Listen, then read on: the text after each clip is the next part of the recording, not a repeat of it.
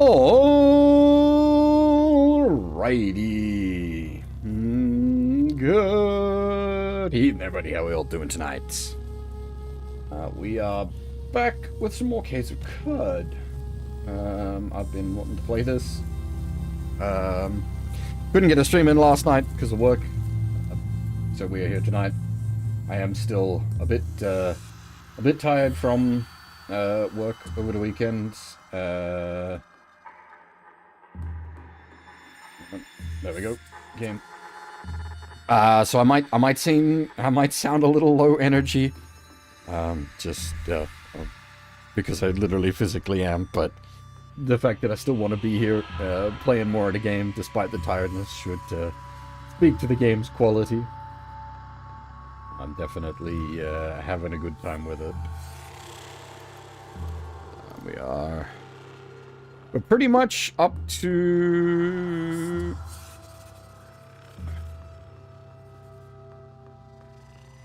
Okay, so that I added the dynamic... Yeah, okay, so this... The background will change color based on the time of day it is, so, like, you know, orange as it gets towards, like, evening or dawn, and sort of normal night and day stuff. I felt it gives a little more dynamic to it.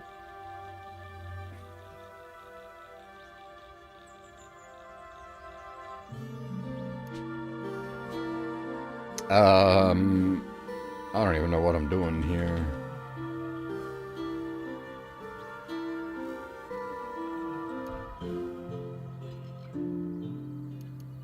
Wait, Schrodinger's page from the Annals of Cud, chapter unspecified.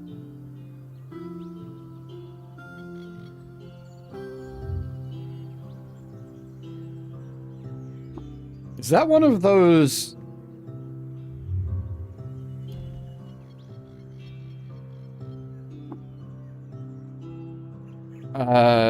well, so this isn't one we have, like, this is one that's just in the bookshelves here. I guess I'm going to need to steal that, question mark?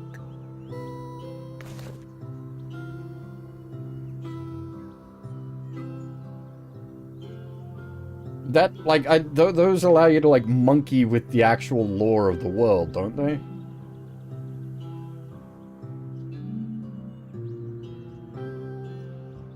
$31 ego at level 7 is pretty insane.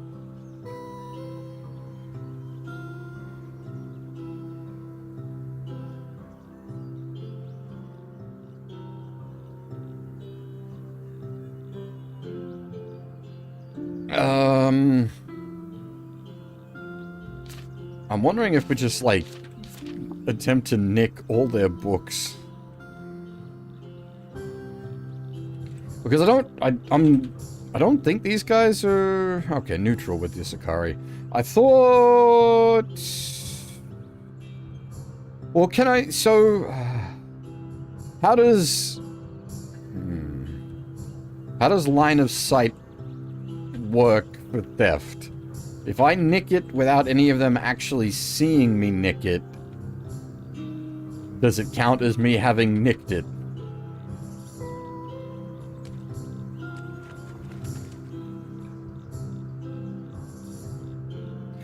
Oh, I have a plan.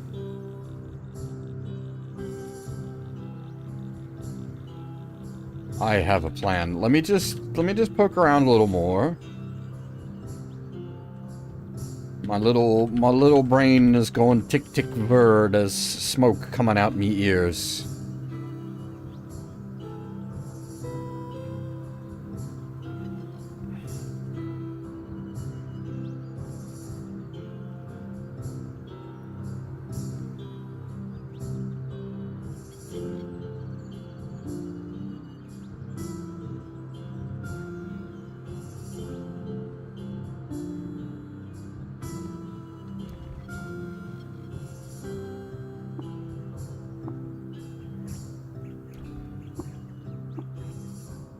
Now...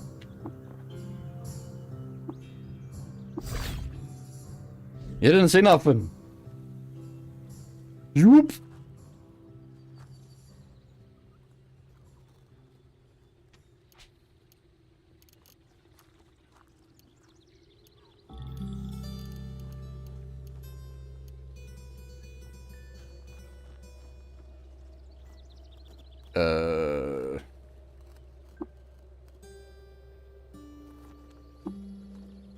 Did I not? What? Huh? Did I not grab it?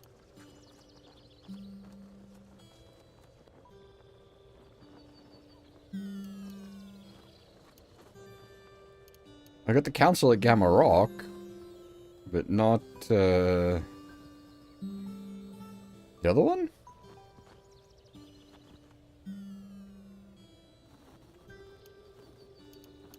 God damn it. That was a real good plan as well. Oh well.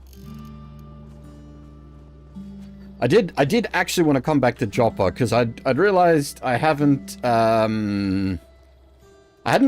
really been doing the water ritual with anyone.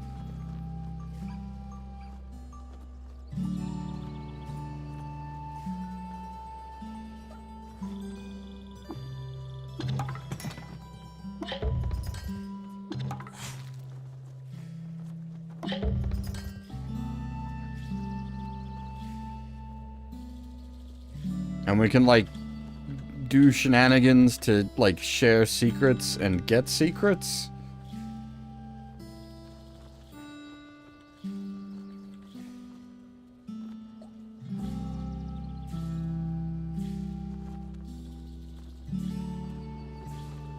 Does the fish already hate us?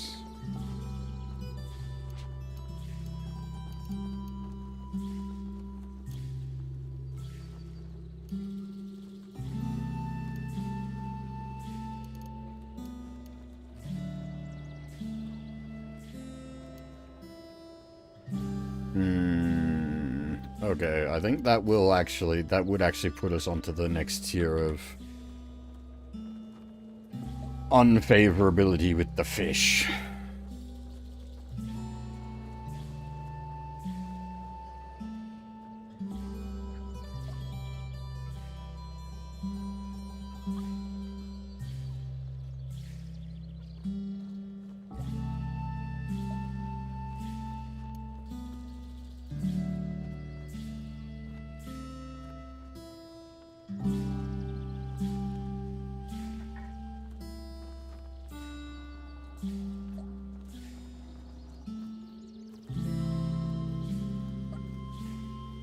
Wait.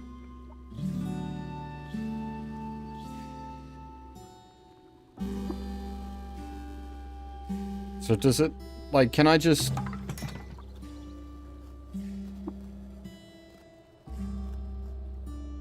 share random secrets? Does it matter what I do? Oh no, okay, you can only share so many, I see.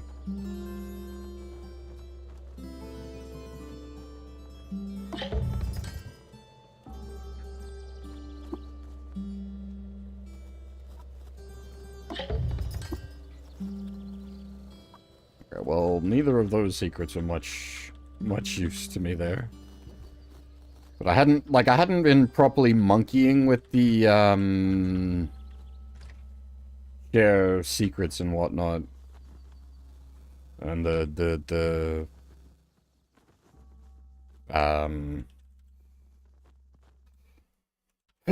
reputation stuff. I hadn't been properly paying attention to it.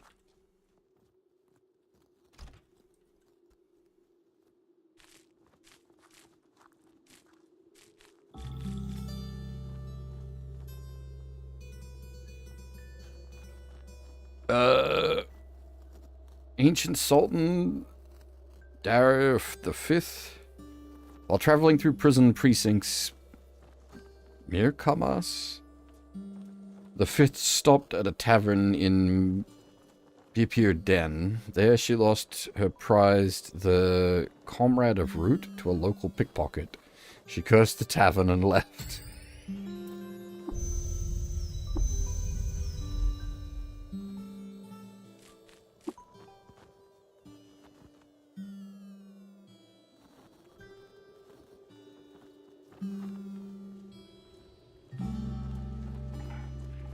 You can check what faction... Oh! Yeah, there's a fifth... I didn't actually, like, try to read that. Yeah, there was, So I guess that they'd be, is that just the village of Chopper as a faction?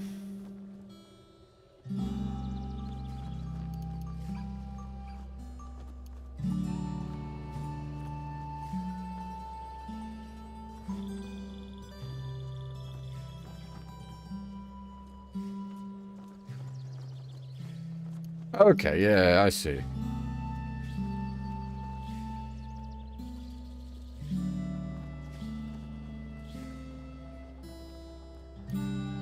Interesting. If a little too in-depth.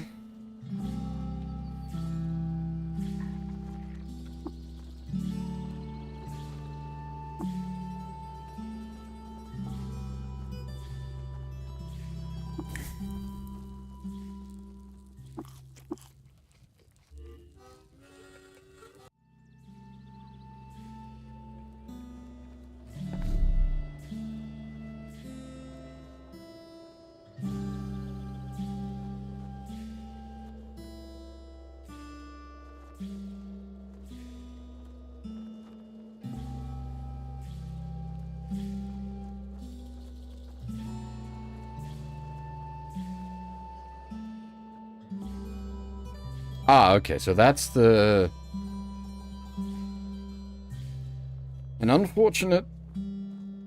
Some were marginalized and forgotten in the moldering precincts whose ruins lie deep within an earth cleft. Well, we were going to go to Golgotha, but now... I'm once again distracted by... tempting ruins. Also, apparently a snapjaw fort?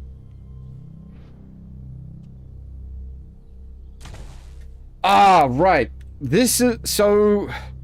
I'm thinking the gun situation... Because we have a jacked laser rifle that doesn't have the beam splitter. I'm thinking that might be better than the one with the beam splitter. Because the beam splitter seems like I'm gonna, like... really...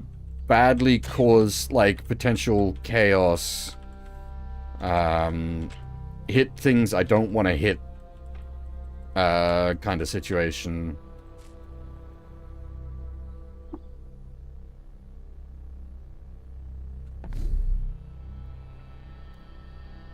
Where did we... I might do that right away. That was Grit Gate, wasn't it? Yeah. Hang on.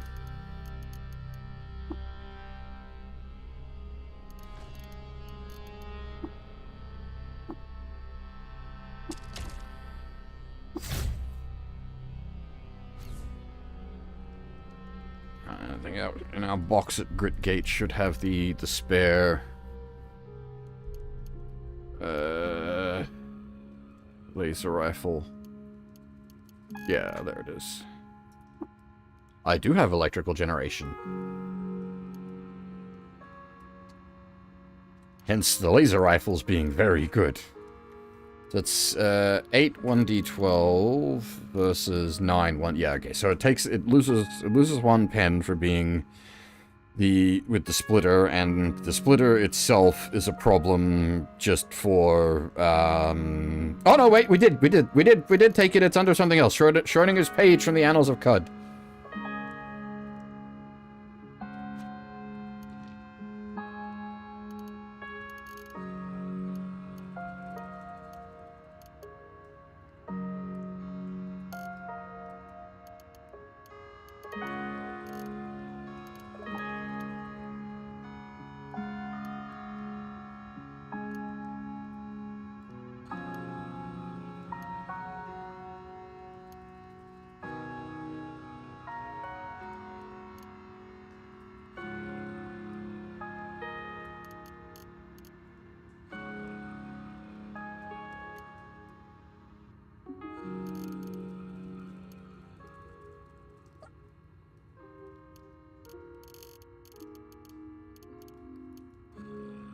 Yeah, that's a good point. I should keep an eye out for the jacked modifier.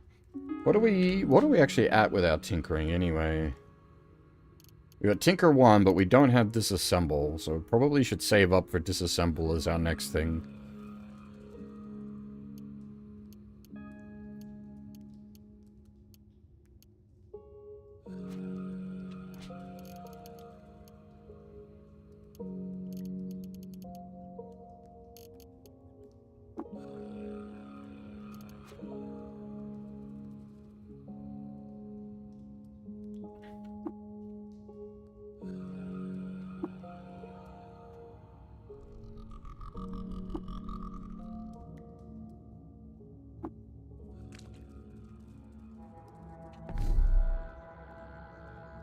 Alright, so that's actually pretty close to where we want to be anyway.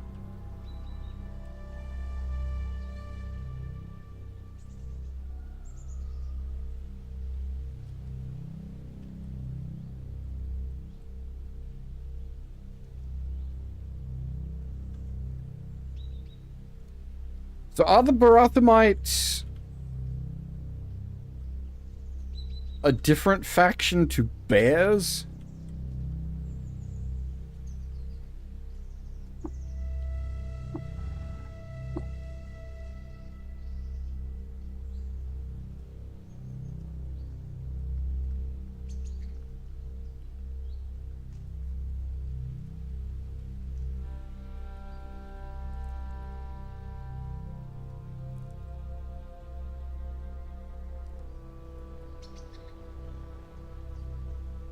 So I'm thinking we might try to make friends with the Barathamite.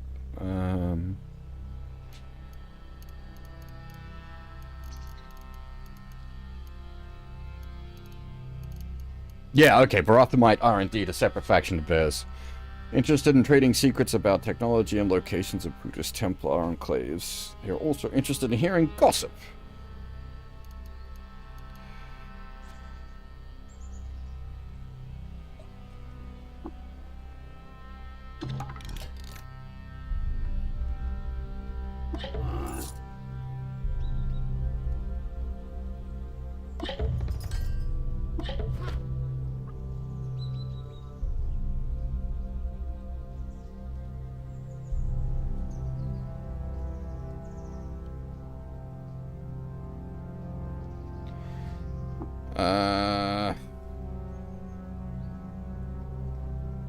Do any of these really interest them?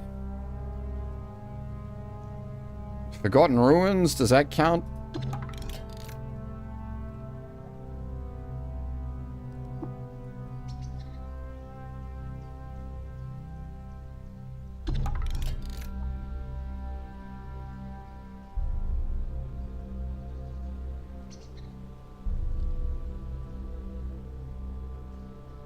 Yeah, we've got an Ishikar rifle anyways, so I don't really need the crafting for that.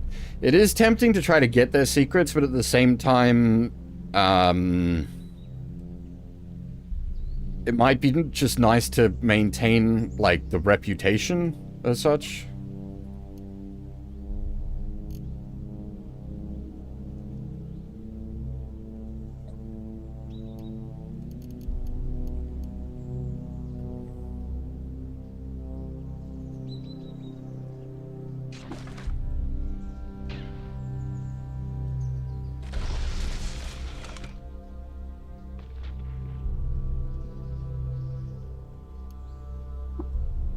Of course, they were carrying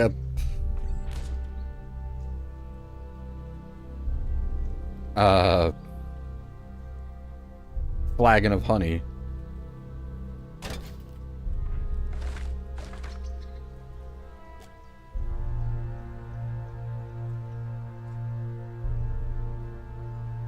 Okay. Wait, what? Naphtali, that's different. That's, yeah, I was trying to auto path through all the trash.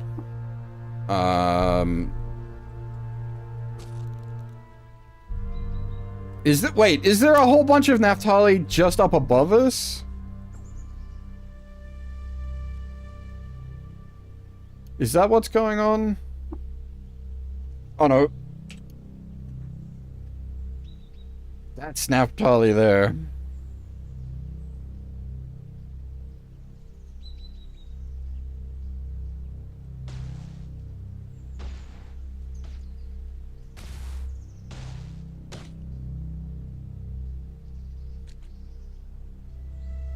So, I guess something I don't yet understand about the reputation system.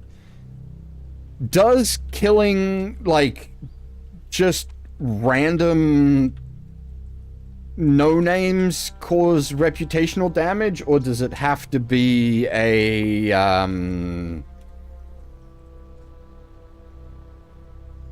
that?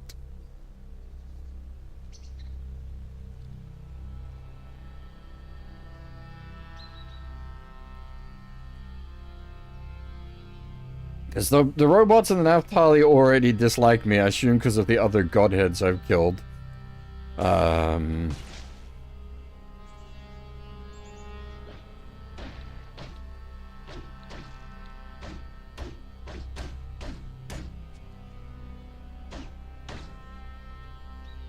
That wasn't me, I didn't know it was the bears. I am the bears, but it was the bears, it wasn't me. I swear.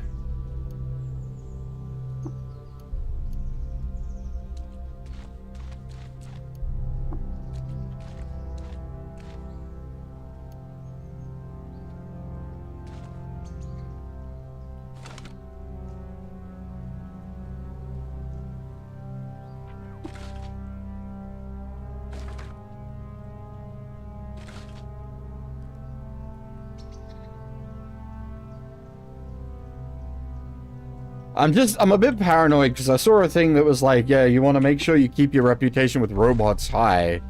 I'm like, how the robots mostly want to fight you. How are you supposed to do that?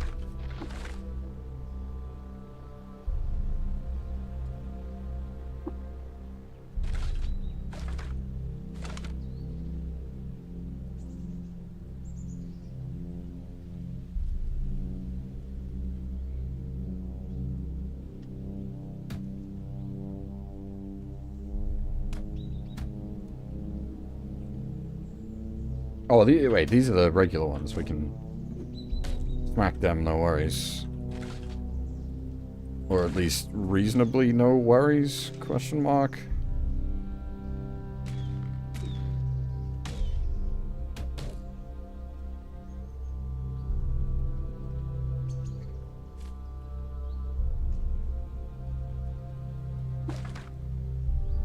I'm just trying to do some trash romancy.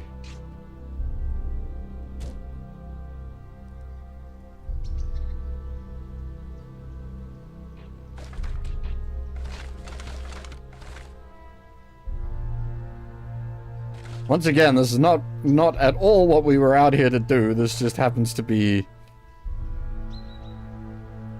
more things. More things. One day we will have, like, story progress. Today is not that day.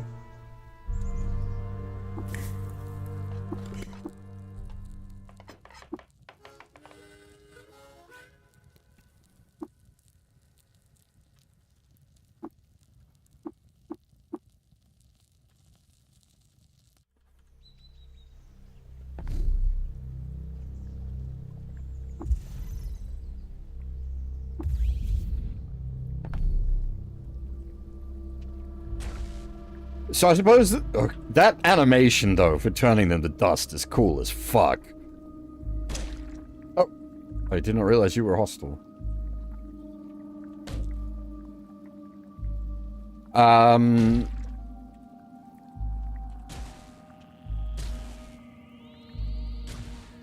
So the concern here is with shooting someone so bad they turn to dust.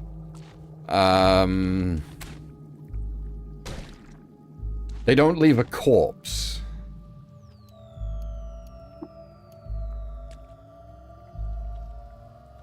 Which means I can't loot them.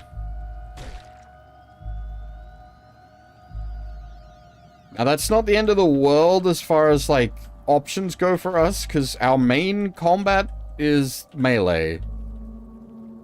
So, at least as, like, as far as primary combat options go, we're more than capable of just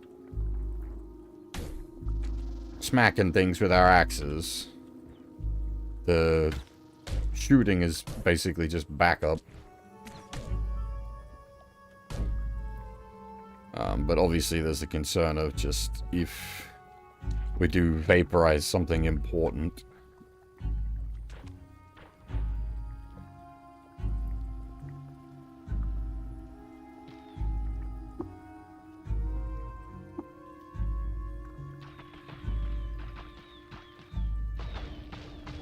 Someone going hard with their bows? What the fuck?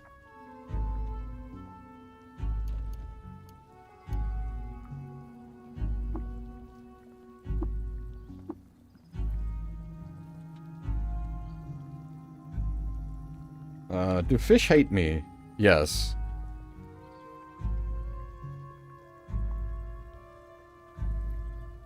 There's no point in fighting those guys, so we just won't. If they're not gonna, like, aggro onto me. This is a very different piece of music. We've not heard this. Hello.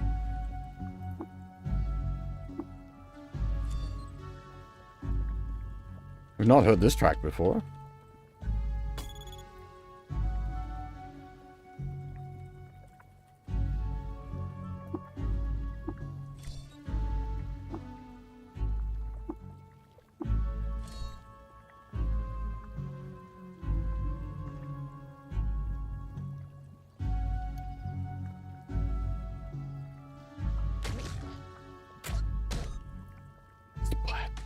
That's just saying, like, our axes are kind of ridiculous.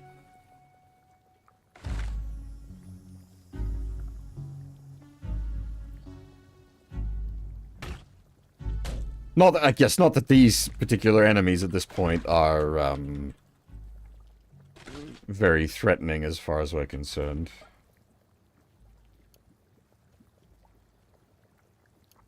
Ooh, the yellow card is pretty tempting.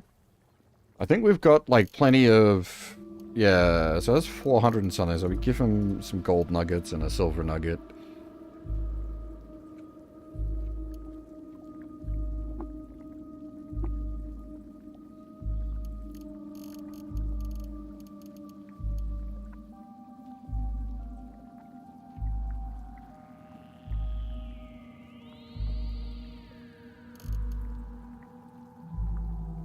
Now, I don't need glow spheres, right? Because I've got,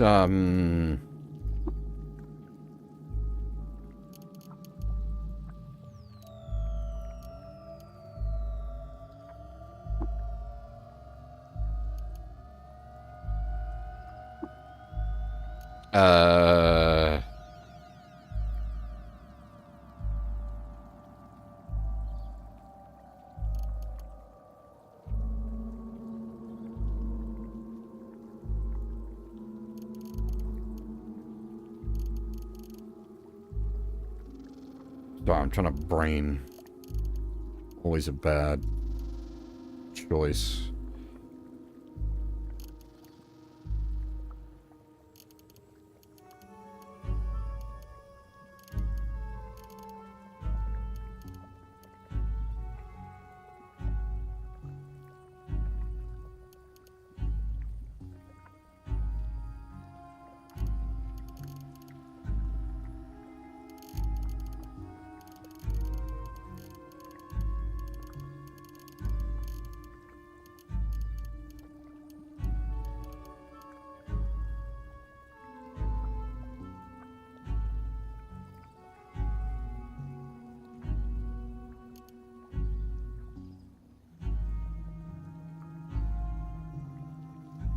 Oh, I meant to leave that in the box. Whoops, that did not need to come on an adventure with us.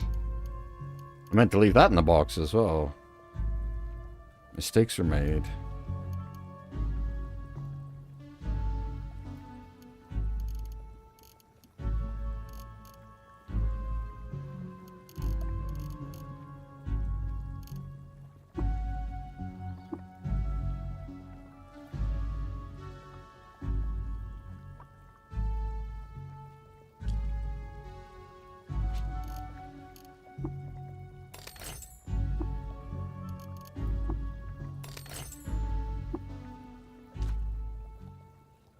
Just a bit...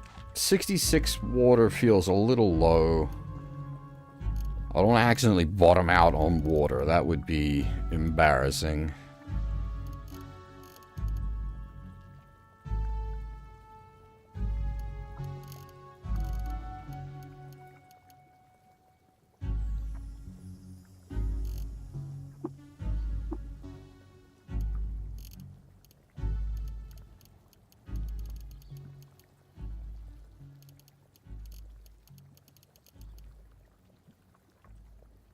Can't really do much with any of this until we get the ability to scrap it anyway. There we go.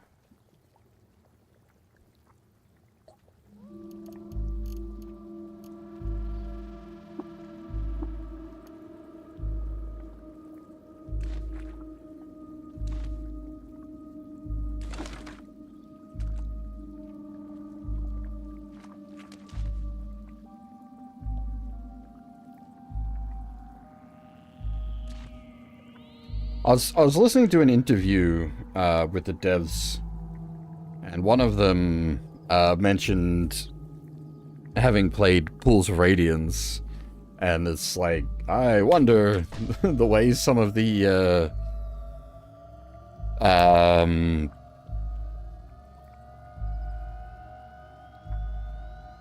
weight management as far as money goes reminds me of that. I think I mentioned that the other stream as well.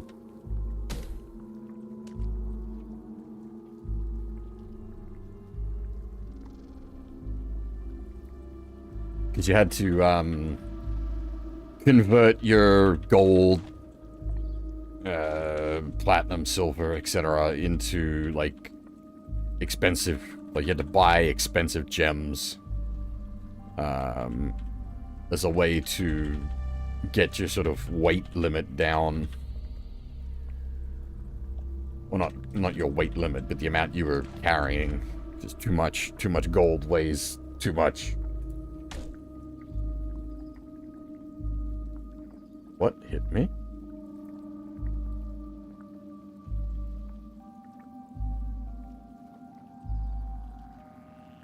Huh?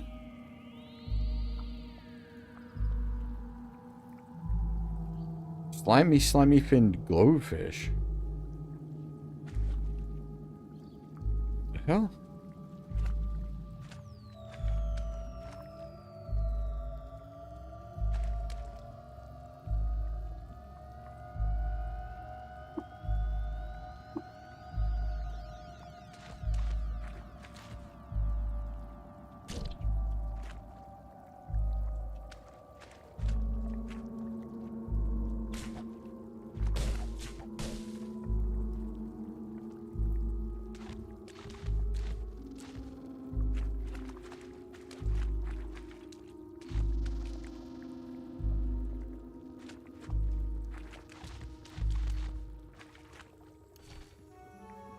Okay, this is what we came looking for. The Comrade of Root.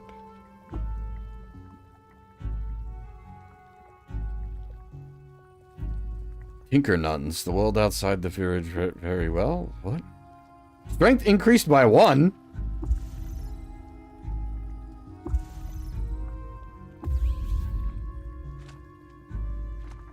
Really? Damn. I'll take free strength. That's our primary stat.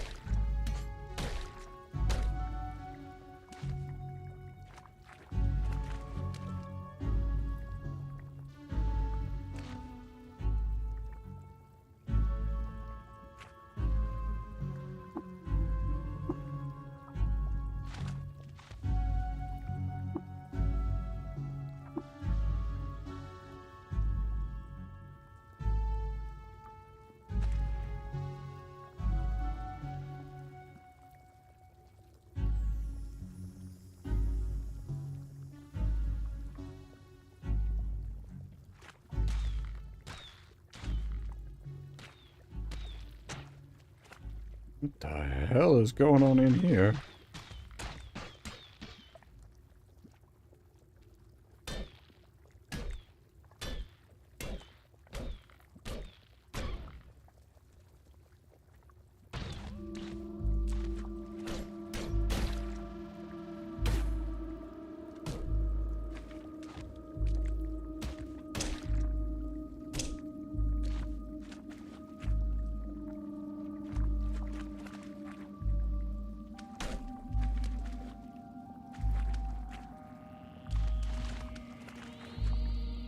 I wonder, does the pickaxe...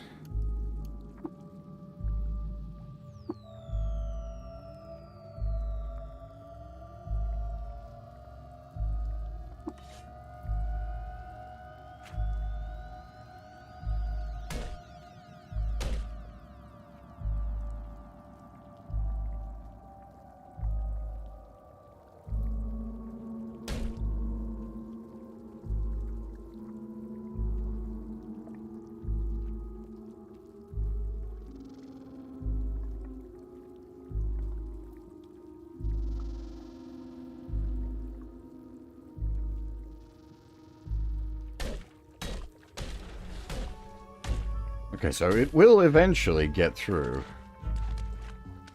And not, like, eventually on an infinite timescale, but, like, actually eventually. Hey, Compelled, how's it going? And yes, more,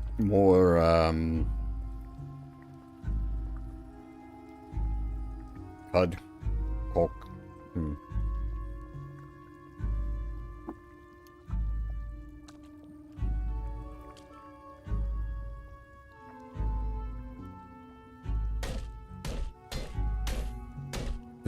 The numbers that are throwing me is, No, we are not on Catachan, thank God. That said, I wouldn't be surprised if, like, Tyranid-esque horrors started jumping out at us. That would not surprise me at all. We do have a laser rifle. I think our carbide plate armor might outrun the old flak vest.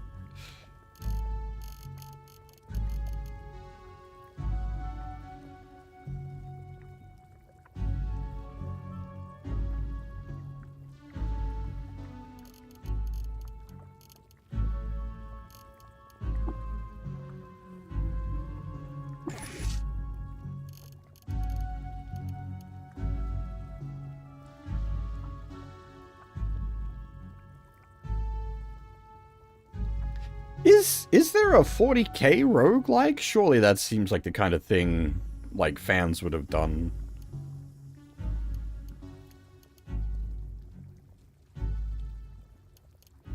I think I've mentioned this idea before, because you could easily do, like, delves into a,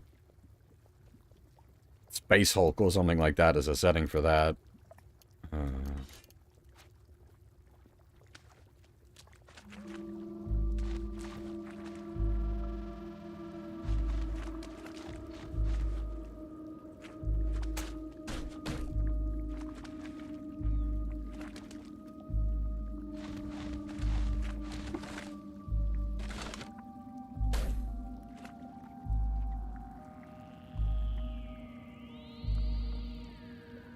Turquoise spice root. While traveling through prison precinct Mercamus, the fifth stopped at a... Oh yeah, this is the one we just... This is literally what we're here to do. This is the site of that incident.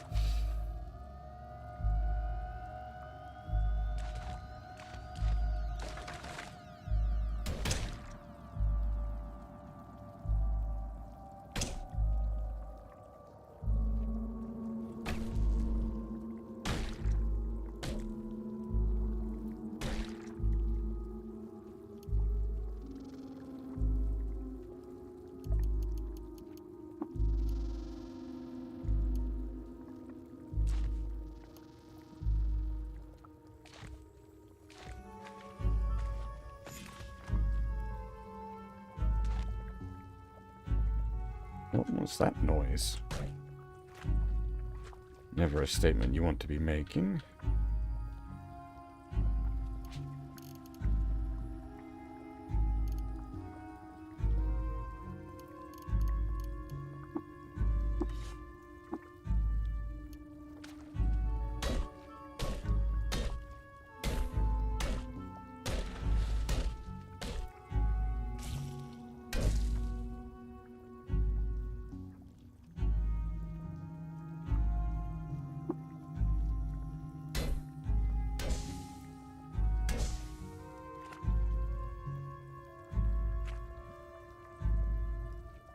Oh no, have I unleashed gas?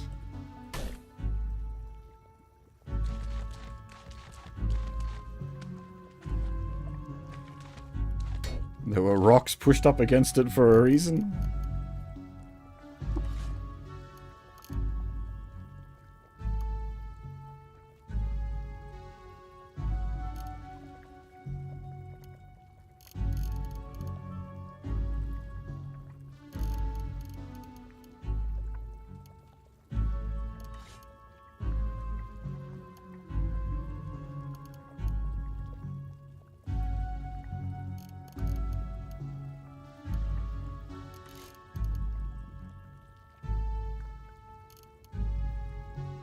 Hey, Ryu, how's it going? I forgot we've got that hologram bracelet. I need to remember that.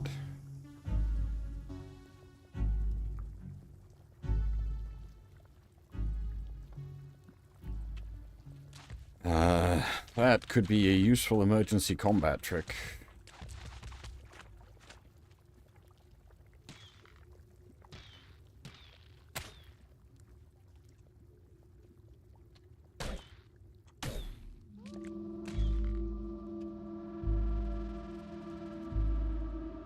Oh. I see. Pneumatic jackhammer! If we really need to go digging.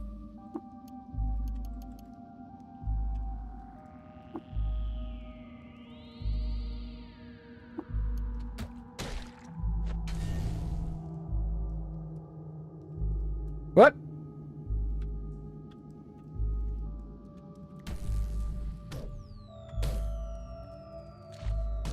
Throwing fucking grenades at me?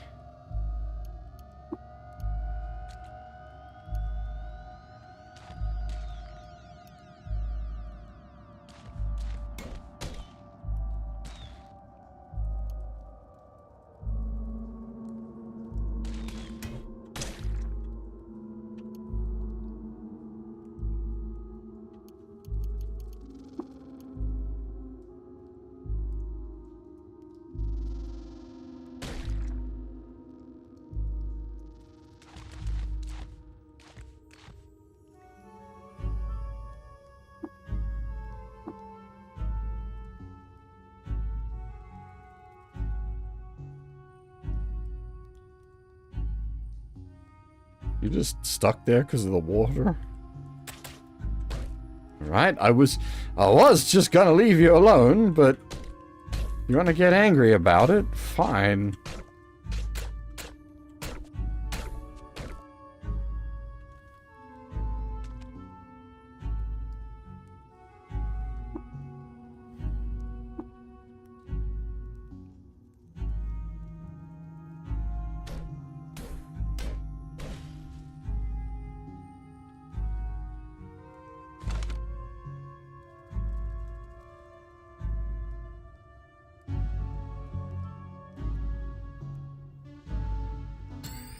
Ooh, that's new.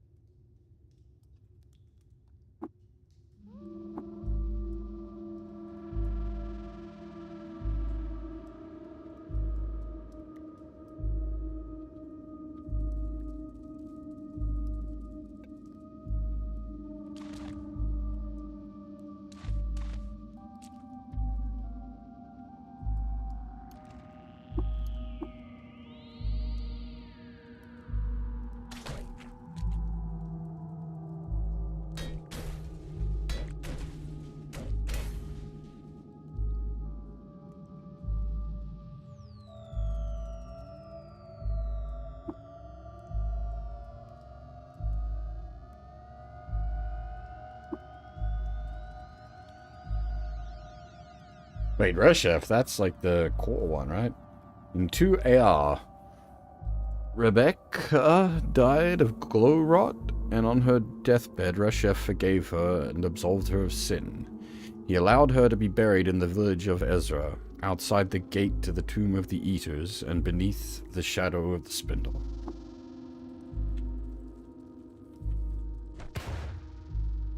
Huh.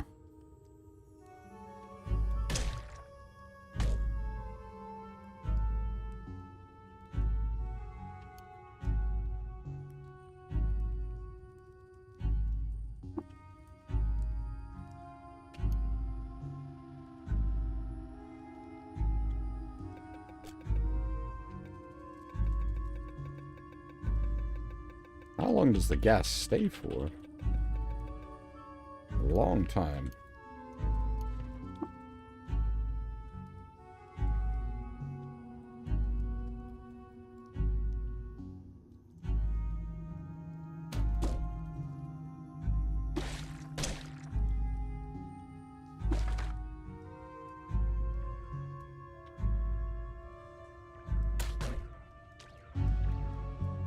Something's doing Dragon Ball Z teleports.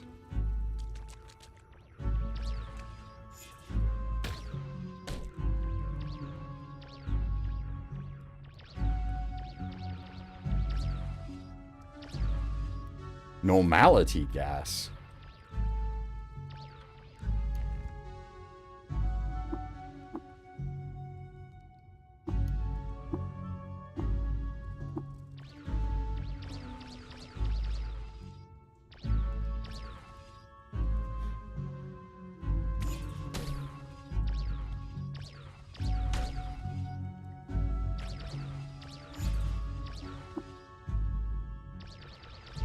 Technically, normality gas shouldn't do anything to us. We're not,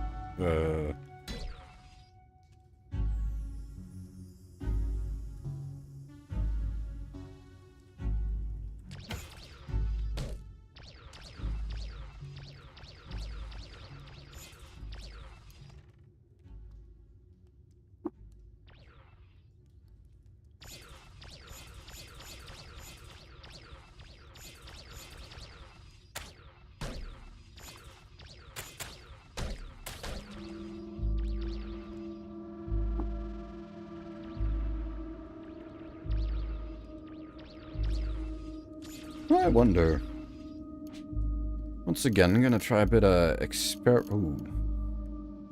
That's just full.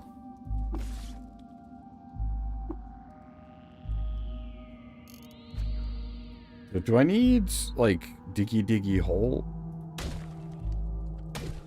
Can I just, or is it just, how does... Okay, so you can just, like, set your own dig path if you want.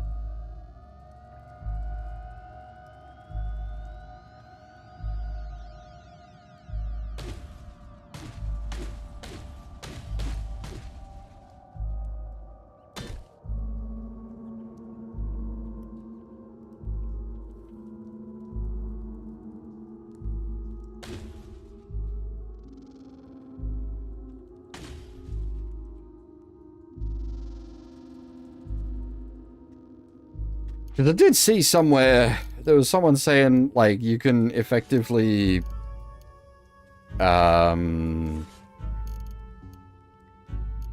if you wanted to, you could, why do I have nothing on the back?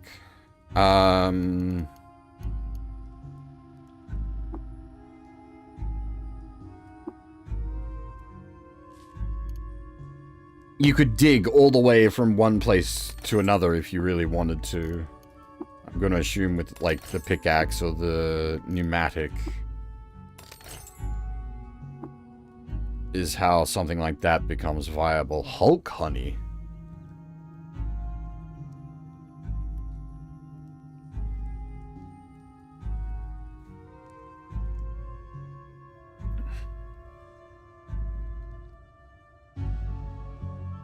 We could get really strong for a brief period of time.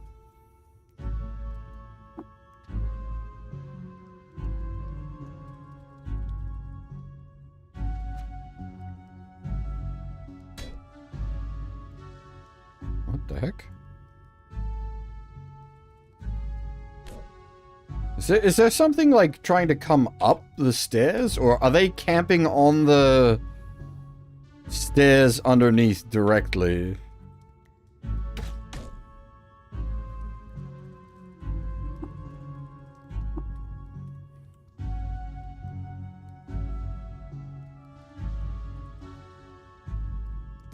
Hi. What is it for control tab? Yeah. Bzz.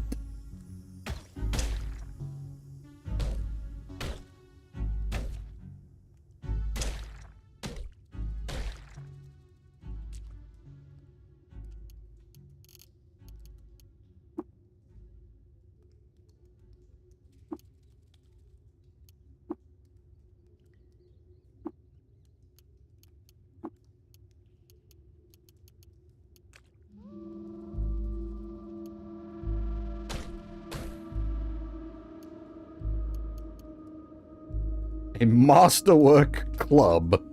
Okay.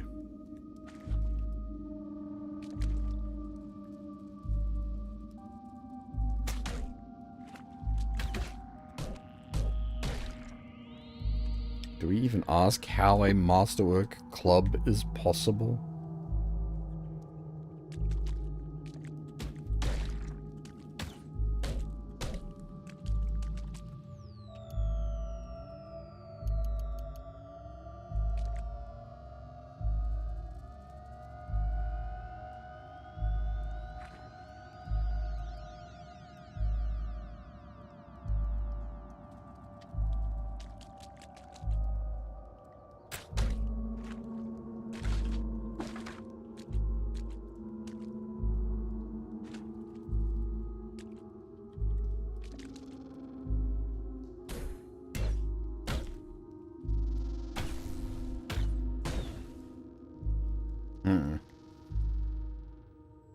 Explosion. Well, I like the sound of that.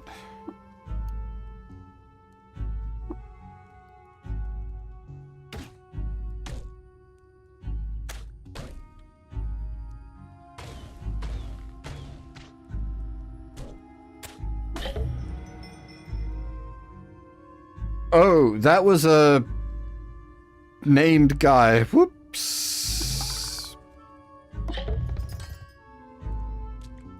Didn't even realize.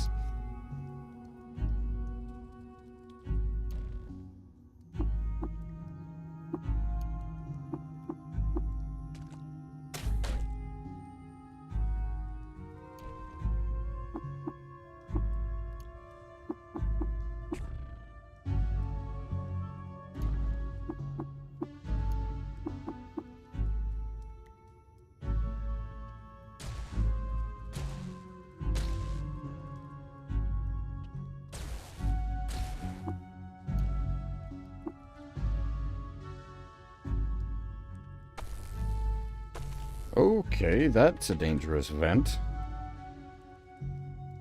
Sparking lightning.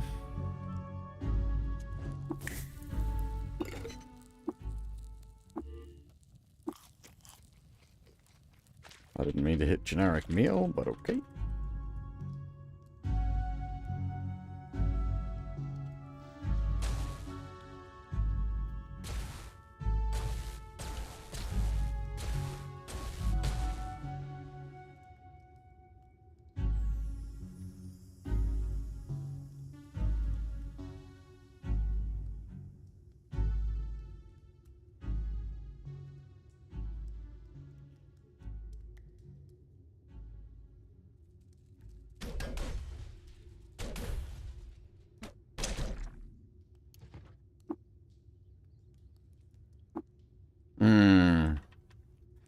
Alright, so our option here, we could drop down the hole. That means we can't come back. But we do have the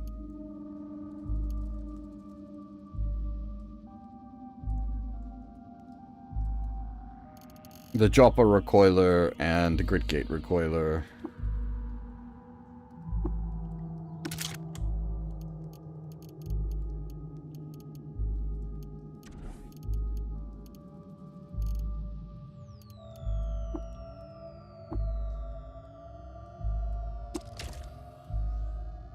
So we could jump down, have a look around, and if it's too spicy, we could just warp out. Now, what I'm expecting the game will do at some point is, like, we come into an area that's, like, teleport shielded or something, and we're just, like, my, brash diving headfirst into things approach, definitely turns around and bites us in the arse.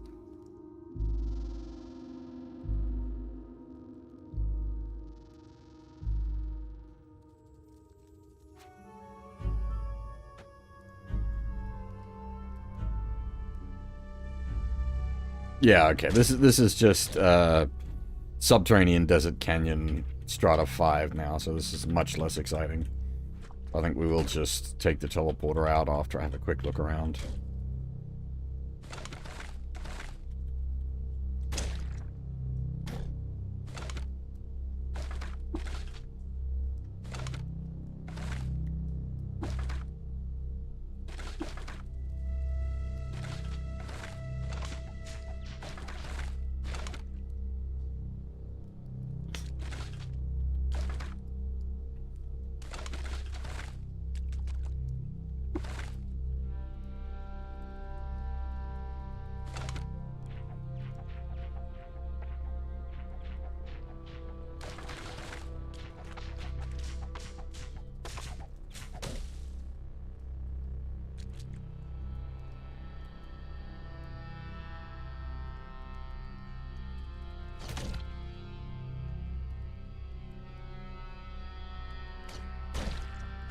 So a thing a friend pointed out to me was there's a mod that makes enemies always give at least 1 XP, because I've just noticed, like, there are things we're killing at this point that aren't even giving 1 XP.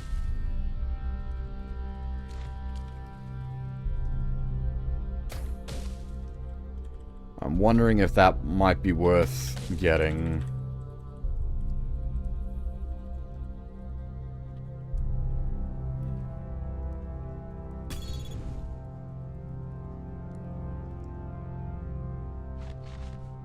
It's a bit awkward, that one, because it's not like it's like the other thing I'm using is the one that shows the sort of the day-night cycle graphically. That doesn't affect how the game works mechanically, whereas something like you getting no XP at a certain toughness difference, that is an intentional design decision, so it's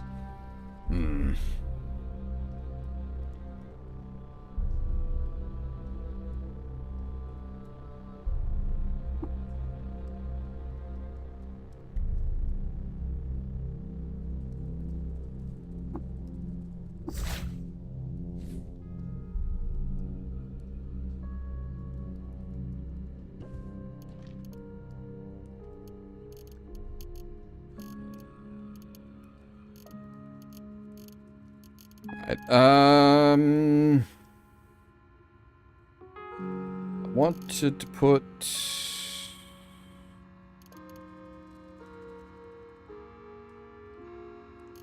that in here and that in here.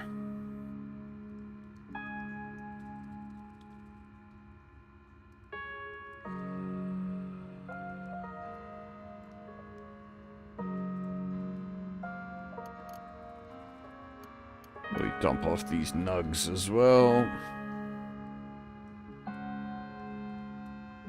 Hey, Doomington, how's it going?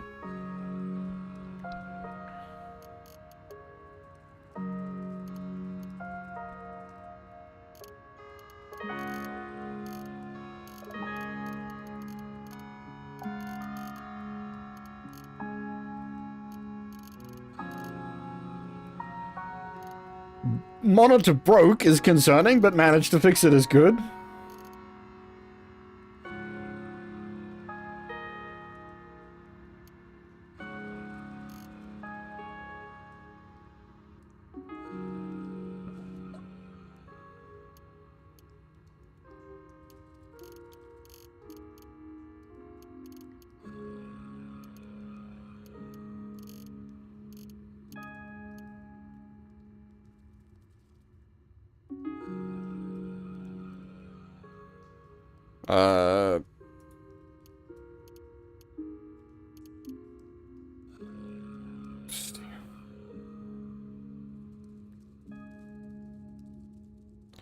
Turning it off and on again often does fix many issues.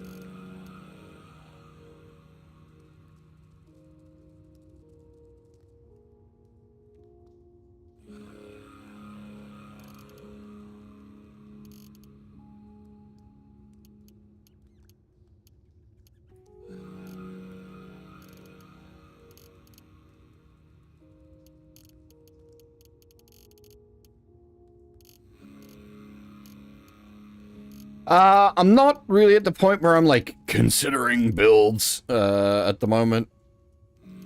I have got a Truekin run going, as something I've been poking at with off-stream as well, but I'm intentionally keeping that behind where I'm at on-stream.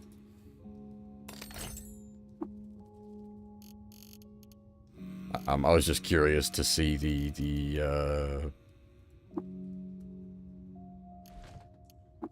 Truekin, playstyle.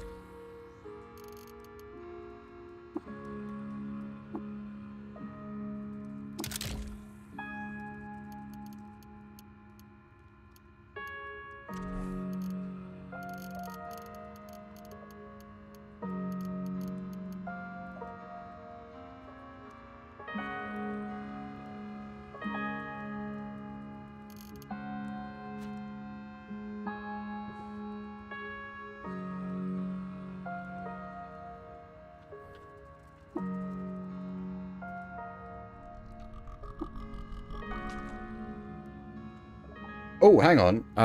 We got the yellow security card now.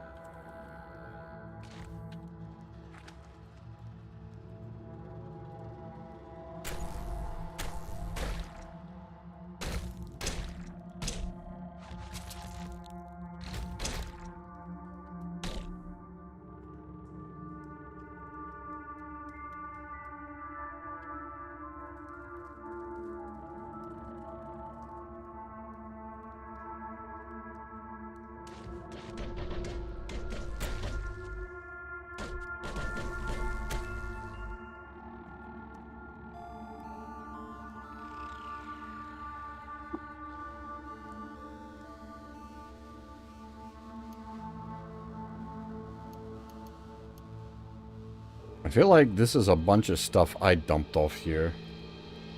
I might grab all of that and take it down to the storage downstairs.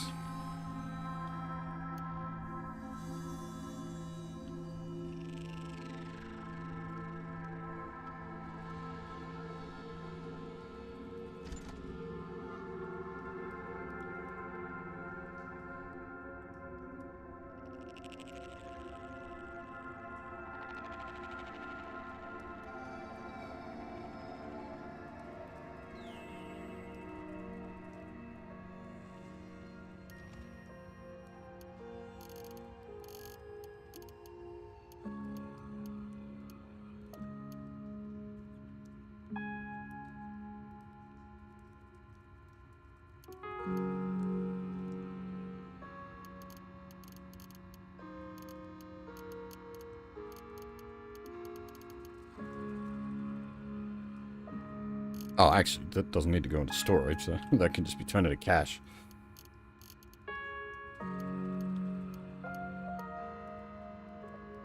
Oh, I suppose those technically count as story items. Just in case, we'll hold on to them.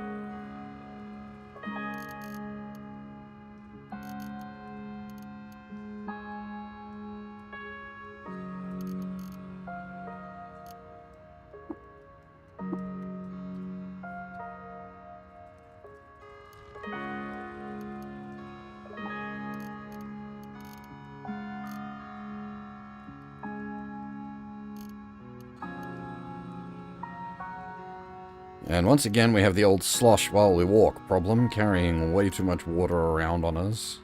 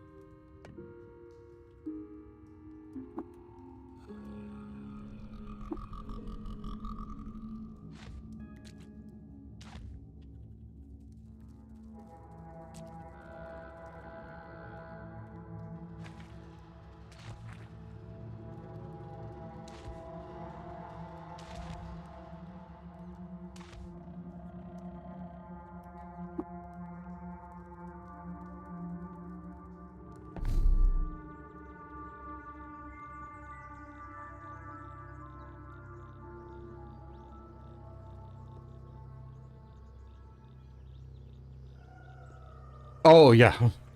Space time portal! Yeah, that was... I remember now.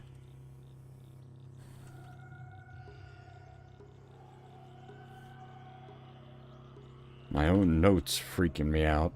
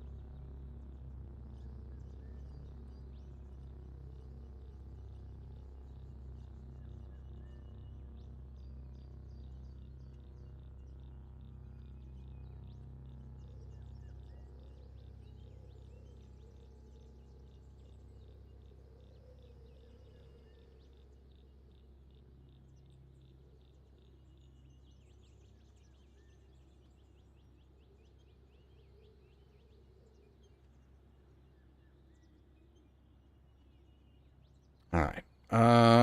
We might try to go for a quote-unquote quick run.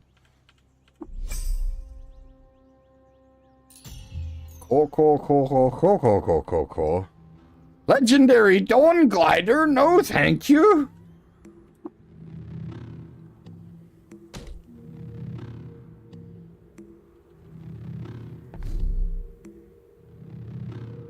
I have no desire to become bacon. Legendary Mechanimist Pilgrim. They don't hate us, right?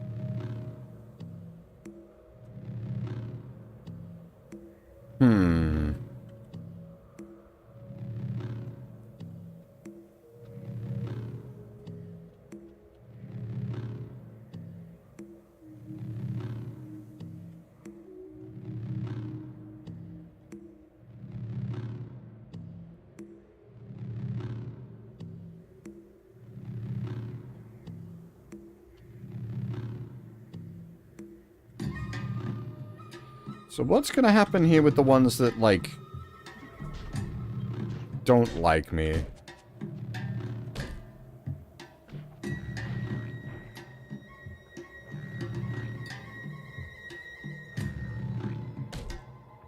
Just gonna swarm me?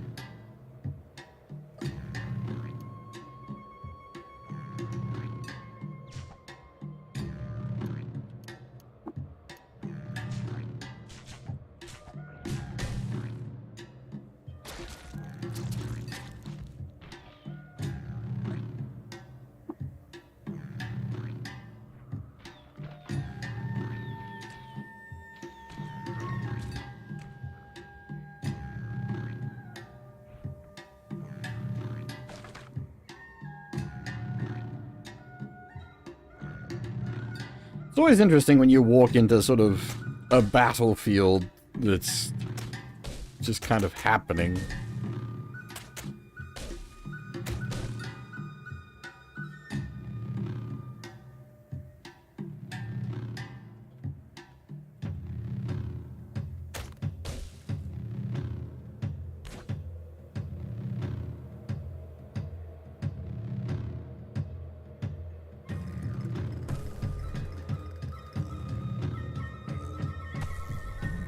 That's a legendary bear.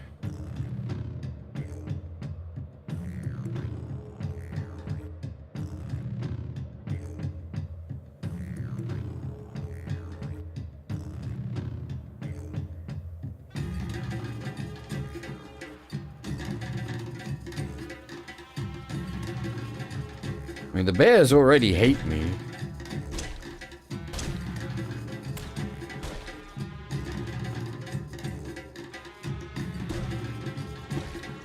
Decapitated!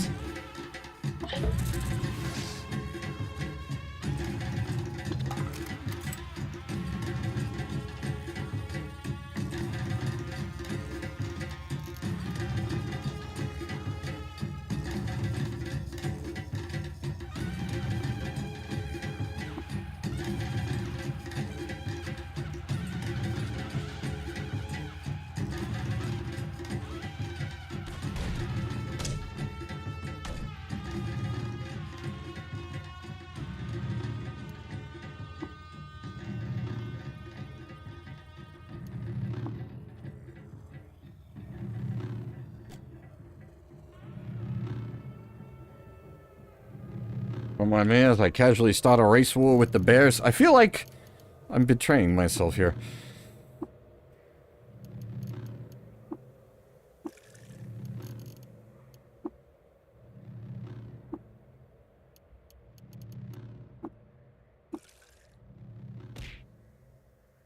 Hey, Dead Tail, how's it going?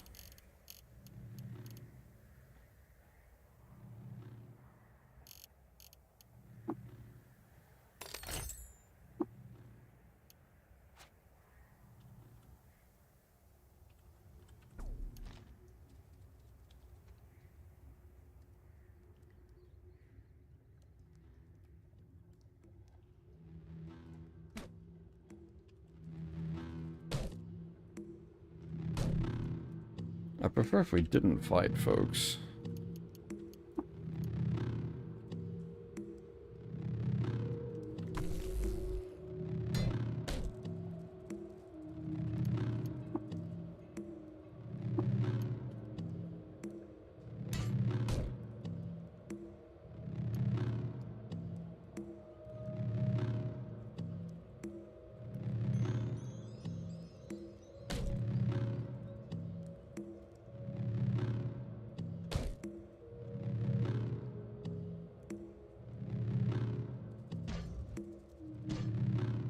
What?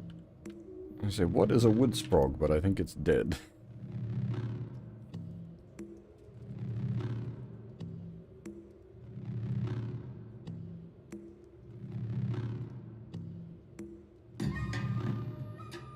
Mysterious gunslinger.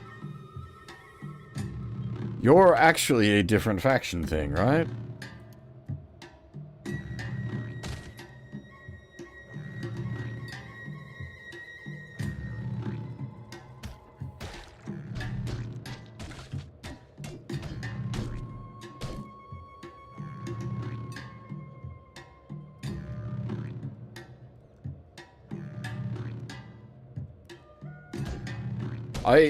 I don't know the math on this game, but that seems like you'd be set for the rest of the game, question mark?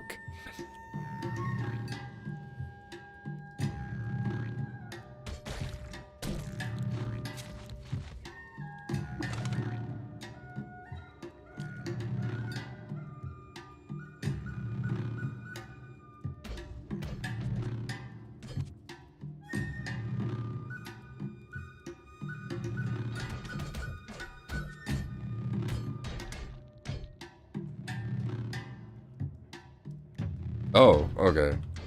See, I haven't done anything with ego. My thinking is just the usual, like, primary stat, big, good.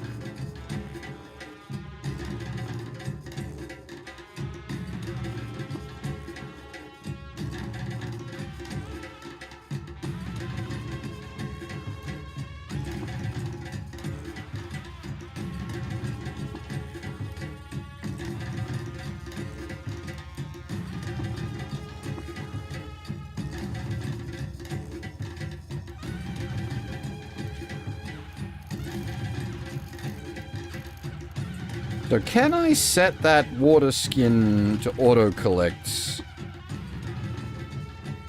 And it'll now drain any, like, wine we come across?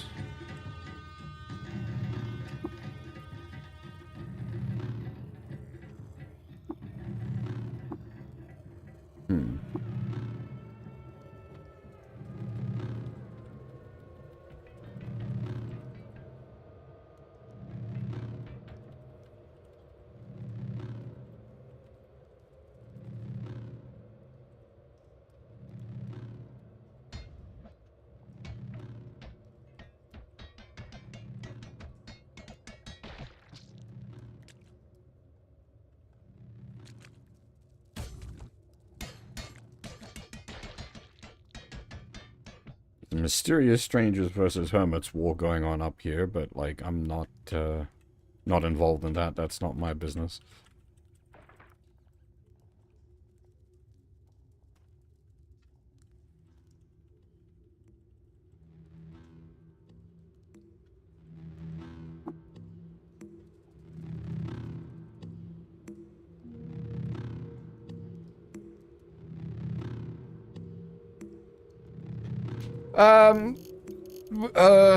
Yeah, I was just hoping it would auto collect the, like, if we came across any like loose wine, as it were, it would just automatically collect it into that water skin.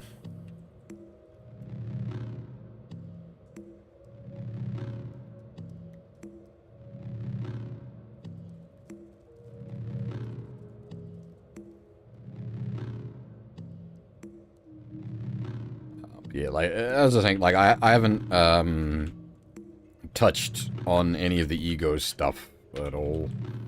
I haven't tried to do any of the, like, mental mutations or anything like that. I haven't tried to make an ego-based character, so I have no idea, about the functionality of ego. Hi, boys.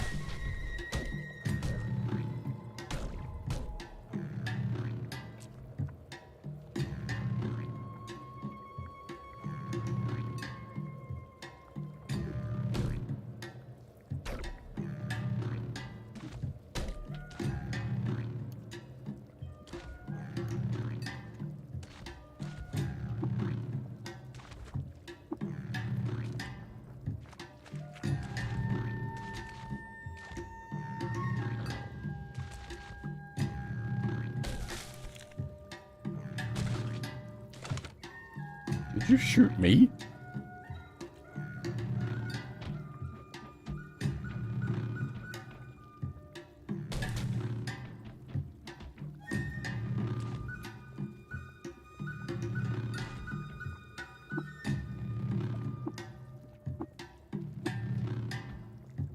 Is it because it counts, like, vases of wine as, like, someone else's, so it won't, like, auto-collect them?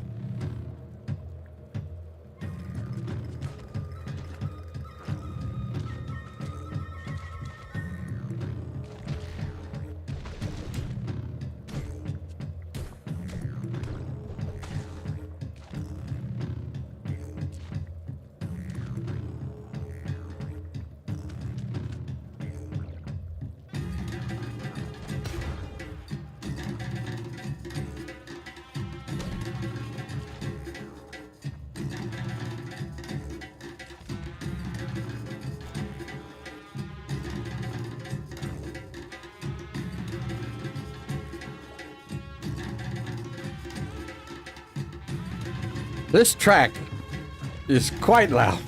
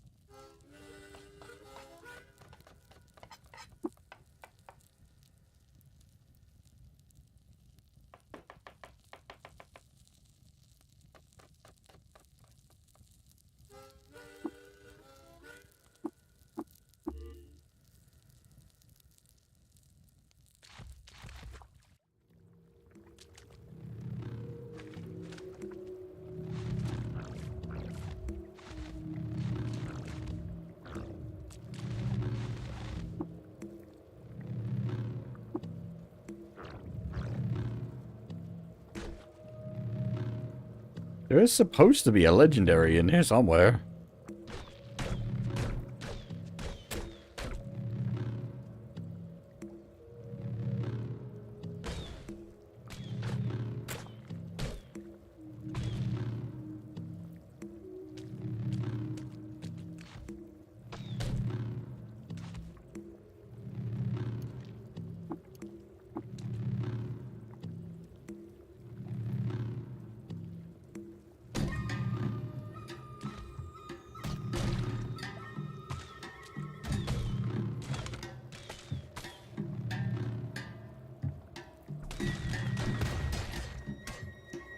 Alright, careful with your grenades, lads.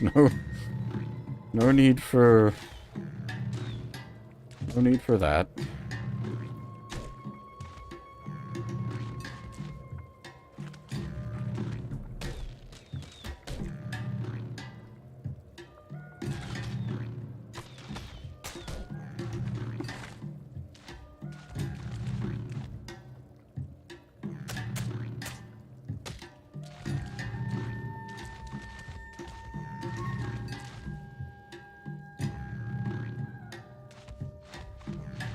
Ah, there. Whoa, whoa, whoa, stop.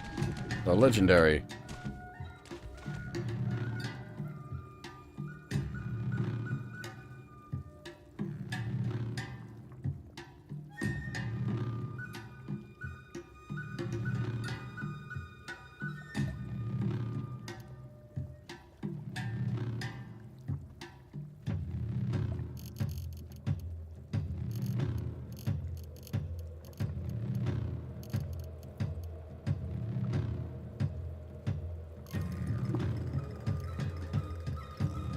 Now,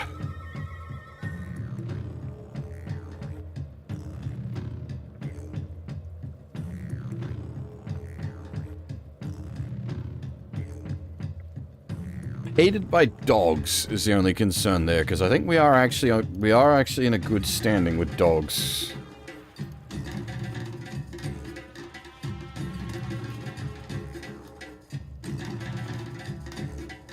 So that would take us down to not green with dogs.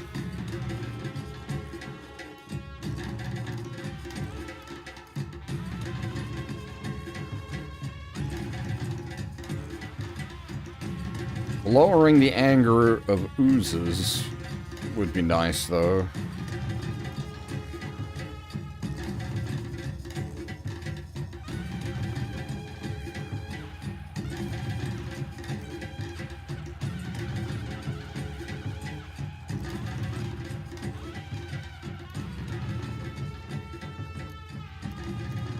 Or neutral with the mechanimists.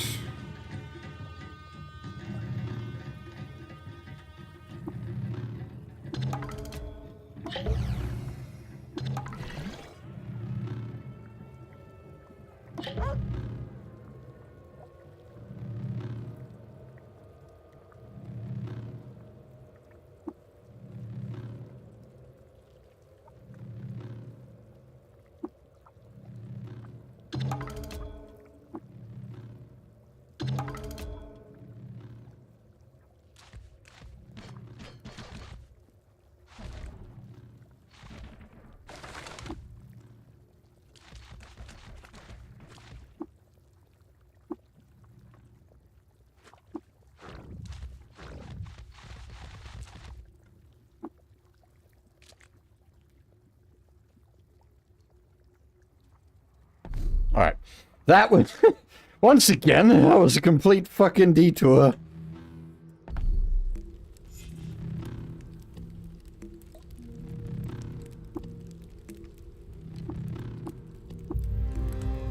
Hey, nice. Level up.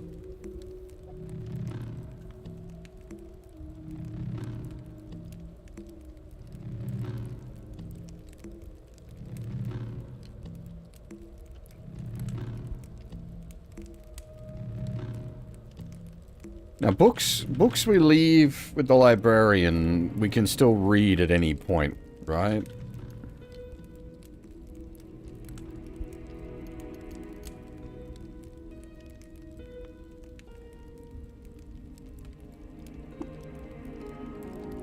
So I haven't read the Council at Gamma Rock. Also, is there any reason to hold on to the Comrade of Root after we've, like, got our use out of it, as it were?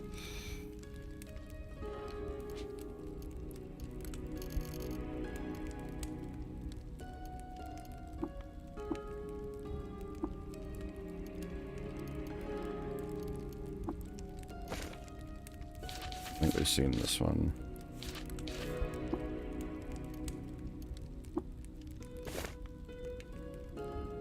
Alright. Council at Gamma Rock. Publisher's note. The wind of change is blowing through the belfries, and a new consciousness is upon us. The events of the 566th Warden's Moot, 566 Warden's Moot has escaped the confinement of their moonlit promontory, have whisked down the salted crag and entered the high halls of state, have snuck under the thatched doors of our very homes. The formation of the Quetzal Caucus is historic. This is a moment that demands our attention. I know that by publishing these minutes, I incur the disfavor of the Fellowship. Despite what they say, I mean no harm to their organization. I've redacted the specifics of their astronomical rituals, and I've left my conjectures on the ingredients of the snail tea to my unpublished notes. The rest of the document betrays no secrets that time hasn't betrayed already, and the significance of the proceedings tip the scales in favor of the public good. In the offense, may they find the mercy to forgive me. Shiba Hagadias. 6 days, still 999 YK. Under the beetle moon of the 4th night of Utyara Ux in the year 998, snail tea was served and the star oath was recited. Then, in the midst of a light rain, the chair announced the rostrum. Kinor was strum, and the 3rd session of the 566th Assembly of the Fellowship of Wardens was called to order. Reports. Upon commencement of the session, the chair called for the recitation of the night's reports. 3 wardens from the Northern Hills ascended to the rostrum and reported on the fates of the 6 settler caravans that had embarked for the lower asphalt mines. They arrived that only to remain and recommend that no wardens be presently dispatched. 2 wardens from the dunes of Mogra Yi ascended the rostrum and reported an ongoing dispute with the Dromads and the Vinters Guild. An assault on a Dromad caravan outside the village of Tipura was traced back to a merchant cadre, and a penalty on the proceeds from a fortnight of sales was assessed. 4 wardens from the southern banks of the river Svai ascend the rostrum and report on goatfolk incursions. The villages of Shebel and Ekmas were sacked inside of a month. The wardens recommend mounting a counteroffensive. 1 warden from the Rainbow Wood ascended the rostrum and reported on a bevy of soup sludges who had requested the Fellowship's presence. He was jeered for leaking wax on the dais and descended into a fit of retaliatory swears. Panel. The report being at an end, the chair called the commencement of the night's panel discussion. 8 wardens ascended the rostrum and initiated a discussion on the Khazars of the mountain folk and their employment of the spiked counterscarp. Its merits were contrasted with the familiar rampart and palisade, and assailant tactics were assessed. A short martial demonstration ensued. Resolution. The panel discussion being at an end, the chair called for the proposal of resolutions. The chair recognized a warden who asked to ascend to the rostrum with a coterie of comrades to motivate their proposal, and the chair assented. 12 wardens ascended the rostrum and announced the formation of the Quetzal Caucus. They proceeded to formulate their resolution, which called to restrict the provisions of the Fellowship's services to only those communities who are governed by democratic means. The Id Freehold was cited as exemplar, or who had communally voted to eschew such governance. There was an uproar in the hall, and the chair took several minutes to regain order. A point of information was requested as the resolutions bearing on extant assignments. The speaker clarified that the proposal included the retraction of wardens from communities in violation of said criteria, at which point the hall erupted into bedlam once again. Roused to a state of enmity, a second group of wardens advanced on the rostrum. There was shouting and weapons were drawn. Unable to regain order, the chair dispatched the sergeant-at-arms, who broke into the fray and, abetted by several of his deputies, ended the melee and admonished the 2 groups. Once the whole was settled, a motion to call the question was controversially accepted, and the vote was tallied. The resolution failed by majority vote. A speaker from the counter group was recognized by the chair and proposed an ad hoc motion to expel the treasonous chattels of the purple... Sorry? Expel the treasonous chattels of the purple bitch! Another uproar. The question was called, and the motion failed by majority vote. The hall erupted into a tumult of shouting and failed to regain order. The chair struck the gavel, and the session was abruptly adjourned. So, hang on. Formation of Quetzalcoatlus.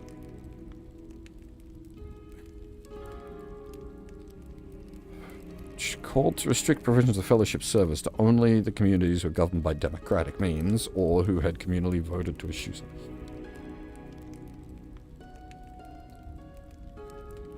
So it's their like America or NATO, sort of. They were trying to make the wardens only applicable to democratic societies or democratic societies that voted to no longer be democratic.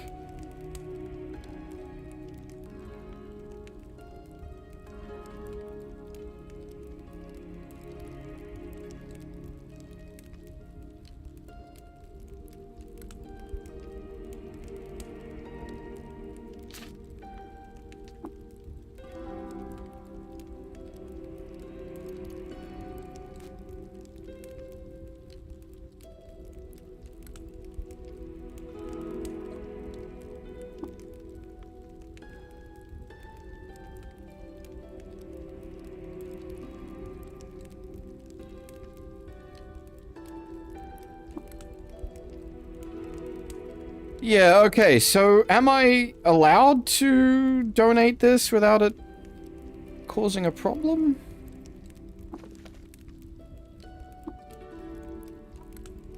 $11,000 XP for it, though, not bad.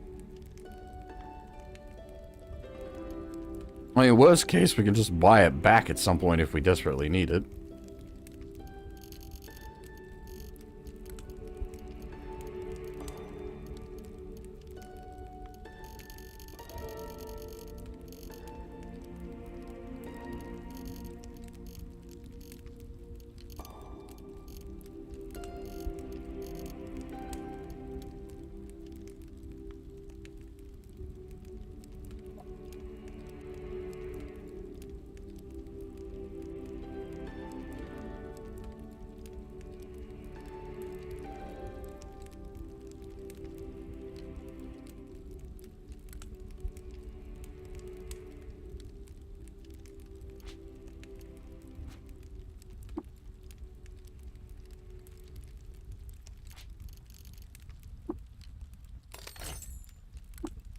Engraved chain pistol.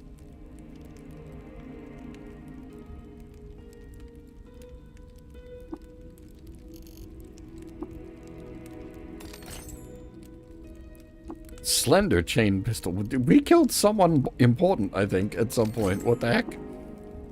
Destination pellet. The chalk white cap of rice lattice sucks at the salt and liquid volumes. The letter H. Oh, desalination. I'm fucking dyslexic. We can turn... How much? I wonder how much that converts.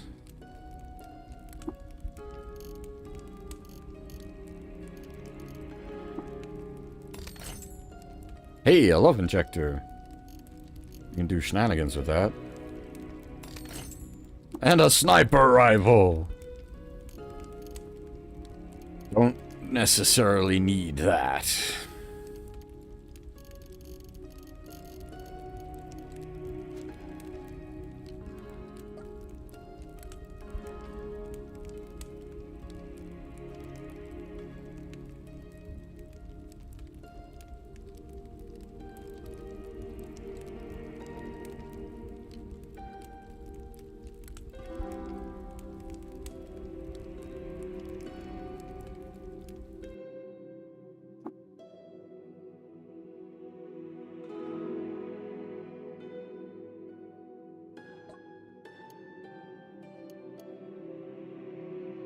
Distinctions on the malady of the mimic.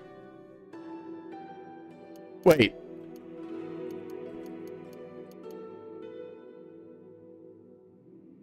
Schrodinger's page from the Annals of Cud. Frogs chapter? Vines chapter?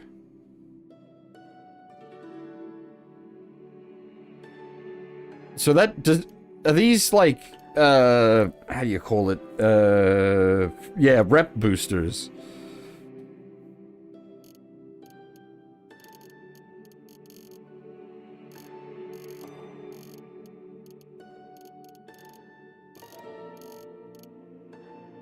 Problem is, I didn't bring much money with me. Oh, I do actually have a bit of money on me. Hey, Zangetsu.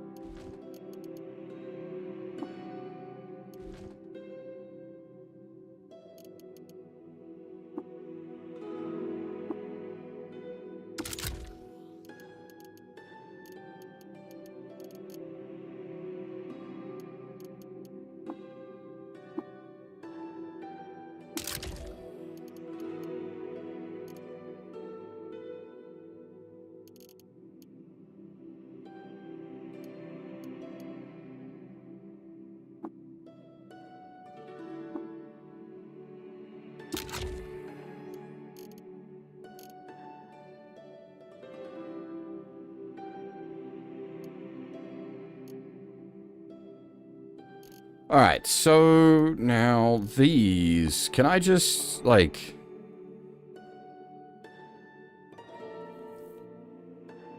Nary a scholar knows who composes the Annals of Cud, or when the chronicling began, but the quantivists devised a way to entangle their own pages within the official ledger, allowing them to insert themselves into the histories of a favorable light.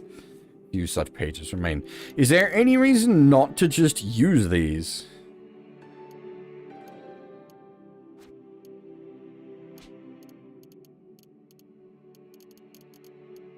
Like, I guess our reputation with frogs and vines is both probably not great.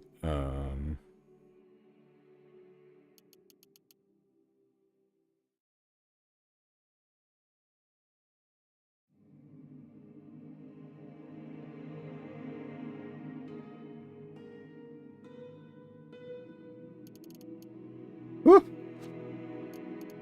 Yeah, the unspecified one I figure we can probably monkey with in some way.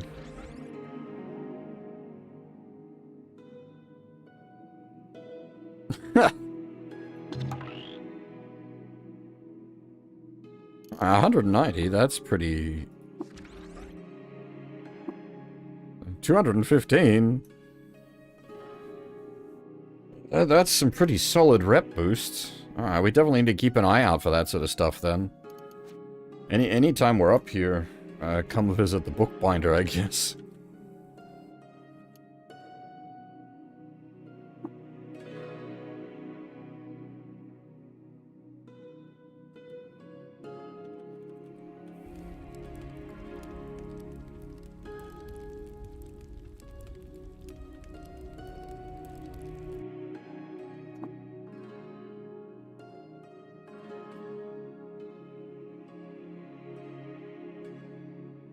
So do these guys potentially sell, no, maybe not.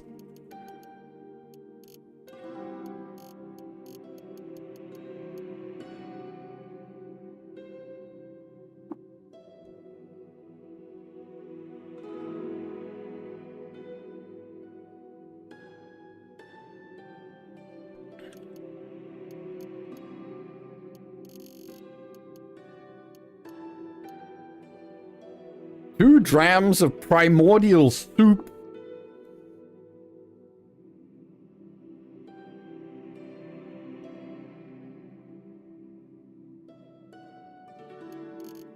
Two drams of molten wax. What are you cooking up here, sir?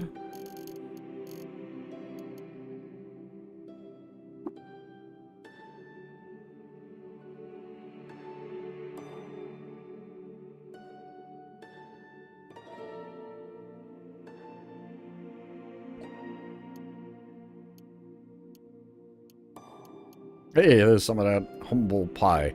Wait, yuckweed stem. Hang on. I think I needed yuckweed stems.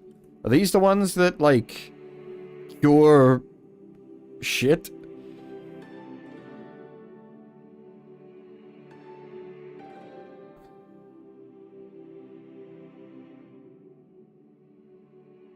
Might not be cure shit, it just might make you more resistant to certain shit.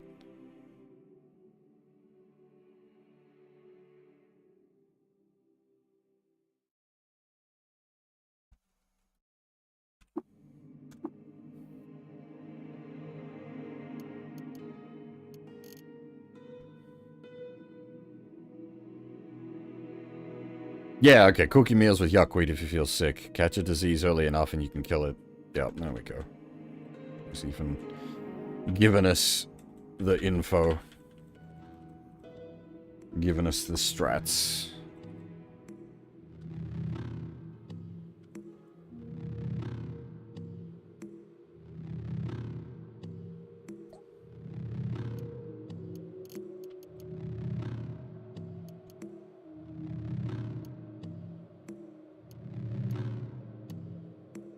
Visage!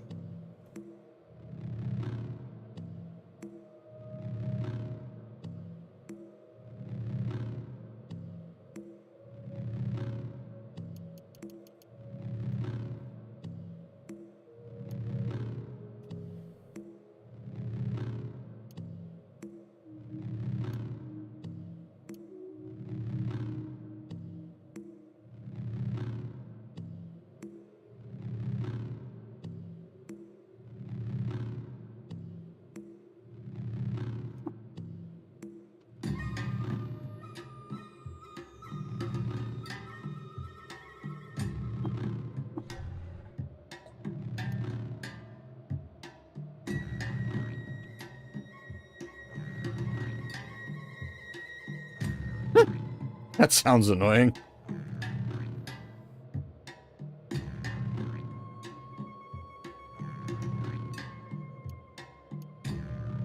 Combat shotgun. Ninefold boots. Except we don't have feet. We got mushrooms.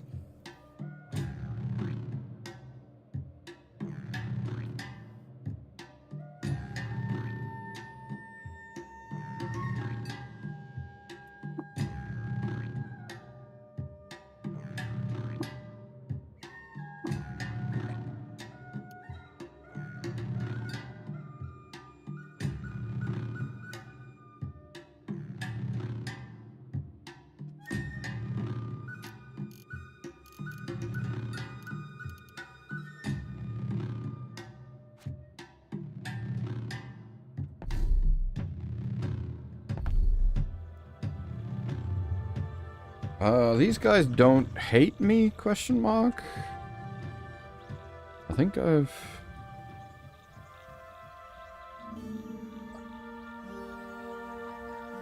Yeah, that's right. I wanted to talk... I completely forgot I meant to talk to this guy ages ago for the... I'm looking for work. I'm close. My stratagem is nearly complete. There's just a single step remaining. I need someone to go to Tamun Orchid and put something on the pistol-like table there. No, I cannot tell you why. Will you do it? I'll pay you for your labor. Speak to no one about this.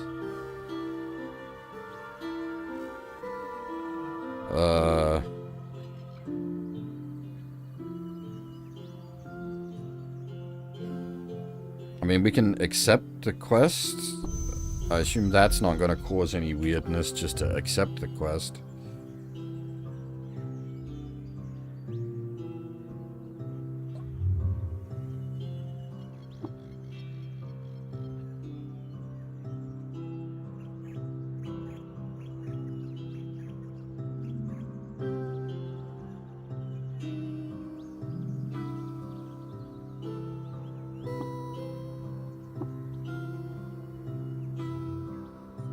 You fucking clam?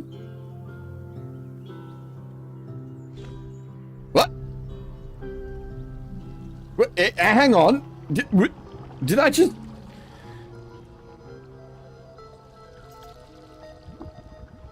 Did I just go inside the giant clam?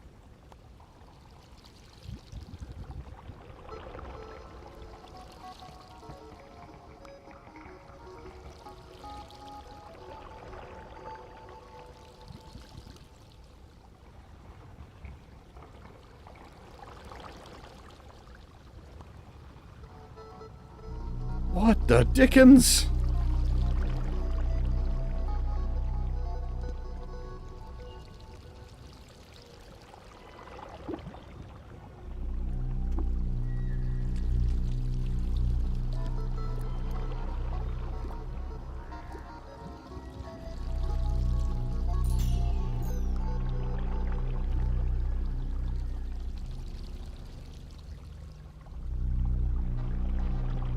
Slinth.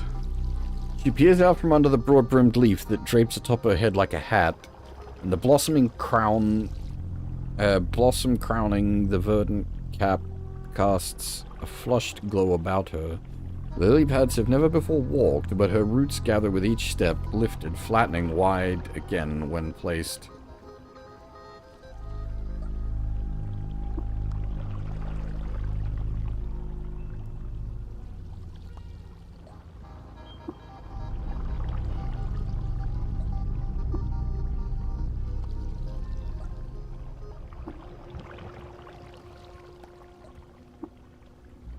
Is this just a, like, is this an actual just village? Like a proper for realsies village? I just hit, like, auto-explore to map everything? Ah, stranger, welcome to the Hydropon. I am Tha? Moon and Sun Tha. I am Berserker. Please forgive the, austerity of our cradle. You may sup with us at our meager camp, and rest under the shade of this palladium shell. Sorry as well about the crowding. What manner of being are you? We are called Slinth, a people once grown one by one from a hydroponic cradle containing a cutting of a water lily and empowered by sunslag. We are but a handful of generations old and keep no written history until I was grown. Some number of decades ago. Is all well here? Well enough. We drink the sun's rays, eat what we scavenge, rest under the shell, and it is enough. I read and tinker. Some hunt, others tend the cradle. Each day is like the next. Every so often, someone leaves. We, rarely hear from them thereafter. I hope they are all well. You don't seem happy with the status quo. To be wholly honest, I grow frustrated. We're a young species, grown one by one in yonder sun-touched cradle. Over years, we have increased, but not grown. Look around you. You see it, yes? This hydropon. It's no settlement. How can I help? This is an existential conundrum. I'm not sure that it could... wait, no, I am reconsidering. No, you could help if you wished, I think. May I explain? Please do. Don't believe my people wish to stay here. I don't believe my people wish to stay here, but we have so little meaningful contact with other sapient creatures. We have no allies, we have nowhere to go but here. You travel far and wide, do you not? You have the air of a traveling hero. From the epics. As such, you have seen many settlements, likely integrated yourself to some. Surely, if you were to intercede on our behalf, some might welcome us. If, let's say 3 settlements were to offer us shelter, this would grant us both direction and agency. Would you consider being our ambassador, not unpaid? I will help. Thank you. I've been crafting a personal project of sorts. I promise it to you for this task, and of course, the gratitude of a young species. Return to me after settlements agree to grant us refuge, and I will discuss them with my kin. Huh. We've read this one.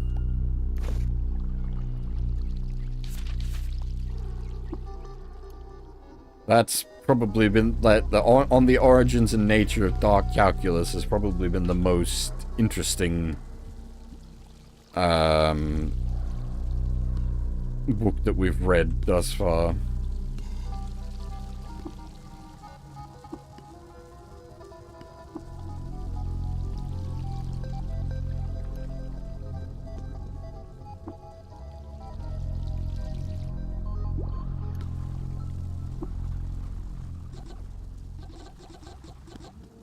Am I stealing all their plants?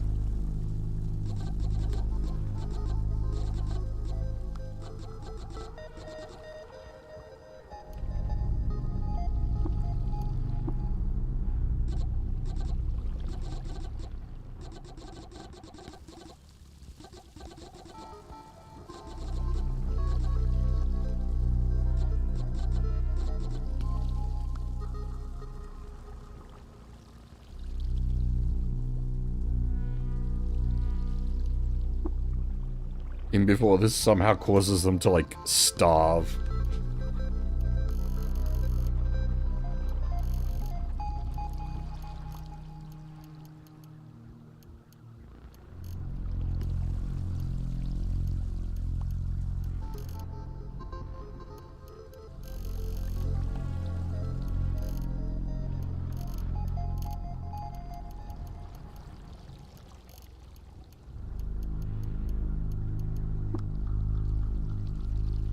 Sunslag, I'm not,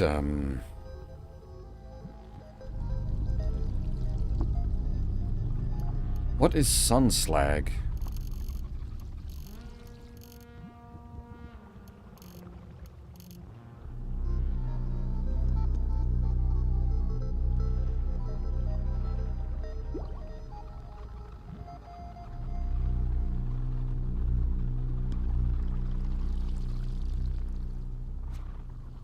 Oh, no, that's just me talking to myself. Don't worry about it.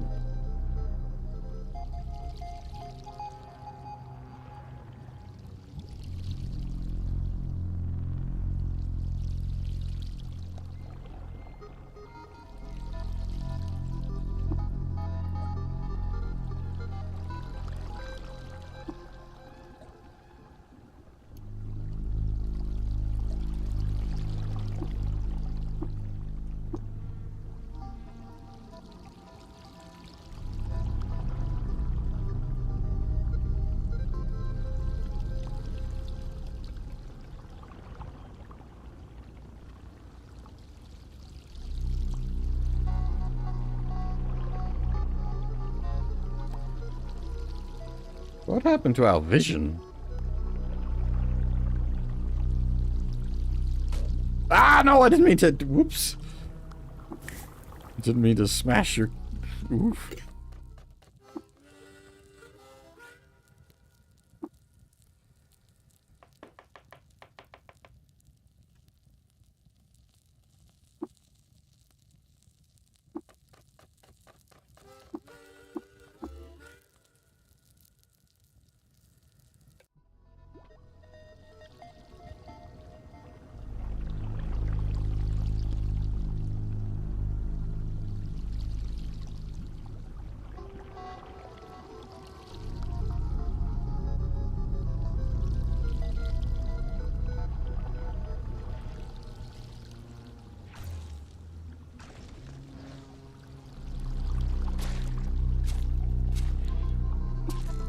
That's some significant bleeding, my goodness.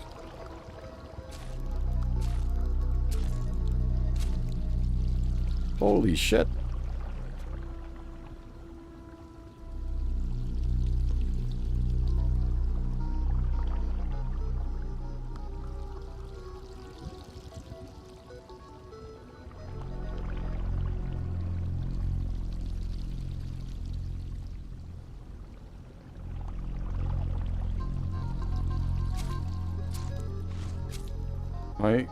Oh.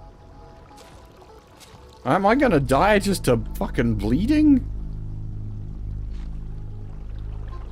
Oh, stop. Holy crap!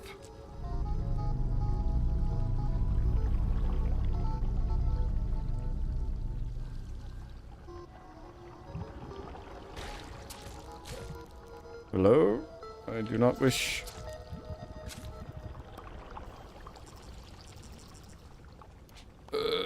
okay.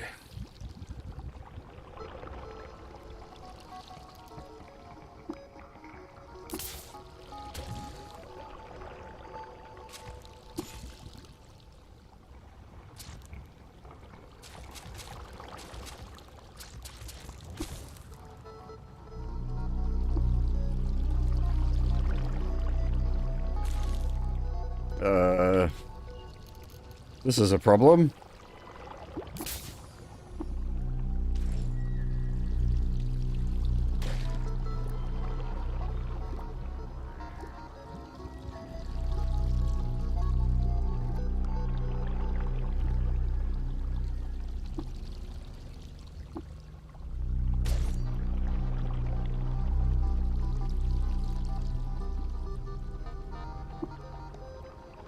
Can I... Yeah, no, I didn't think it would let me.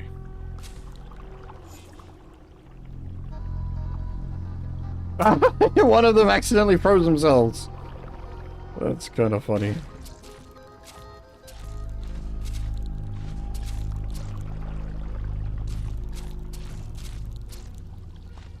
And I run so far away. Oh God, the pain.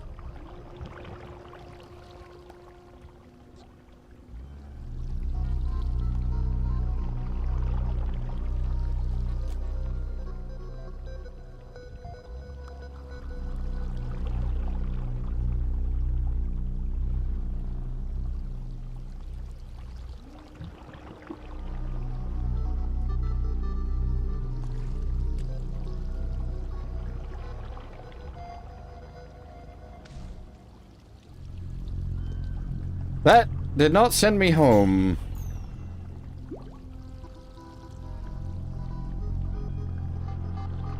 That really didn't send me home.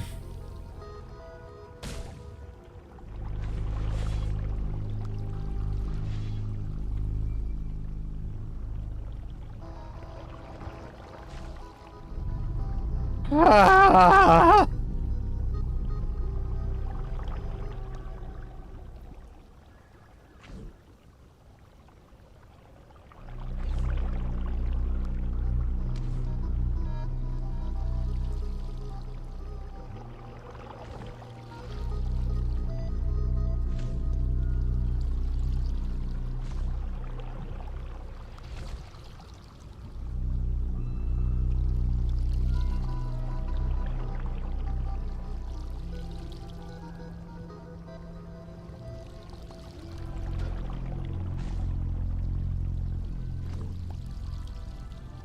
Wait, what?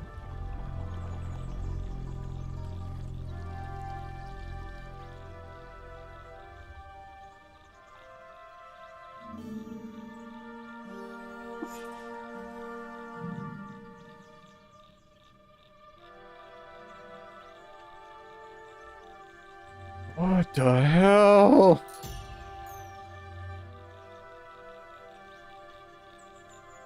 What the hell? Gal? A troika of monstrous gleaming wheels orbits a center sphere of xenon clouds and gallium lightning. The spokes are laminated cry-steel bled of their emerald imperfections, and the rims are milky epithelium.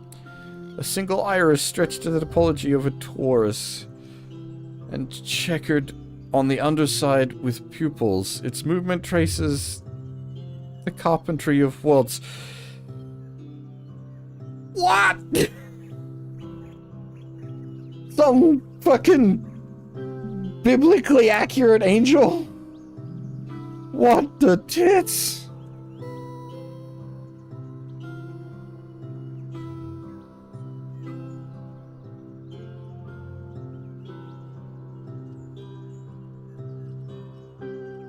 This has been a hell of an odyssey.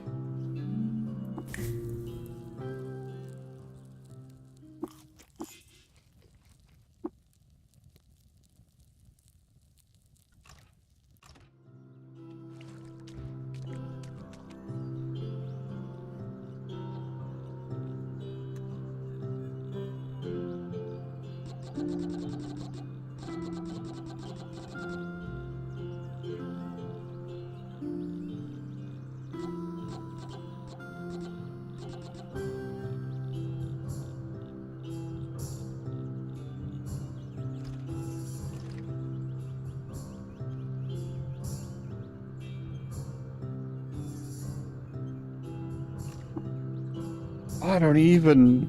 We can talk to these guys? Warden of Cork. What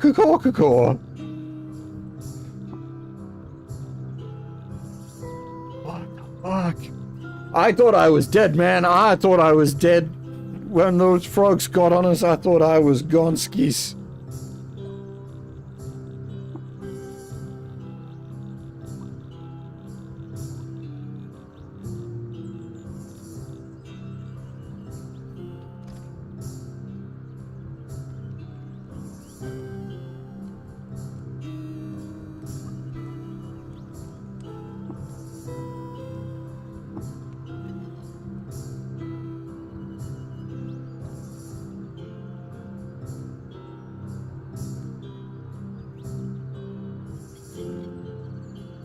I do have oil. I don't have any oil on me. Welcome to the village of Daruk, traveler. We are a clan who love the people and dishonor...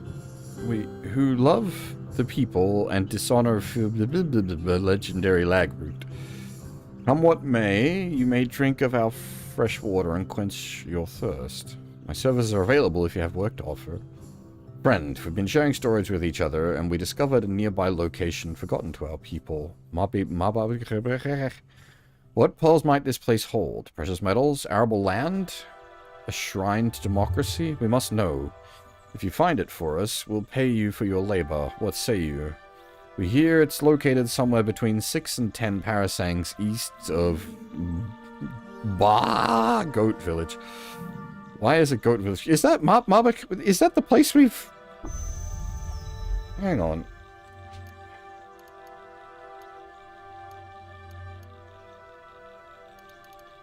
No, it was Mirkumas.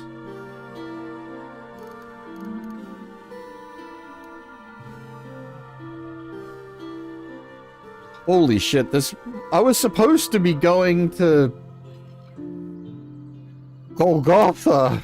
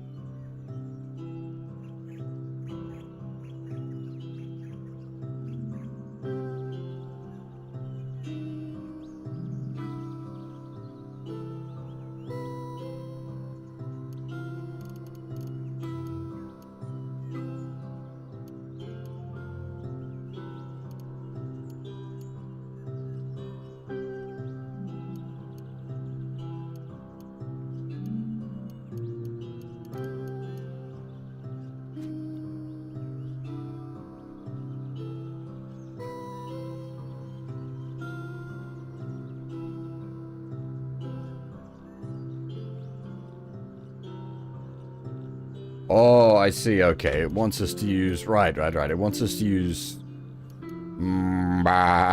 as the start point.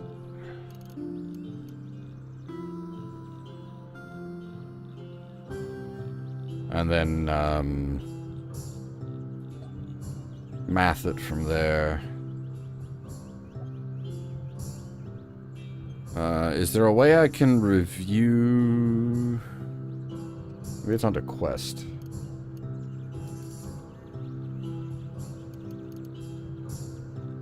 Oh, okay, it is under quest. 6 to 10 parasangs east. Okay.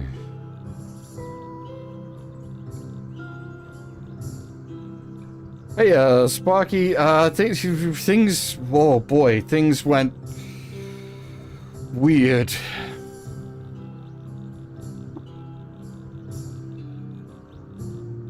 I stepped on a clam and now we're talking to biblically accurate angels.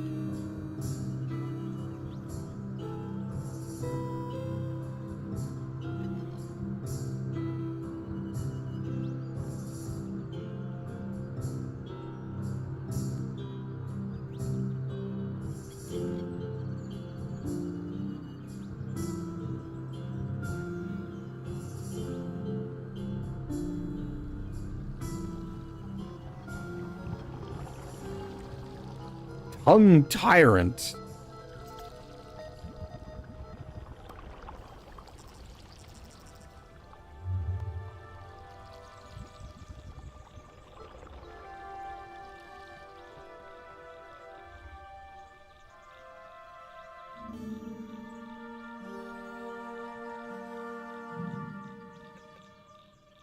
Where are we?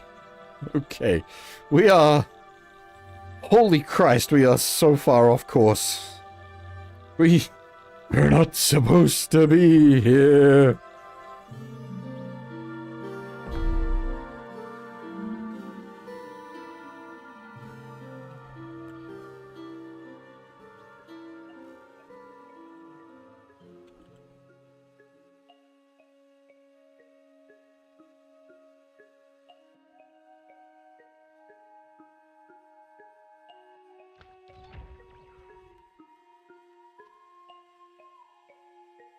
Holy crap. We are so far out of our depth right now.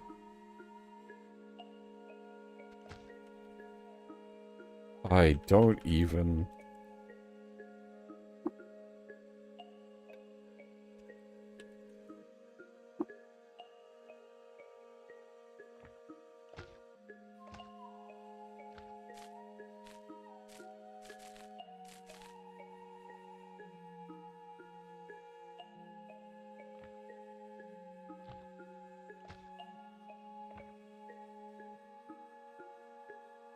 That frogman's just tongue me.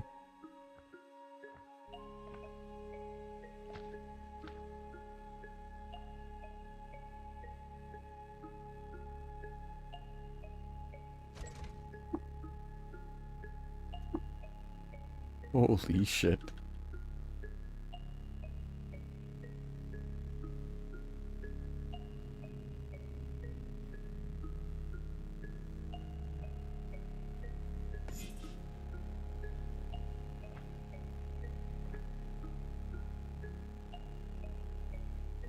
Statue of Eater. Features erupt from a stone canvas and shatter into a figure from the deepest past.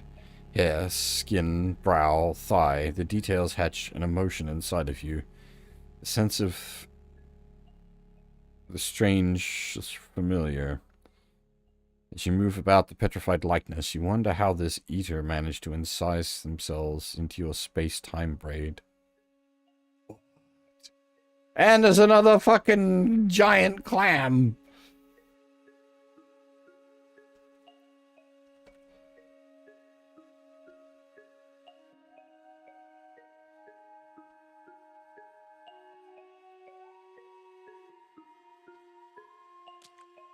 Oy, oy, oy, oy, oy.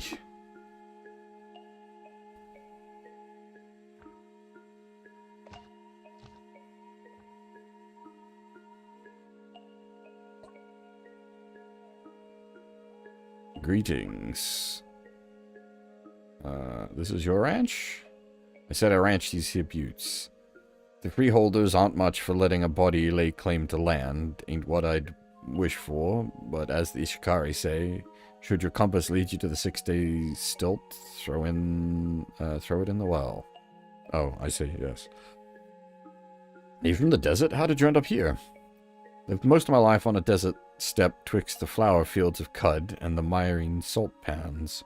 I ended up here when my snap-brained cousin played tinker with one of them coiler yeah, fair enough. Are those giant slugs? Kaleido slugs. Beautiful slugs they are. Lovely crooners. Love them. Big ol' slugs. What do you think of the id freehold? It is what it is. Fine enough place. I've a trade critters and nowhere else to go. Ain't much for grand experiments. I just gotta live, Ken. Yeah, fair enough.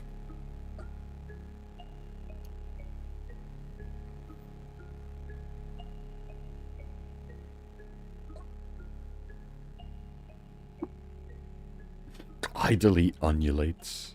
Undulates. What in the heck?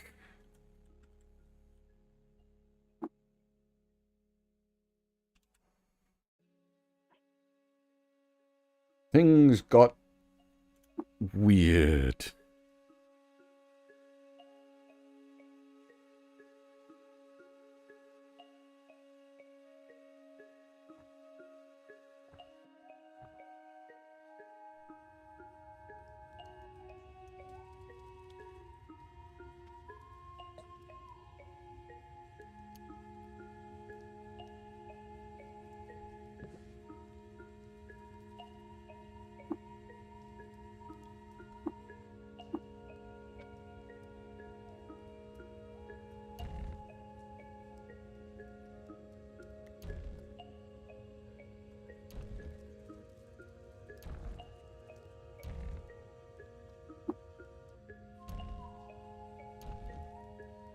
Nothing. Lots of books, which would be nice, but I'm not going to start stealing from this place. And there's none of those were actual...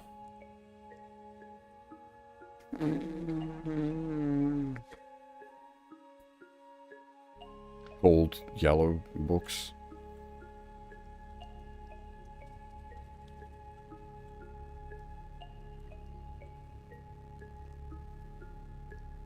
Many eyes. Whoa, okay.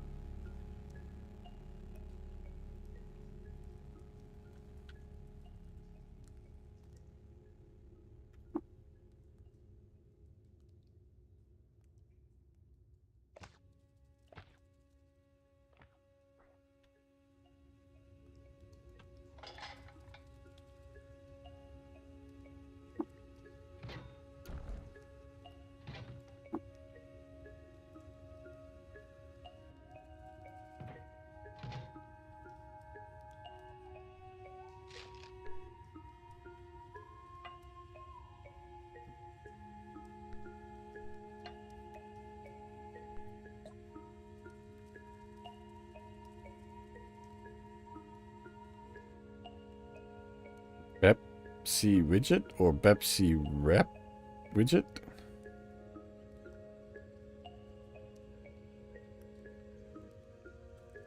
Bep. Bep is Bep. Good meat. I use Fadium. Bep Vadium from egg once. What do you know of the gyre? Bep Flame and Ben Brass to make ring ball gree for library.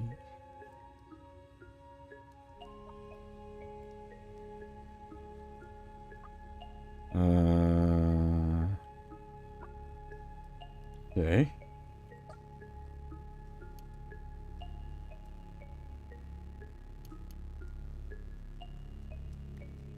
I wonder if that could potentially be a recoiler. That would be hella useful. Oh, the jacked mod! We're not Tinker 2, we can't use it yet, but that's probably worth grabbing.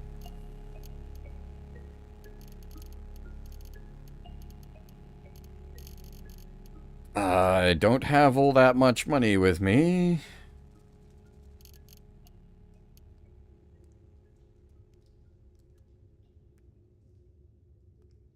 And I didn't bring a lot of, like, trade goods, as it were. I wasn't expecting to...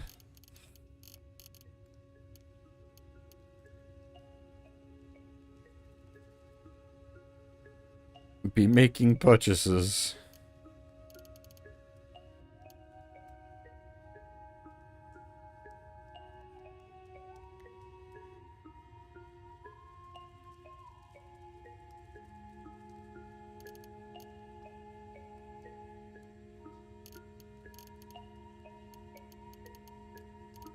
Well, this is, so, like, technically we're somewhere we probably shouldn't be, eh?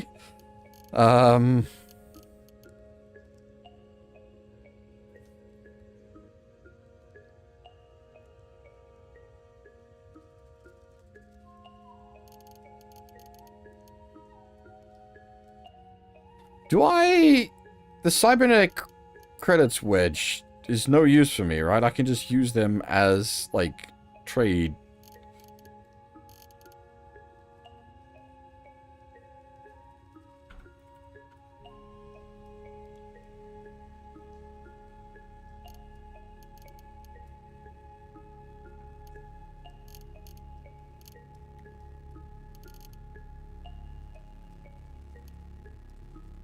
Mecha Power Core.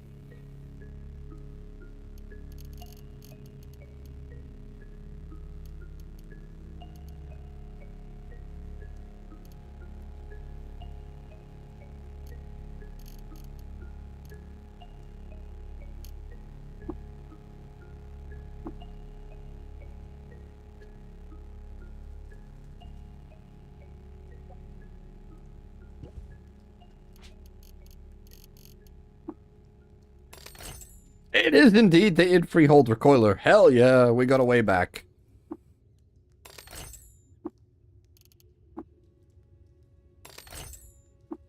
Geomagnetic disc. Chem cell. Damage? What the hell? Ions are spun into a euhedral disc on a spinning wheel. An aquamarine was heat set on the inner ring by deep sea steam. Chem cell 2d6. Fresh chem. What?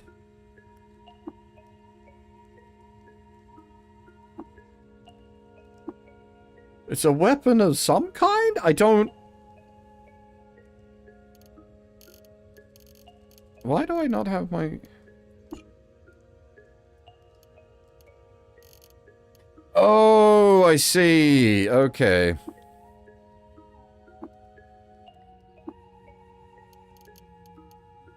We got a level up at some point that I haven't actually done. Yeah, right. I forgot about that. Let's grab some more big brain so that we can tinker better. And let's get some better tinker. Though, ooh, kind of want disassemble before going for tinker 2. So that I can actually start acquiring the bits we need to tinker.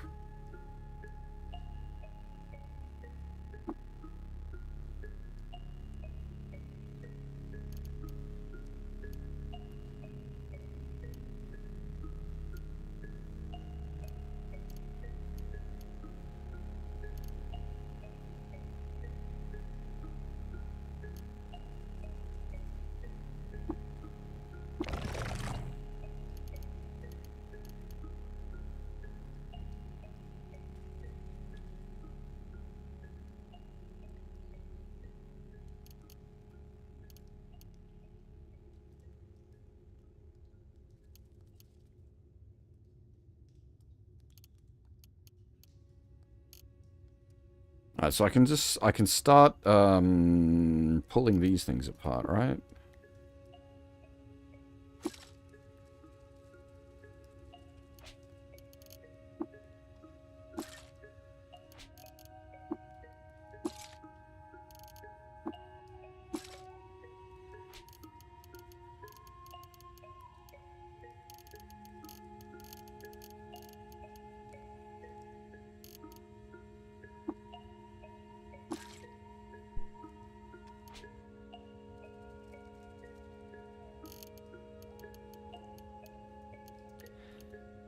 That is a good point.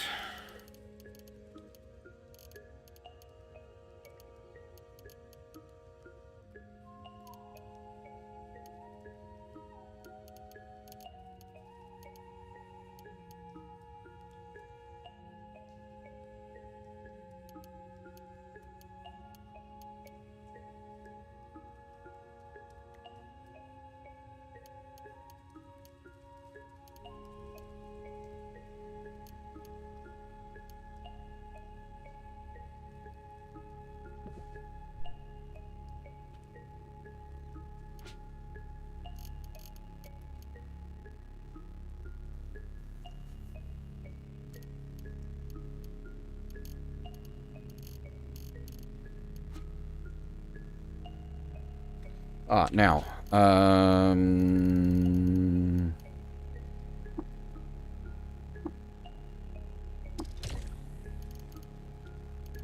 so I can actually bounce myself between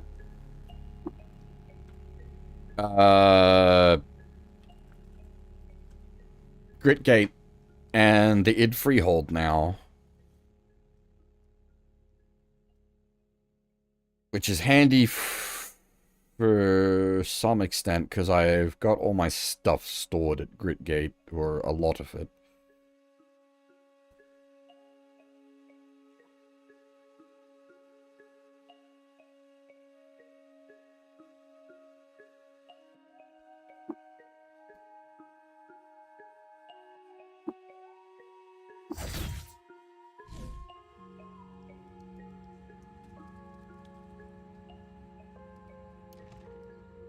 Now, am I able to, like, mass disassemble all of this just by adding it to my inventory from here? Hopefully I don't have to manually disassemble all of this. That would be... Yep, there it goes. Noom.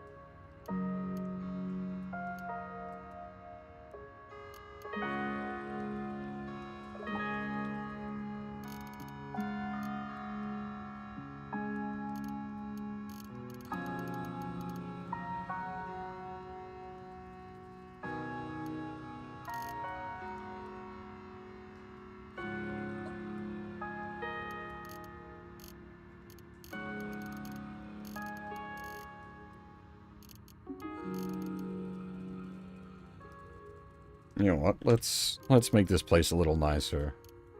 There we go. Plastic tree.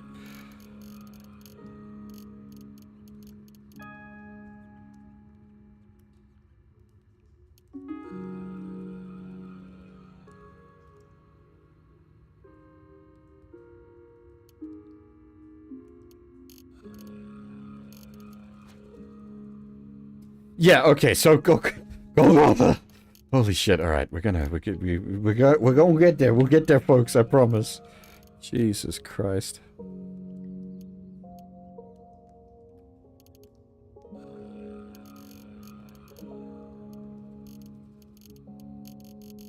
So much raw water being stored.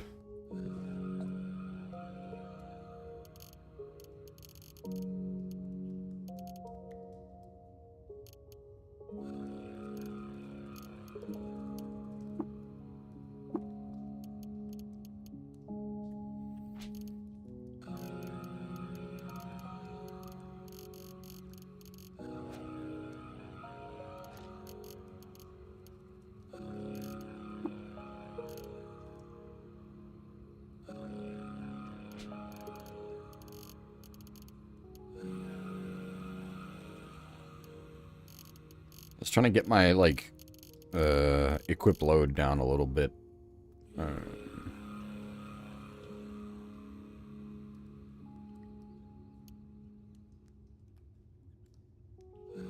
I'm carrying 31 pounds of food.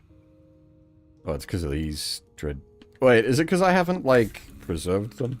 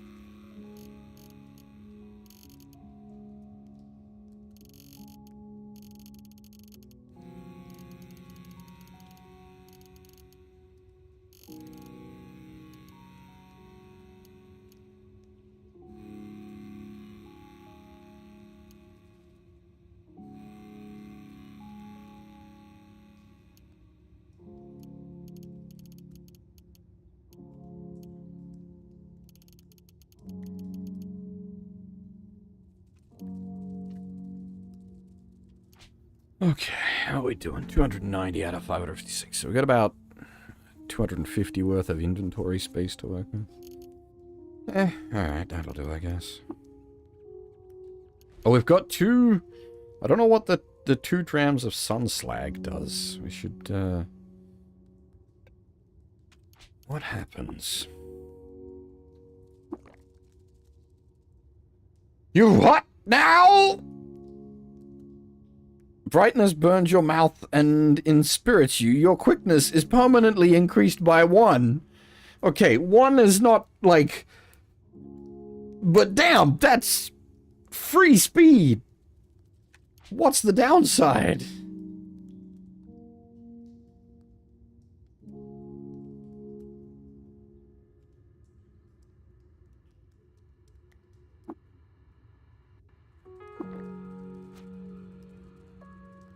Still, if we get 10 drops of sun slag, that's 10%, like, action speed for free.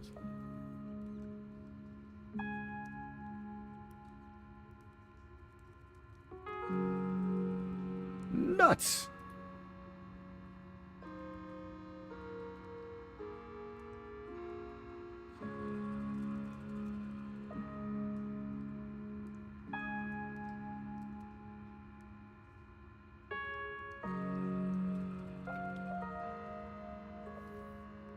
Alright, we're getting close to the 3-hour mark, so I really should take a break here. I meant to take a break at about the 2-hour mark.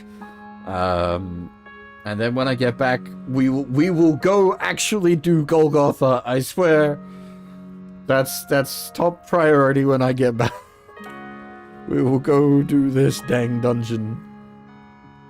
Oh dear, adventures of everything but what's in the title. Oh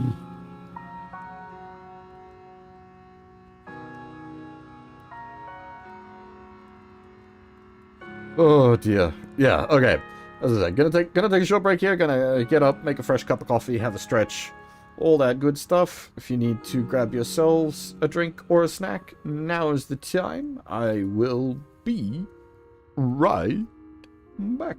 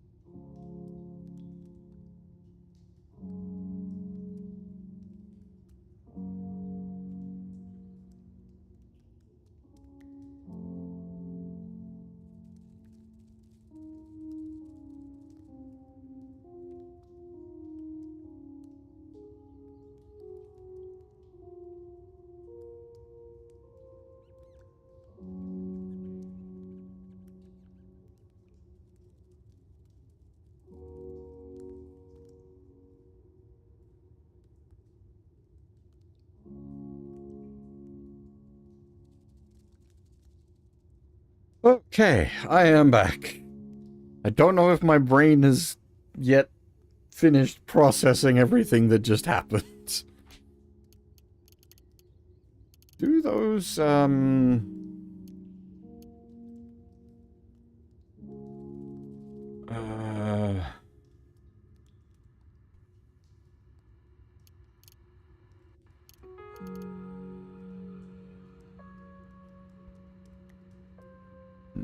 maybe not. I was wondering if the biblically accurate angels had a, reputation.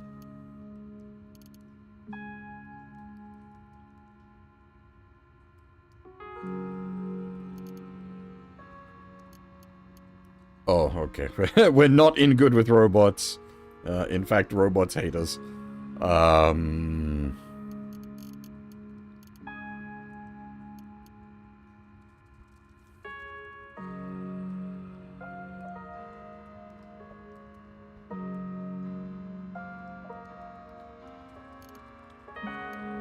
Yeah, robots really hate us.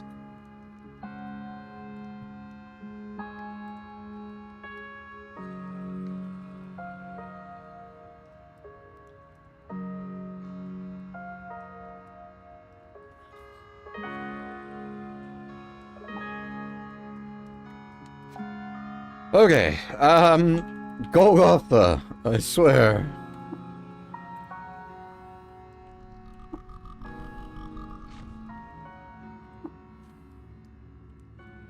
No more distractions.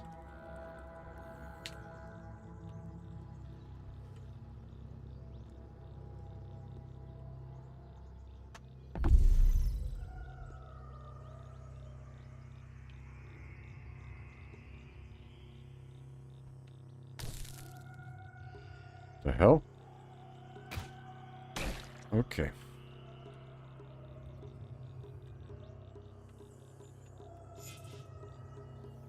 Yep, hang on.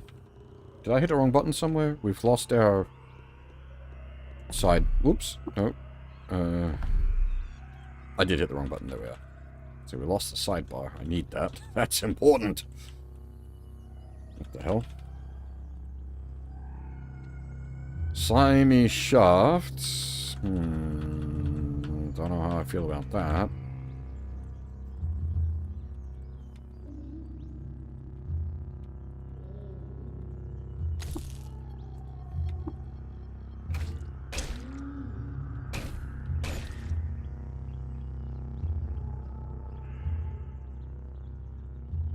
Oh, is this going to be problematic? Is this going to be something we have to, like, literally dive into?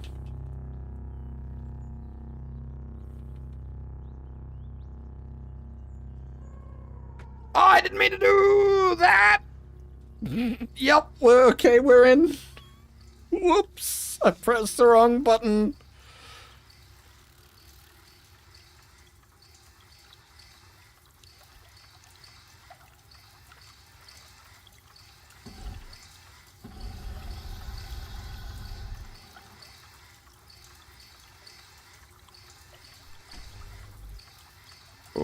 Okay.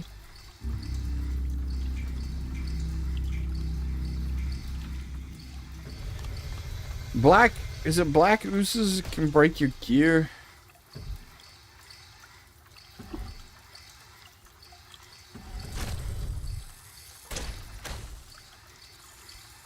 Okay, what the fuck is that?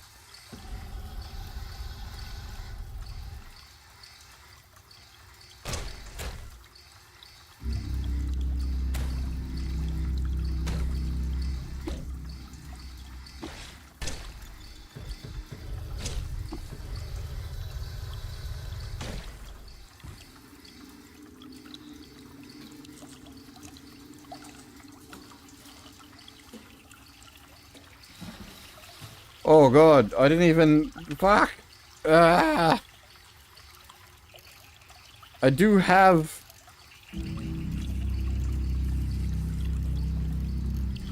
Yuckweed?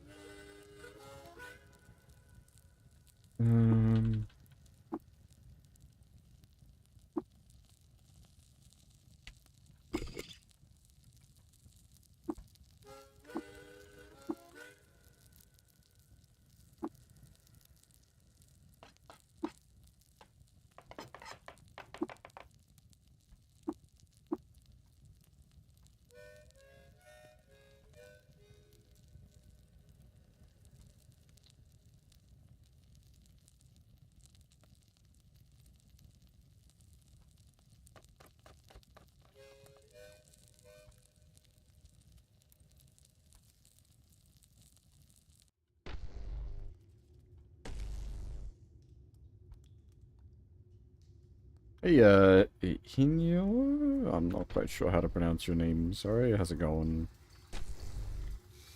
Holy shit.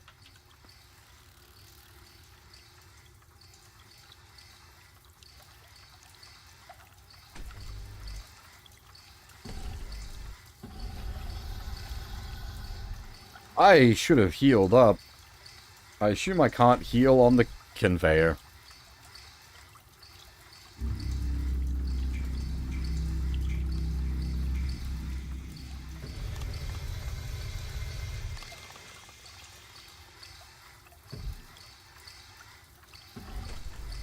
That is still conveyor and pain.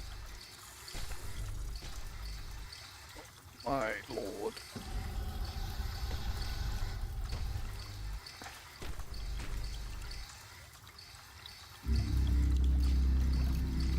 I'm just gonna eat some of myself.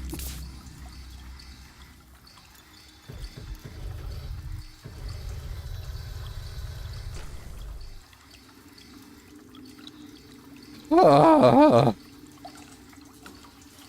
Oh, slimes. Brown! Brown slime!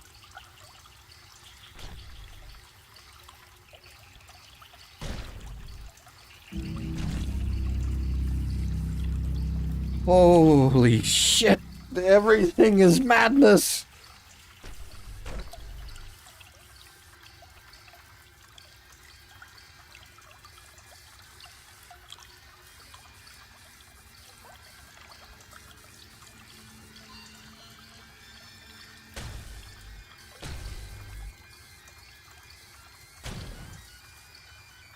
Hey, deleted the brown slime, nice.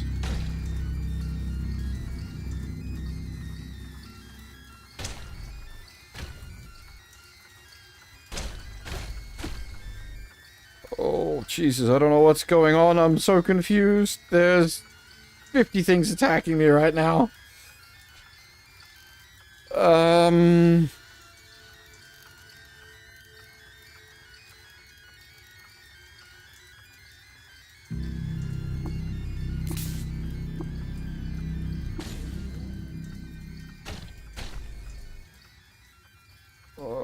Wait, can I... If I can switch places with the eels, I can use them to body block for me?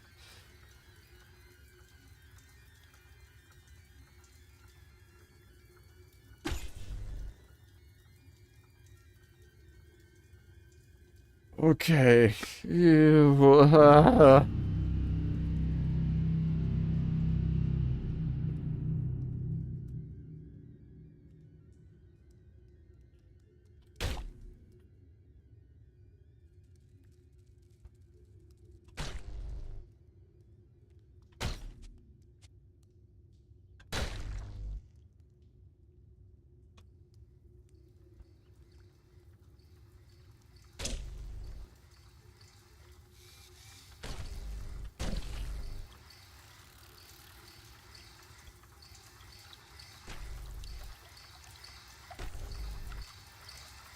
Can I, like, whoosh? No.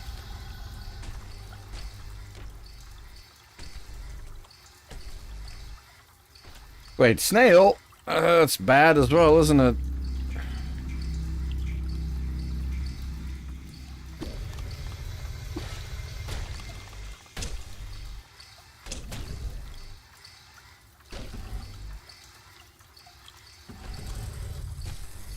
Holy shit, this is chaos.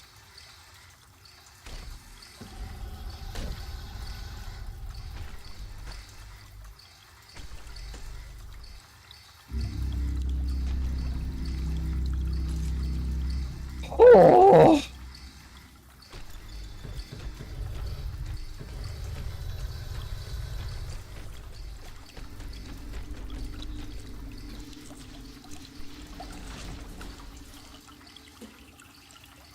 Jesus Christ. How do I see what the sore throat is doing?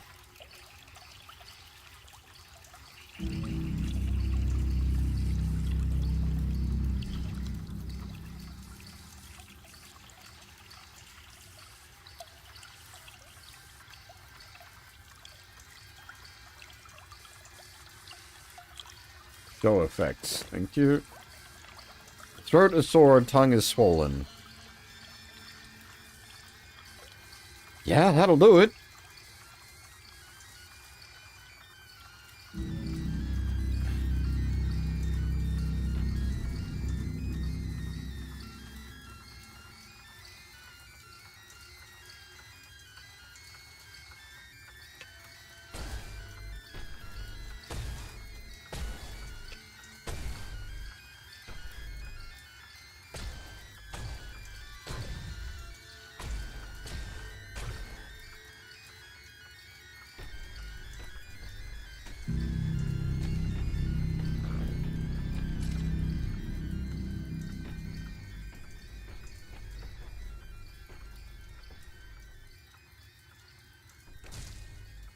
Oh, yuck.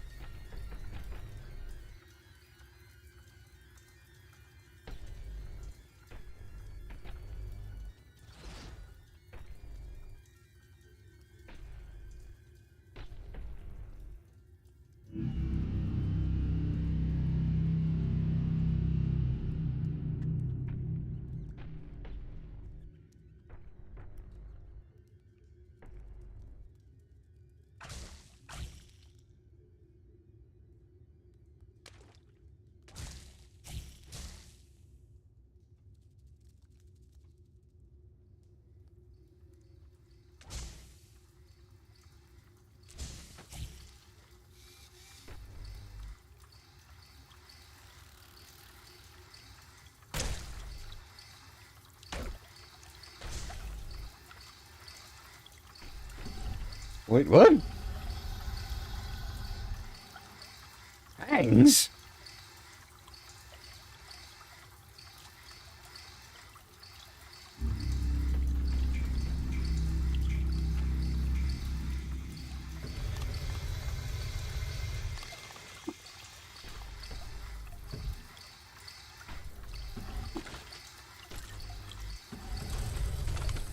Oh, we're back to electric death hell down here.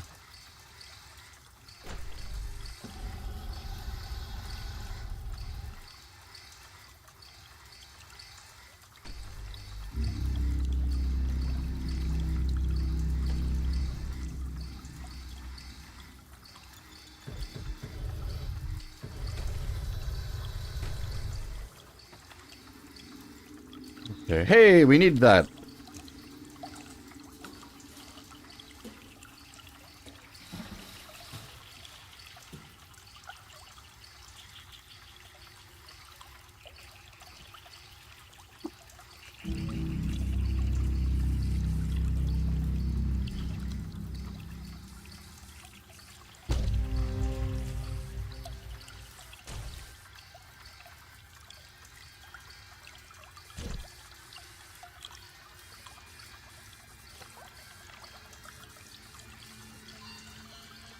Here lies the metallic husk of a defunct way droid. It's been stripped of its valuables, copper wire, LED lights, and chrome bearings. It beeps and whirs no longer.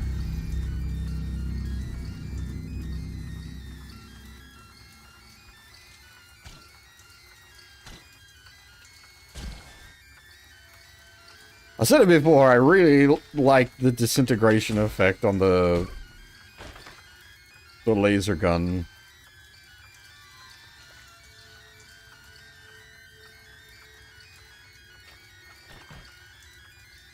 I'm worried that wading through the pools of brown sludge could hit us with the brown ooze equipment destruction. I did check the chest. It had a, what do you call it? Credit chip.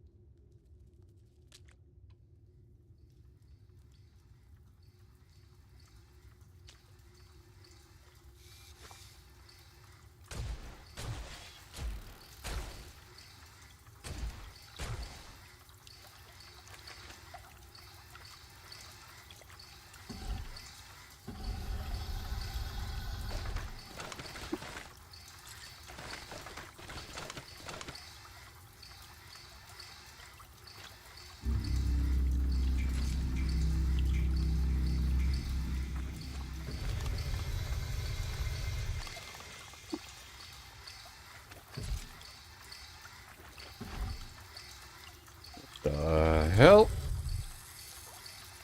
Wait, Slug of the Cloaca. That was something we got, like, notes about. A slug has grown too large for its anatomy to know what to do. Bubbles of stinking broth pop over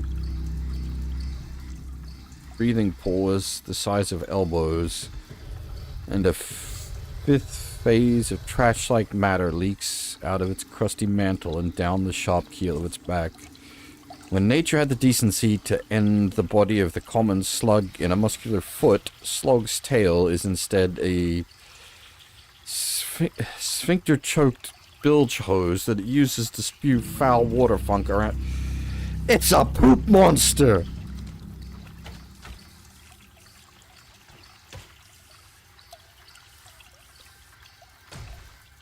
Oops.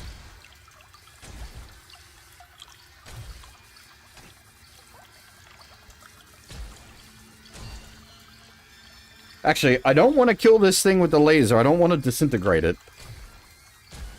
No disintegrations.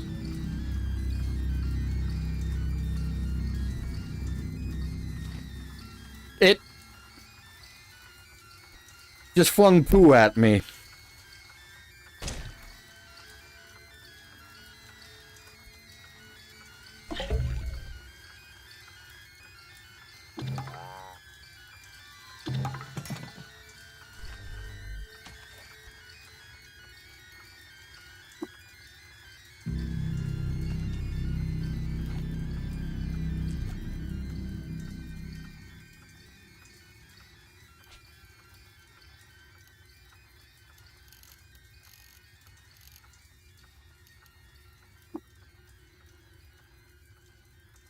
Take half damage from poison, eh, though? That's not bad.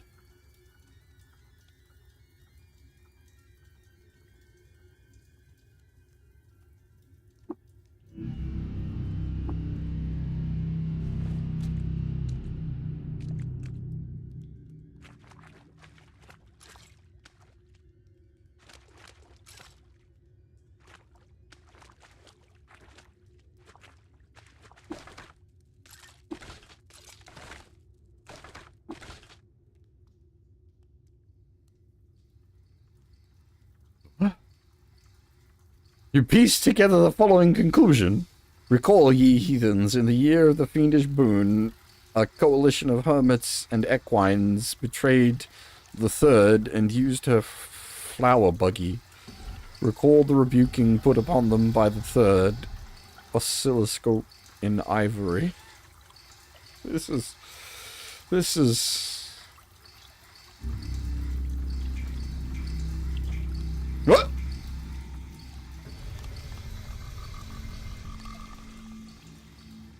Huh?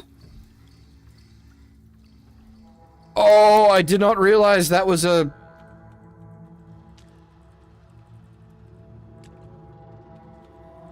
drop down.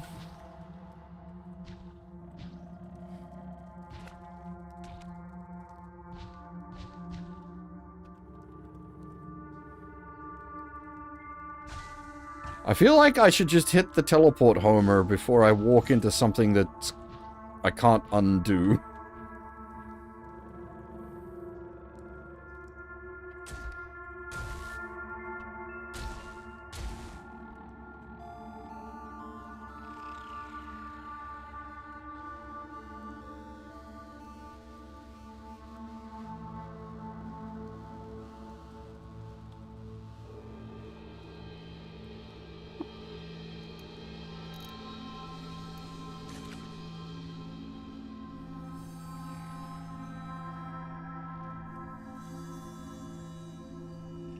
He says as he continues to look around.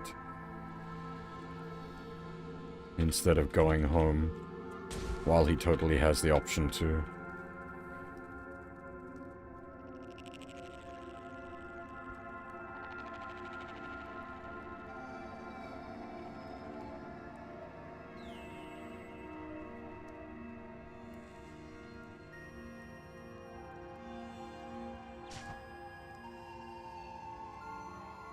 What the hell?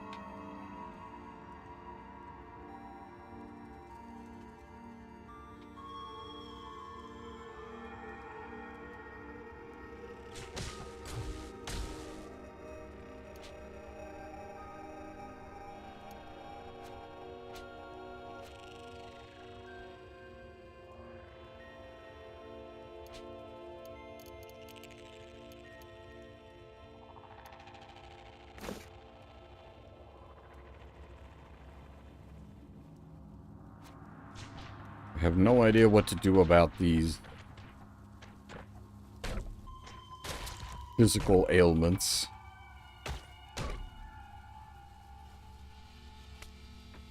Oh, okay, yeah, that's another drop down, I see. Open, yeah, okay, we've literally made this... Ooh, there's a chest down there.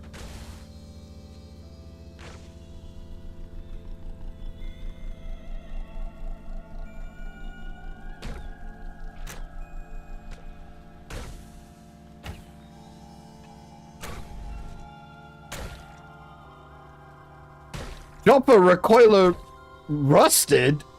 Excuse me? That's not acceptable. Thankfully, I have spares.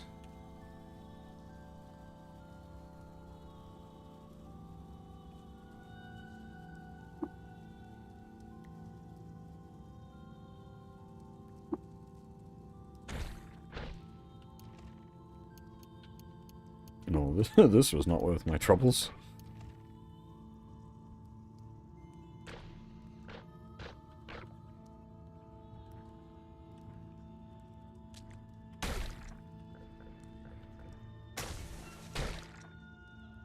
What the heck is causing all the rust? Alright, you know what? Let's get the fuck out of here. We're going home.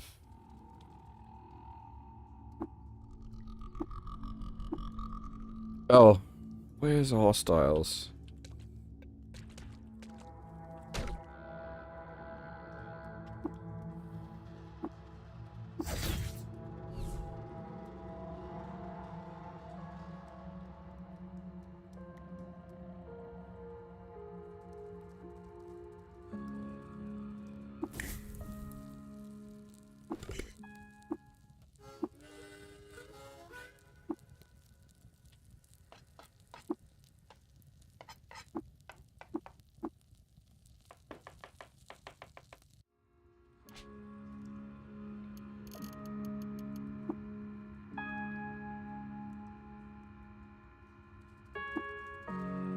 Yeah, we get +6 disease prevention after we get all the diseases.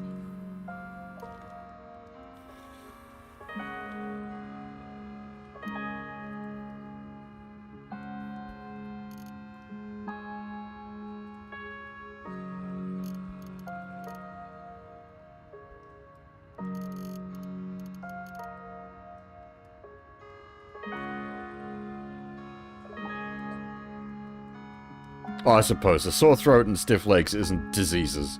We are still ill, however, which is not good. I didn't get the, like, get better effects.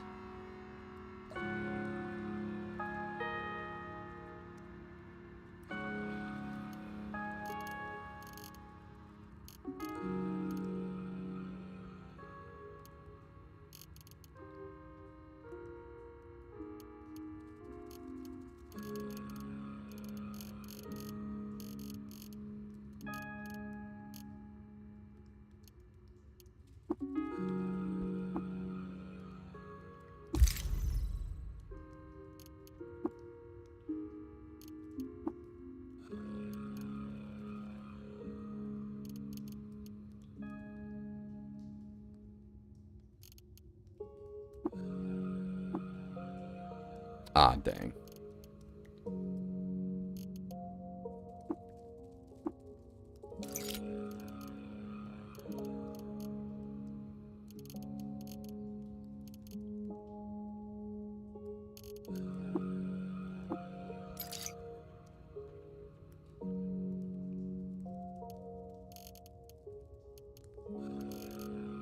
That turned into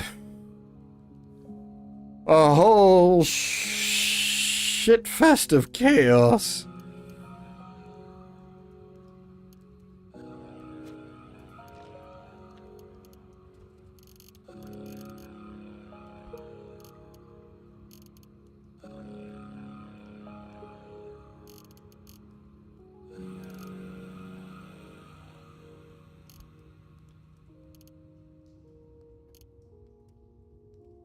Holy crap. this today's adventures has been very just running with my hair on fire.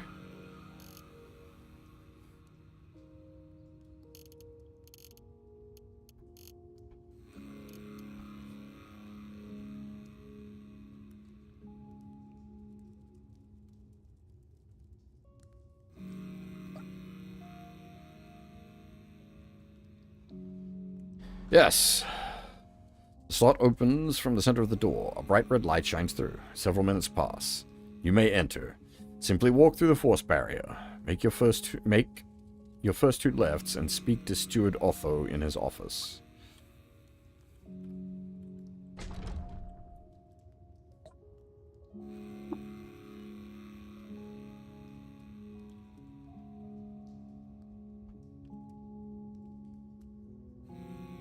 Shem -1.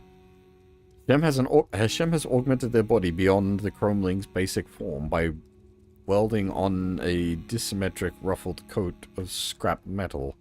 It's too big and grandiose for their little figure, but Shem shuffles about confidently as if expecting to grow into it.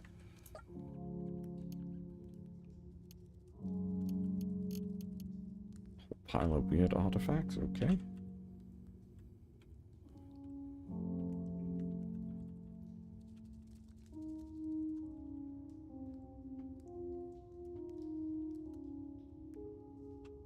Might just hit the auto explore and let it like map this place out. Am I just is it gonna get angry at me? Surely I'm not allowed to just take these.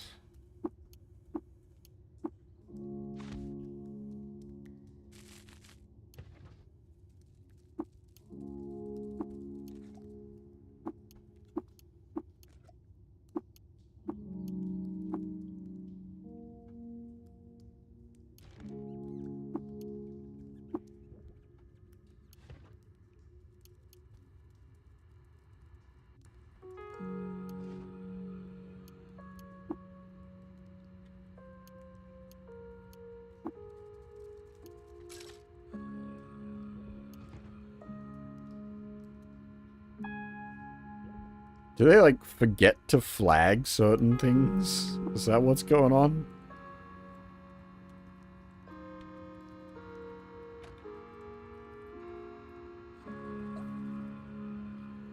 Welcome to Gritgate. I am Otho, Baratham's steward.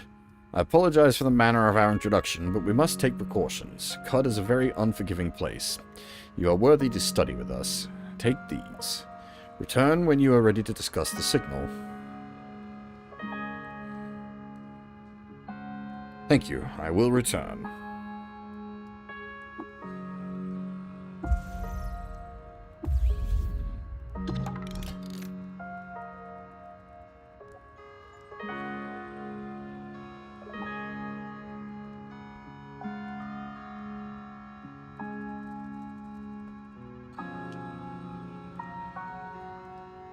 Otho. He stands with tremendous import and stillness, as if upon some hidden but vital vertex of the Enclave. In Baratham's name, he's conferred onto himself the tonsure of stewardship and shorn the hair from his scalp. His snout narrows in proportion to the tight corridors around him. His robe is impeccably clean. Wayroids beep and whir at him obediently as they scuffle past.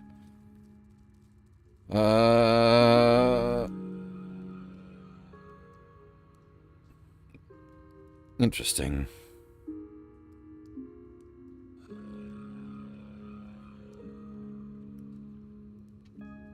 I'm just wondering, he's disliked by apes. What is our standing with apes? Zip. Alright.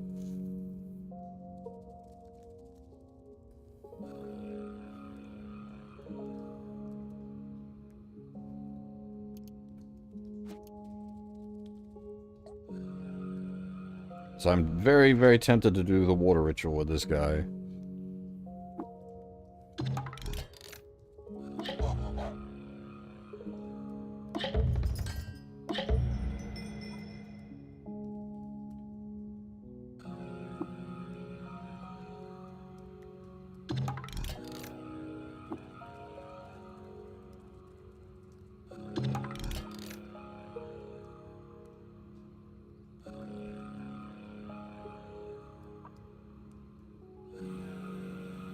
I wonder if these guys would be interested in the plant people.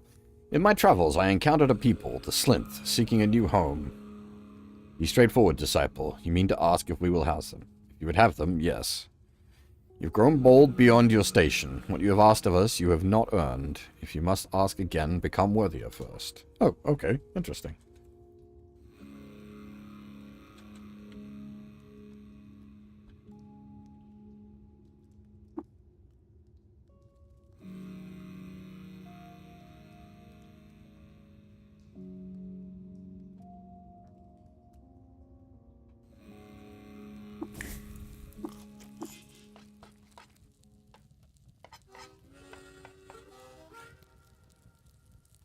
Okay. The stuff to save you from Golgotha is in the place after you finish Golgotha. Lovely.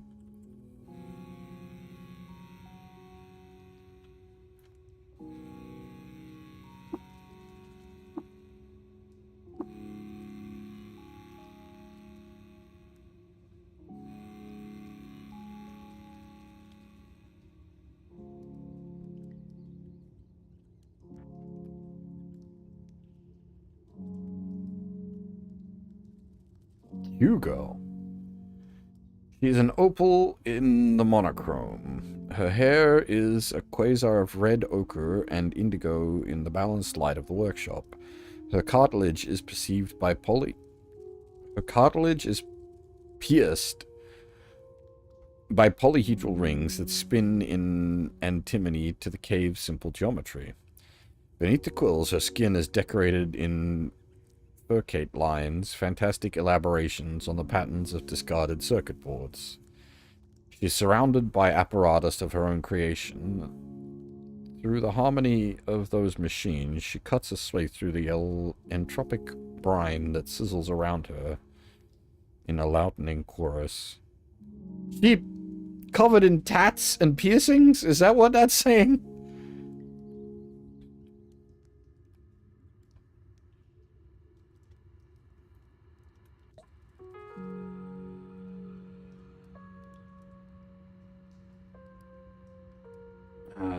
Dradi addresses you without looking up from his many workspaces, many of which bellow smoke, steam, or some unknown miasma.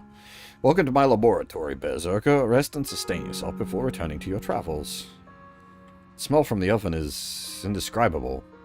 What you smell is Gritgate's signature dish. The porridge is a recipe passed down through generations of Barathamites, and it is the food that inspired me to pursue my craft. Yes, outsiders quail at the intensity of the scent, for its flavor is as bold as its effect.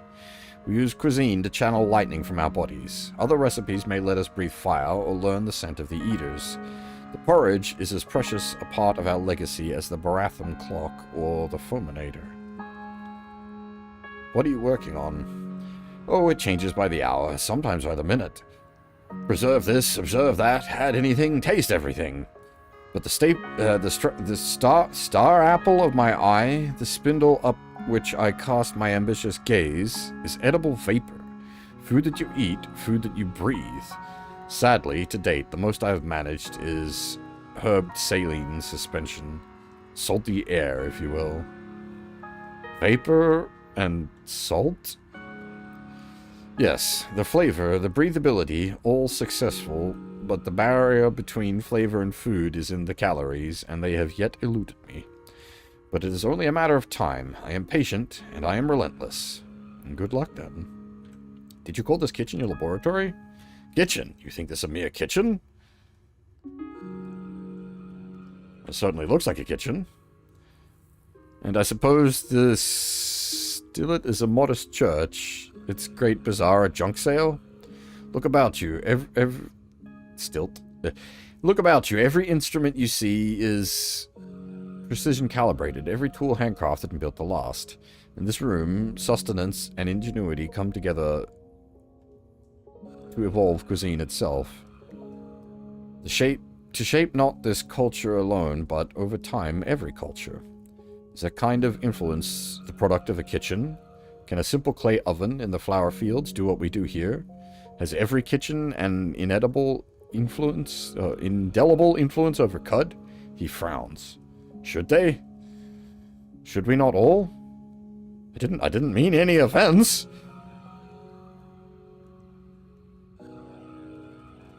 There's nothing wrong with the kitchen, man. Perhaps you are right, friend. Think for a moment. Every ingredient in the soup of collective knowledge is a valuable one, and who am I to elevate myself over more humble pioneers? But all the more reason for us to regard cuisine, and by extension culture itself, to be a scientific endeavor, an ongoing trial and error, a blending of what we know and what we don't, calling upon reality itself to be our guide. You are more insightful than I realized. Thank you for this discussion. You ought need anything else?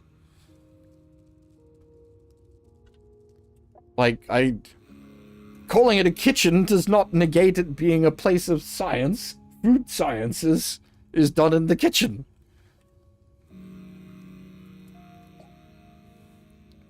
Quetzal, Quetzal, Quetzal. Welcome to the workshop, friend. What does Quetzal mean? It's a word I say out of excitement, sort of a semantic extension of the feeling I get when I see a Quetzal. Oh, a Quetzal is a pretty bird in the Trogon family? I tend to incorporate things I like into my dialect. Your hair is a quasar of red ochre and indigo.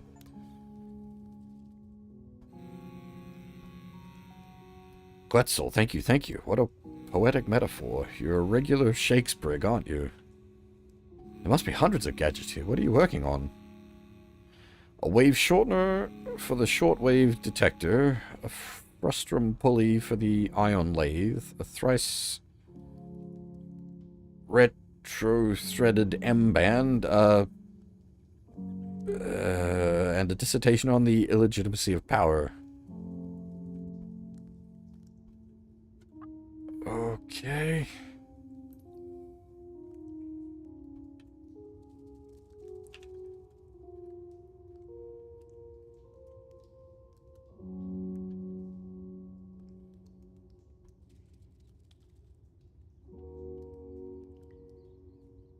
Look, I'm with you boys on the sciences, but, like, maybe take a breath?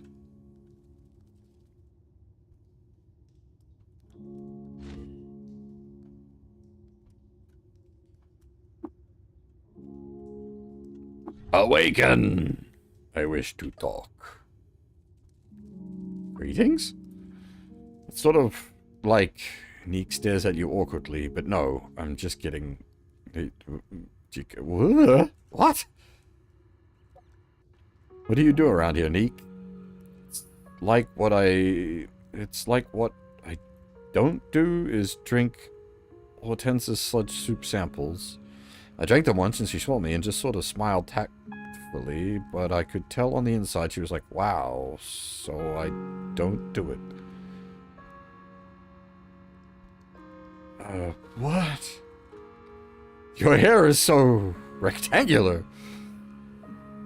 Rectangle hair, rectangle hair, rectangle hair.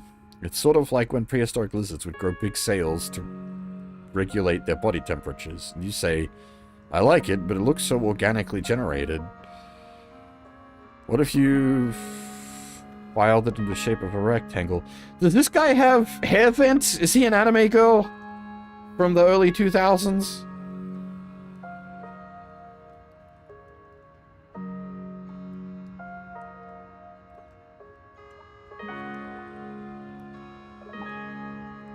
What can you tell me about Gritgate? It's a big bare city with lots of books and scratched brass and strange noises, but if you start chanting in sync with the noises, Otho will hush you. It's sort of like this. Let me explain. Sophia is napping, so you peek into her room and rearrange your papers. Then you walk down the hall and say ding ding, so Mafo shakes his head and dings back. Then you fulminate by Hortensa. You fulminate right on by, you hug her too, then you scoot over and hug Spara, then you scoot over to Chakabu, look over his shoulder and nod like this.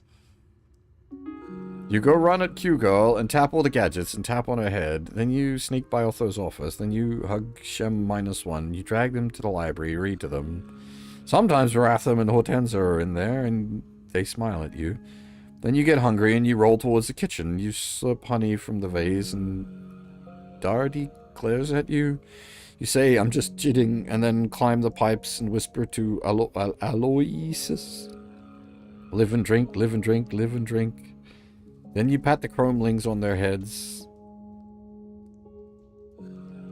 And you say to Ereshkigal, boom, boom, boom, boom, boom, I love you. Okay, now, what?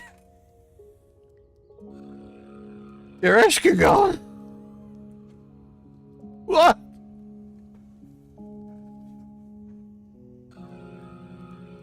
Whoa! What next? Ishtar, Gilgamesh?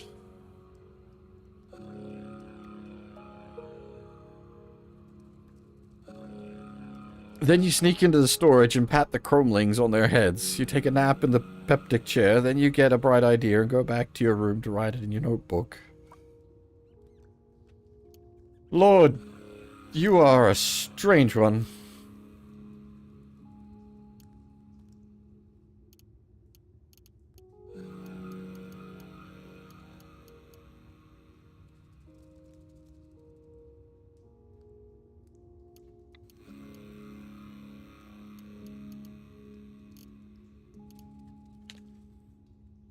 I was not expecting that.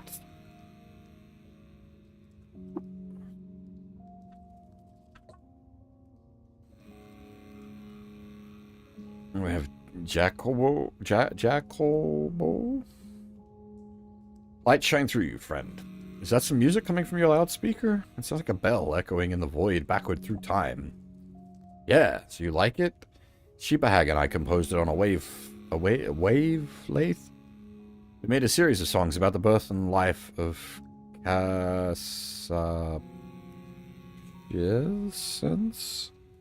Together we call them Spun on the Cosmic Loom. Shebahag? Oh, Sheba Haggadis. She's librarian at the Cathedral of the 6-Day Stilt. My water sister and cohort in Chrome. What's the... yeah, that one. Beauty Manifest, whose chromium shoals are ore itself. In my belief system, she's the being from whom all metal was birthed, out in the Evervoid. There are pieces of her in every chrome belfry and every machine. Even bits of her in our own blood.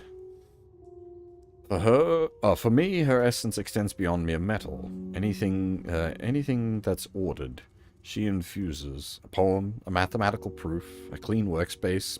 So definitely not Q-Girls. So you're a mechanimist? Of a sorts, yes. I'm a part of a branch who defy the... Who defy the K? Only. We believe the Argent Fathers to be earthly beings, important to the faith's early history, but not divine.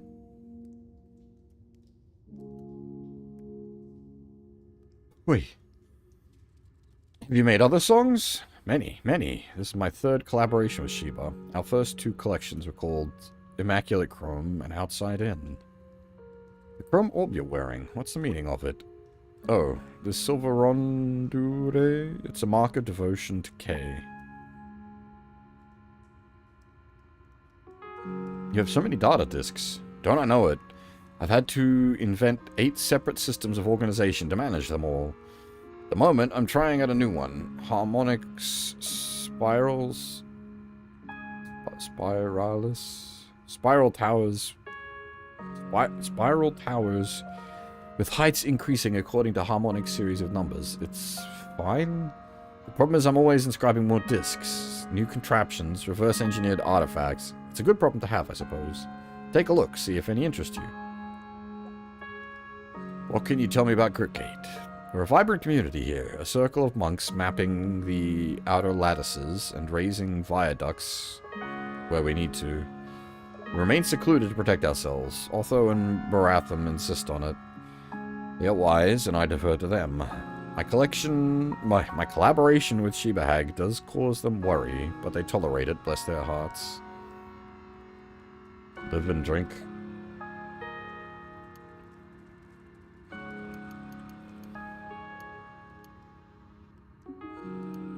Programmable recoiler? That sounds valid. It's data disk programmable recoiler. We could make our own recoilers. That is kind of tempting.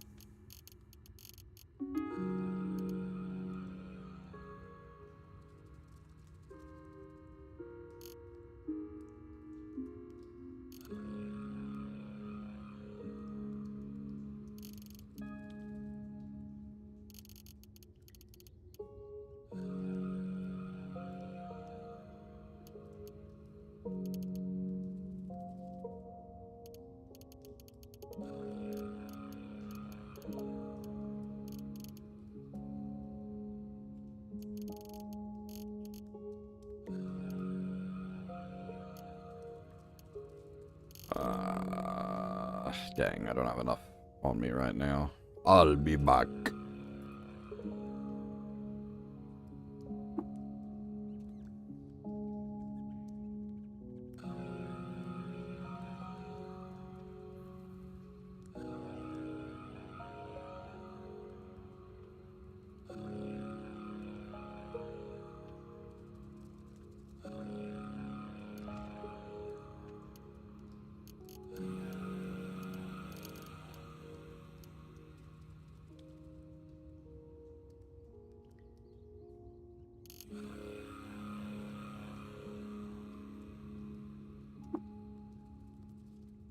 Which one was that? Jacob?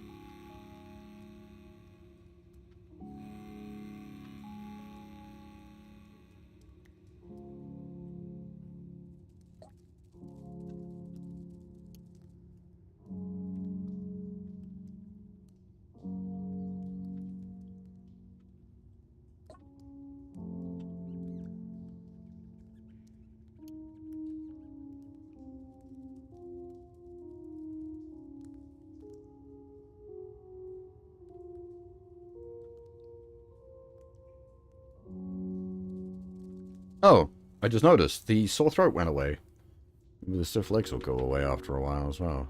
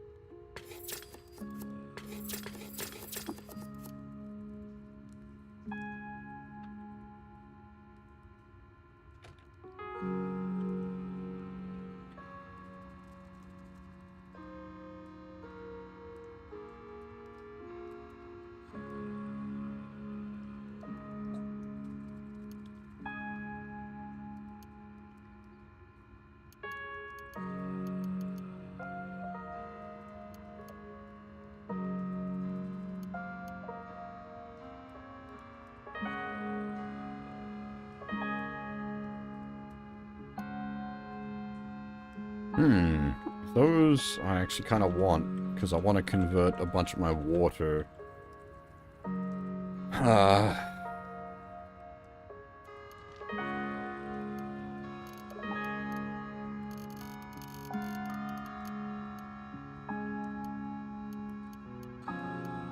How much can I carry before I, like, kill myself?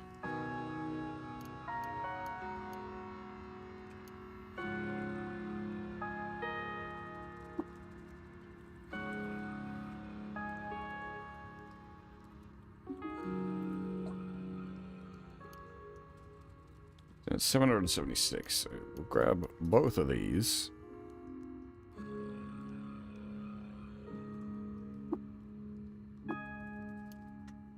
And that cuts our water load down a bit and just turns it into valuables.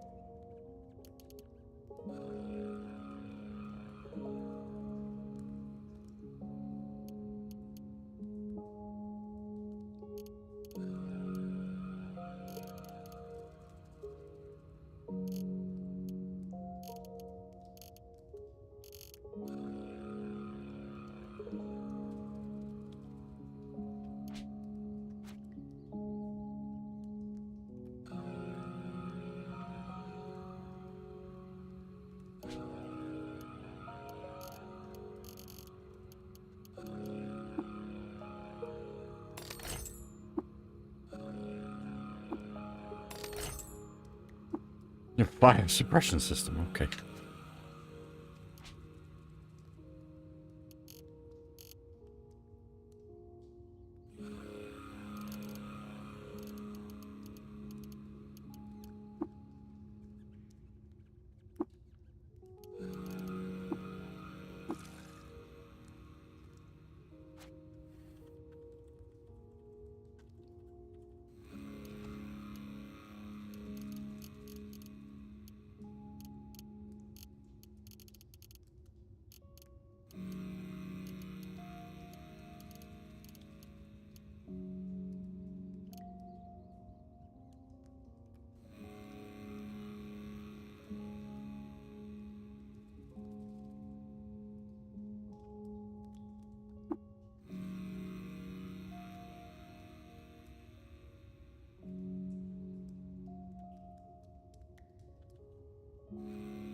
What is down here? Oh, we don't have the key. Okay, fair enough.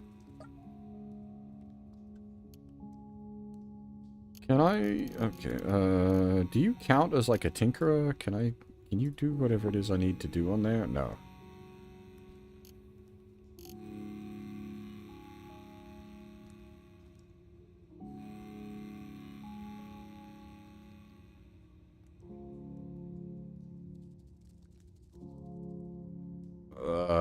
What?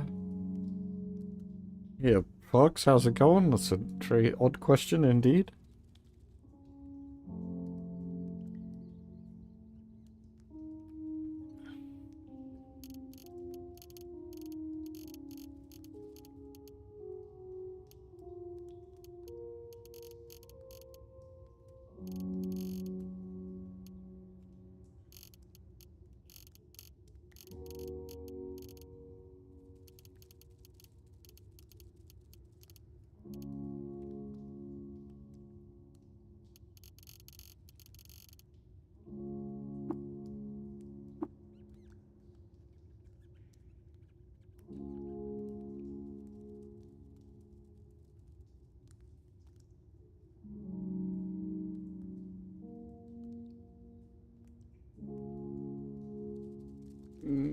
Forgive me if this sounds rude, but are you a real person or are you a bot?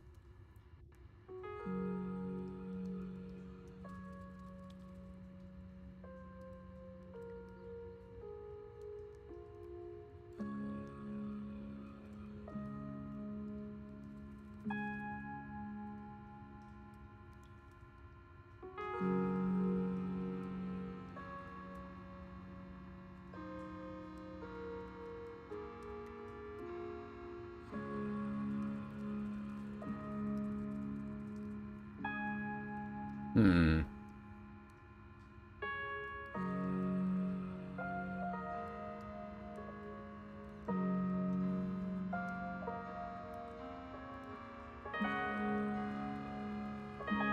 The real questions. I'm just curious if they're a real person. I've seen a few Twitch bots that like pop up and just rattle off an odd script.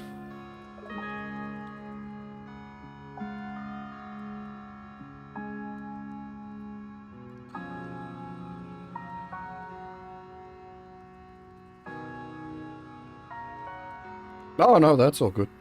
I mean, like, I actually do have an answer to the question. Metal Gear Solid.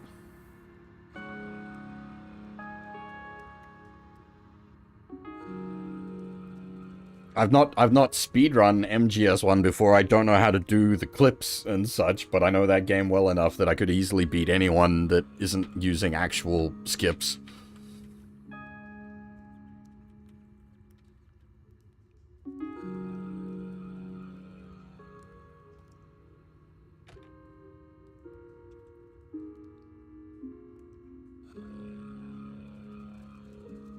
Ah! Does Cookie Clicker have an end? I don't know if it has an end state. I never played the like, full release. I played the original browser Cookie Clicker.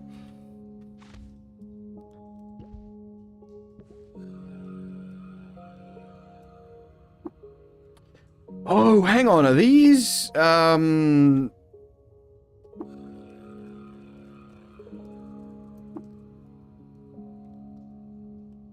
Are these like the Bacta tanks?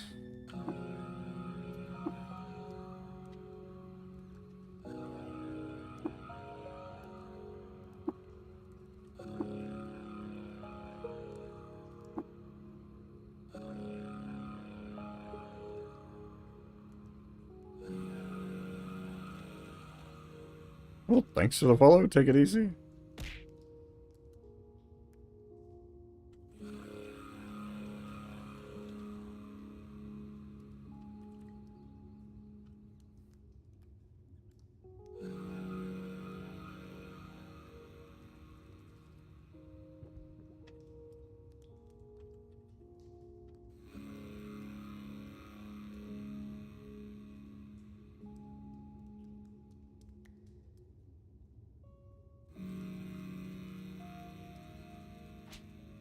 I was about to say, did we level up at some point? We did, but we're just short on being able to get Tinker 2. Oh no, we can get to... I thought it was 250. It's 200. Excellent.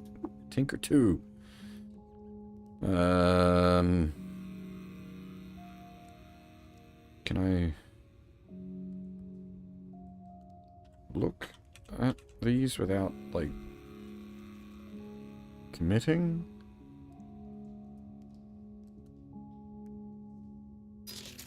Oh, nope. There we go. It just committed. Never mind.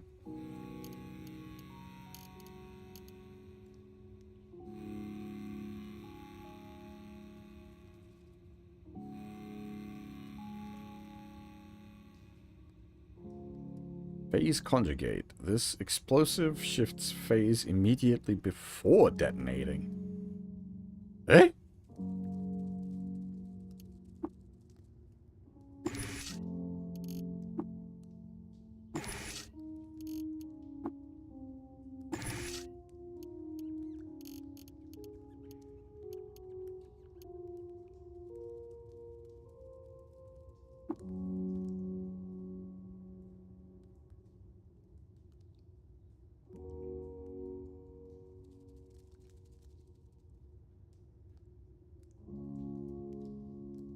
Okay, we need a 4. Okay. I see.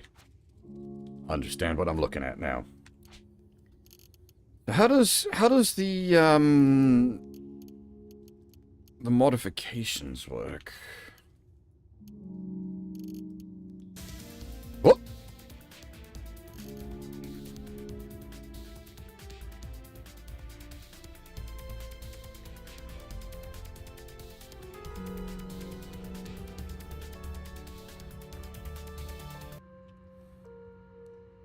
Hey, I'm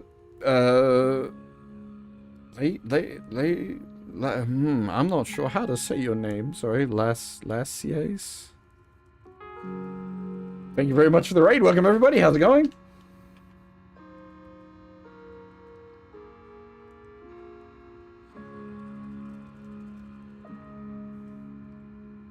Oh, you were also playing Case of Card. Nice. I'm still very new to the game. We just got through Golgotha, which, oof, that was just madness. It was just pure insanity. Okay, I'll say no more. I won't. No spoilers. I actually tried out Noita for the first time very recently.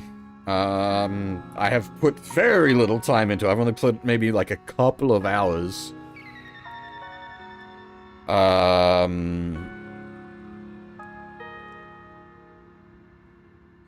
think I picked it up during the Steam sale, I think.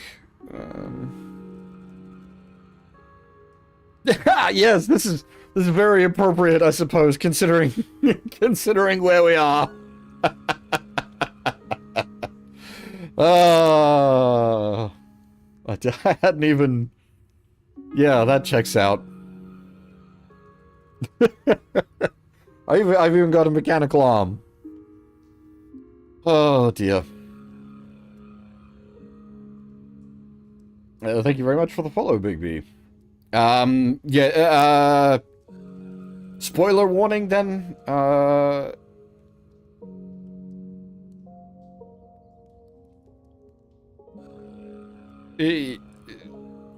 not go anywhere for the second, but yeah, just, yeah, if you don't know what Golgotha is, I'm at the bit that you get access to after you clear that dungeon. So just, yeah, if you're trying to dodge spoilers, by all means, dip.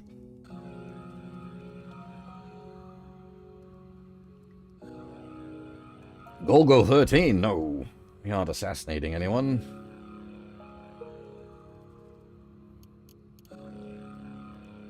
Thank you very much for the raid. I very much appreciate it.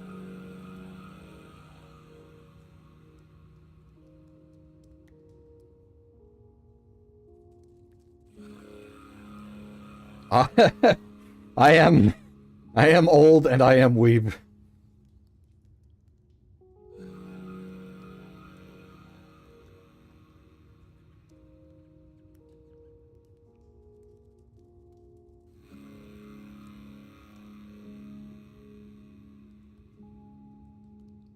Man, I really like the music to this place. Very, very good. Funny, I was also thinking about the Famicom game. But it is originally a manga, right?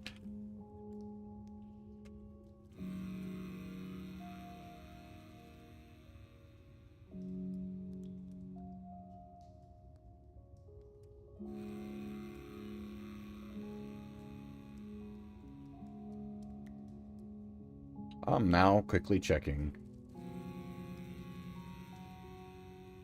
Yeah, several anime and several spin-off manga and the original. Woo! Wow, that ran for ages. But technically, it's still going. Holy shit! But under its original like writer, it ran from 1968 to 2021. Like, I knew it was big. I didn't realize it was that big.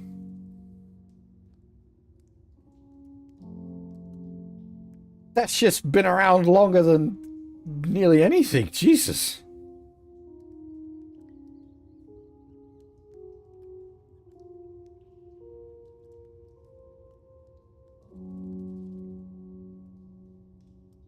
'68. That's nuts. Like, you'd have to, like, really... Well, like, nothing else from that era is still going. Like, you think back to that era, you know, like, you know, Tetsuan Atom, Majinga Z, though I suppose Tetsuan Atom was reasonably big manga-wise.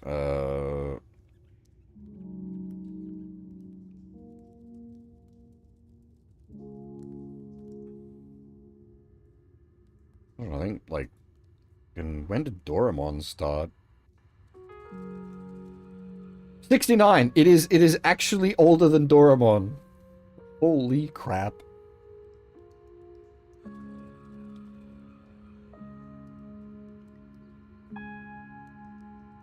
By 1 year, but it is older than Doraemon. Jesus. Outstrips the blue cat.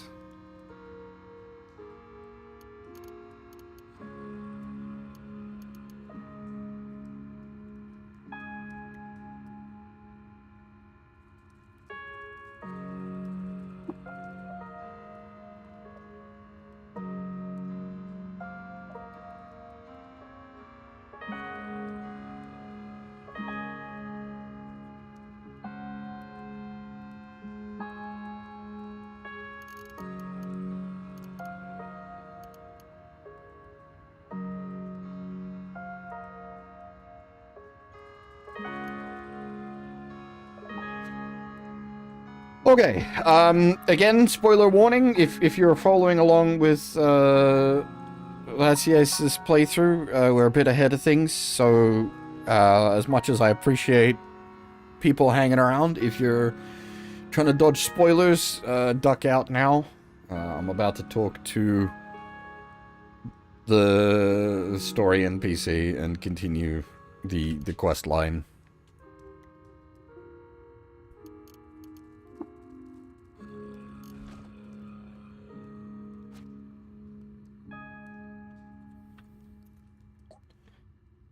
Alright, are you ready to discuss the signal? Yes. The signal is a repeat transmission being broadcast from an unknown source. It's been live for over a year. One of our tinkerers, Q-Girl, discovered it while rigging a long-wave detector. Unfortunately, it's encrypted, and we do not have the means to decrypt it. You may be of some help in this matter, however. We've long known the location of a fully functioning Beetle within the bowels of the great halls of Bethesda Susa? The mechanimists have consecrated the site around it and built a temple there. Q-Girl claims to have developed a means to decrypt the signal, but she needs the computing power of the Beetle. If you can infiltrate the mechanimist compound, you may be able to engage the Beetle and decode the signal. See, we've encountered several of them out in the wild. What is a Beetle? They are antique stones located in certain places deep within the caverns of Cud. We believe they are some sort of hyper-advanced machines built by the Eaters. Often, one claims to possess a sentience of its own. However, most of them have gone haywire in the eons since their creation. It is rare indeed to discover one whose circuitry is wholly uncorroded. Mechanimists worship this one as an idol, and they will protect it at all costs. You will need to find a way through their host to the Beetle itself. Do you believe you can accomplish this? I wonder if we can, like...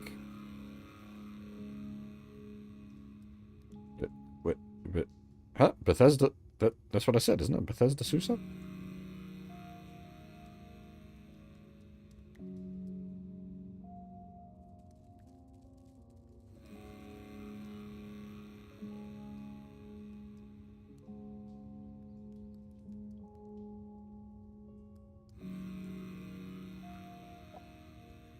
Good, apprentice. Speak to Q-Girl in the workshop. She'll encode her instructions for the Beetle onto the copy of the disk. There's one more thing. The Beetle is located beneath the ancient cryobarrios of the Eaters. Time has worked to erode the mechanisms that contain their cryogenic mist. That freezing vapor billows out of the chamber freely now, cooling the entire cavern. You'll want to procure warm clothing to protect yourself. Spoils of the mechanimists are yours to keep. Remember, apprentice, Baratham will look kindly upon your service. I wonder if I can... Because we could, like...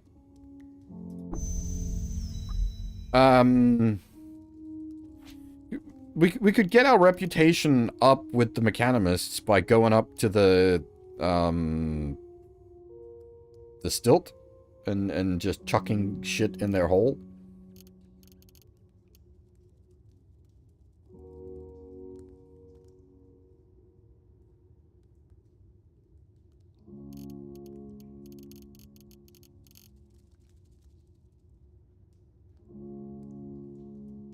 Because I think we're on okay standing with the mechanimists. Yeah, we are. 225. Hang on. Wait, hang on.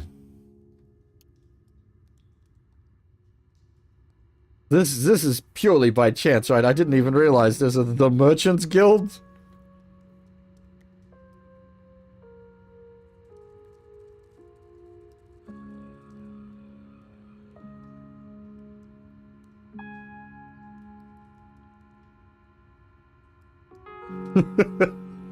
Because, see, I didn't, like, I knew of, I'd seen the Seth review. I didn't know about the drama until yesterday.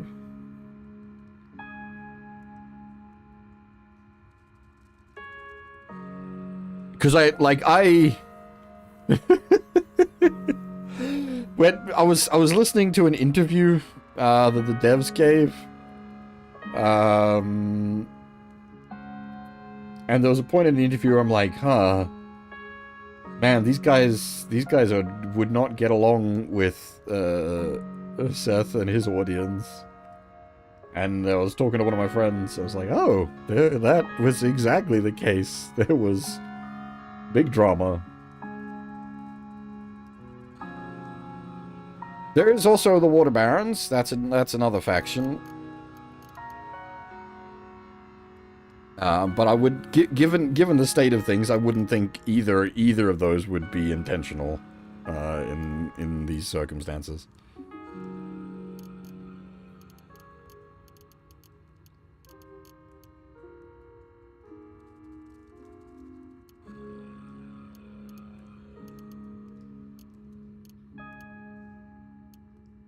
Yeah, these are what they were talking about, the Baytils.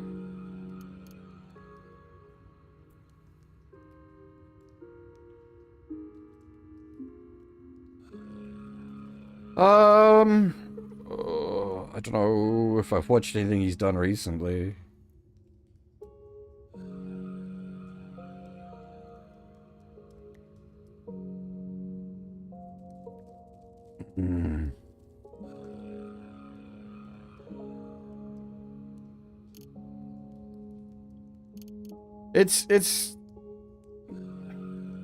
It's weird because there's a lot of like crossover in game taste, but not so much in sense of humor. Because like he's played a bunch of the Alicesoft games and done videos on them as well. It's just very surprising. And then also like I mean, Case of Card, and then there's Quasimorph is coming out soon as well.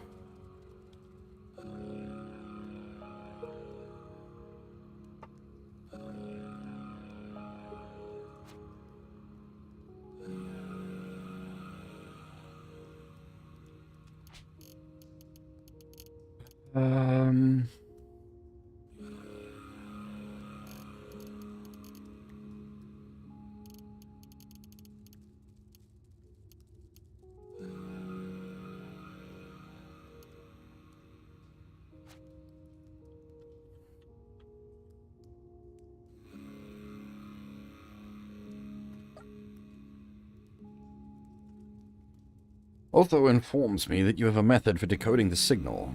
Can you encode your instructions for the Baytil onto this disk? I do, brave friend. I'll imprint them now.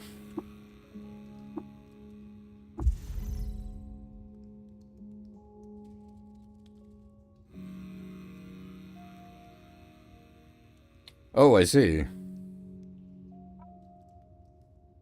I was wondering about that.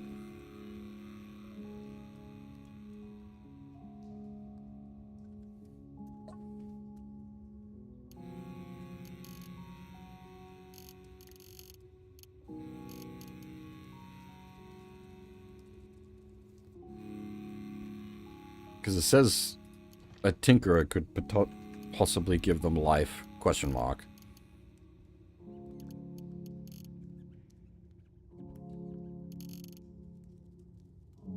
I've also got the 2 other scrapped wage droids as well.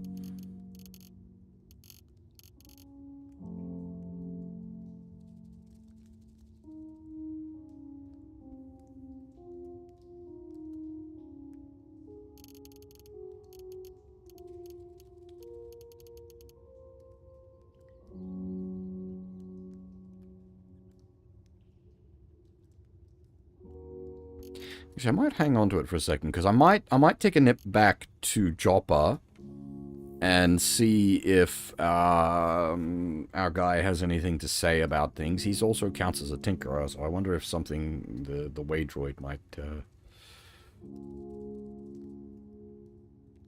be useful for us there.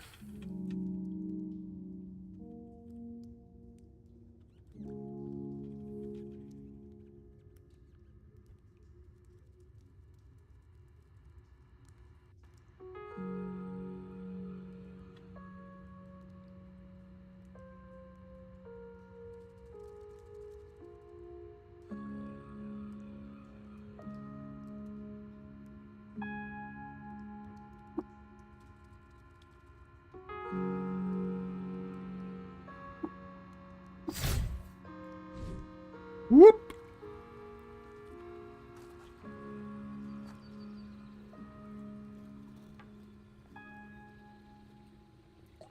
What's up? Okay, you don't have actually anything to add, unfortunately. Need anything? No, I'm far too engrossed to see to your curiosity. I'm sure the Barathamites have something for you to do. I mean, you're not wrong, but still. Alright. Can you do something with this? I'm guessing not, then. Can you repair this? No. Also, what data disks do you have?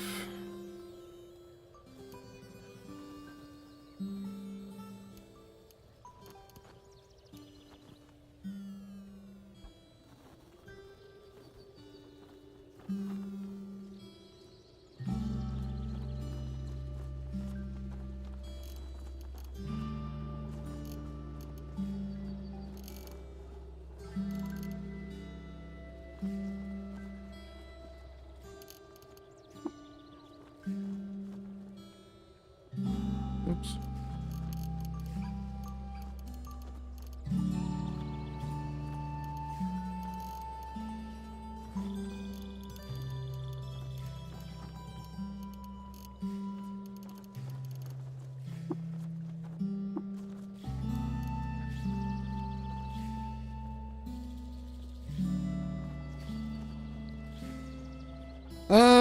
Okay, so that wanted us to go up here to Bethesda Susa.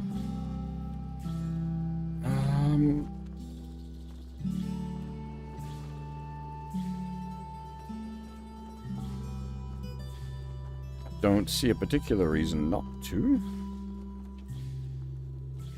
Uptime's an old command. That's not really needed these days, I guess.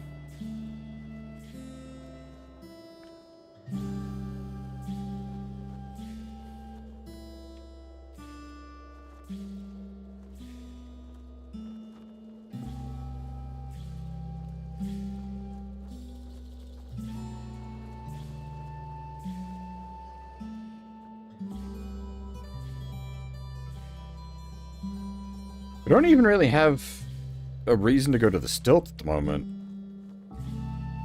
Now that I think about it.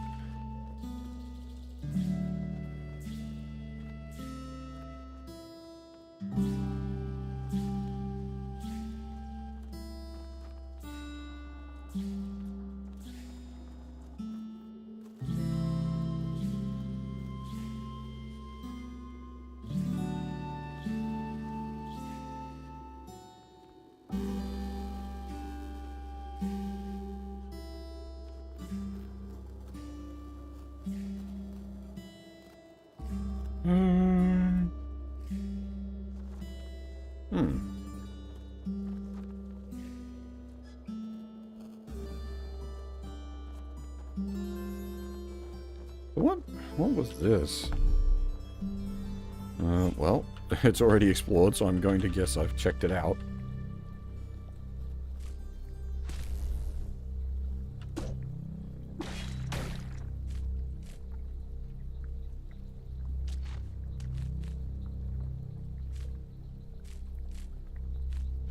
Not quite fully explored, though.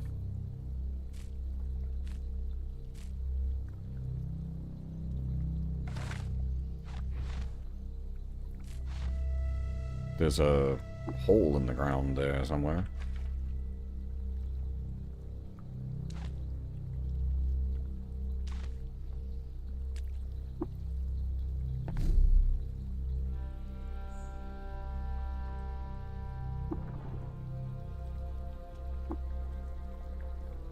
Okay.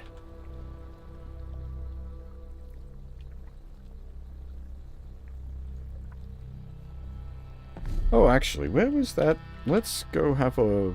It's been a while.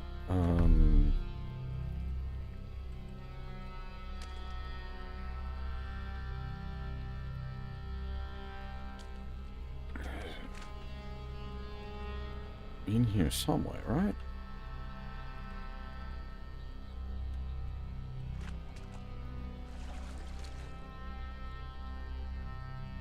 Yeah, we found him, like, way, way early. That's what I'm trying to find at the moment. It was just, like, pure chance that we bumped into him. I just can't remember what, yeah, because that's Joppa. I can't remember what tile he was in. He was in a really awkward spot.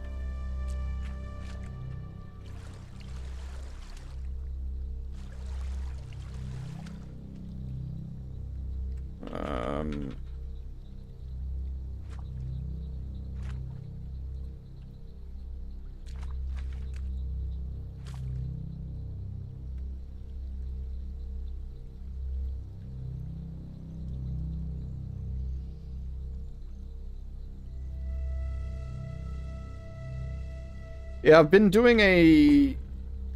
like a true... okay, no, that's just all sorts of glow pads. But maybe that means this is the right area. Question mark?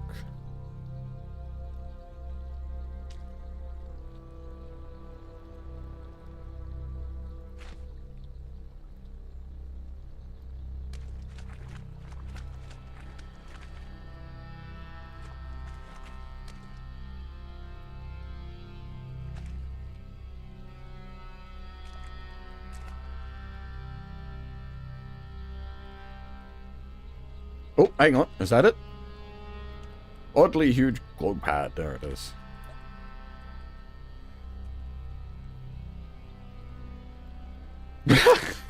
I was gonna do the water ritual. Hated by the Barathamites. Rip. Alright, let's not do that then.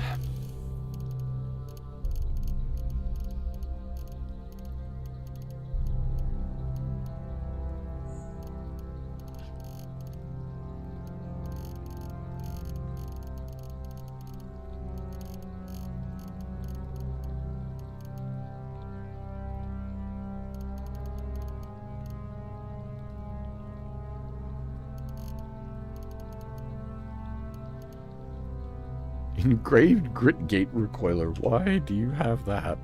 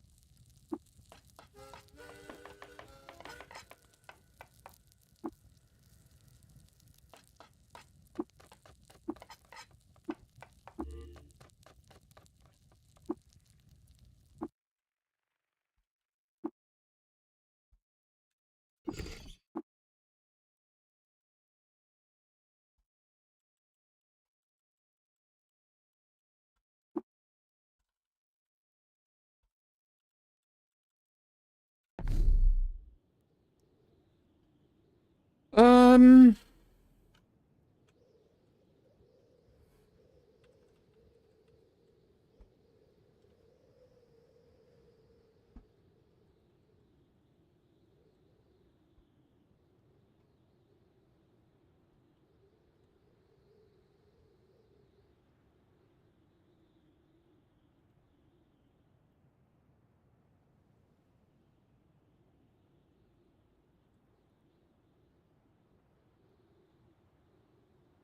Back end. Was that needed for a quest? Or was that just random info?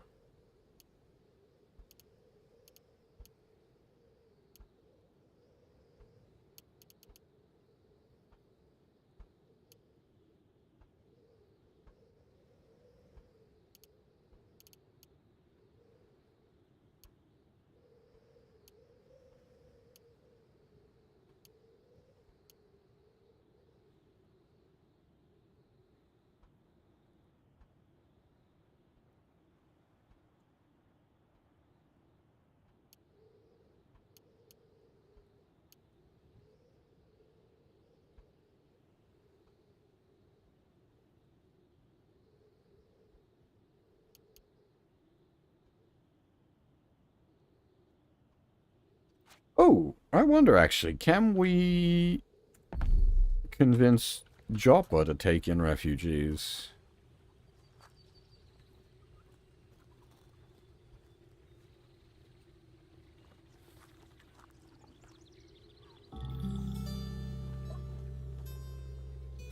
In my travels, I encountered people, the Slynth. If you would have them? Blessings upon your generous heart. I mean no slight to these Slynths, but it is too great of a favor for you to ask the people of Joppa. Okay. I'm gonna guess it's... We need, like, big reputation. Ah, man, we don't really have big reputation with anyone important. Baboons.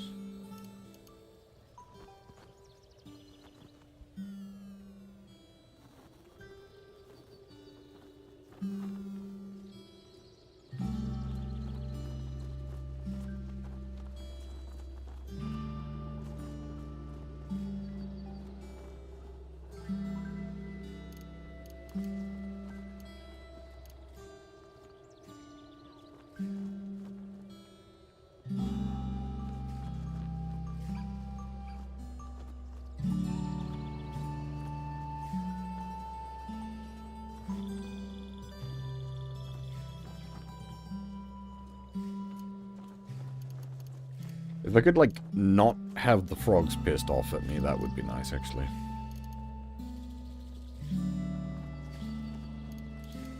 The robot's not liking us is also a problem.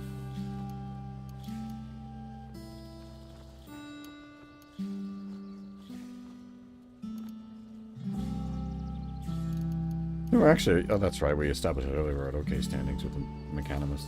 Yeah, that's right, we head up to Mechanimus country and like, toss some, I don't know, batteries, yeah, maybe.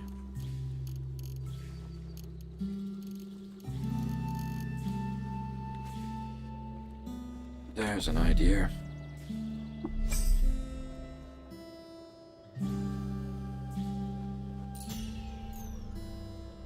Well, never mind. We found a ruin.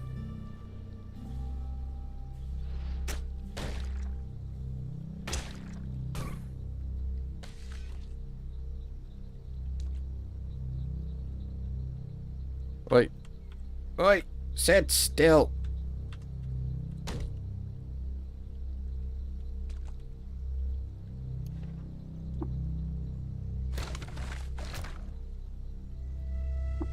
Ooks.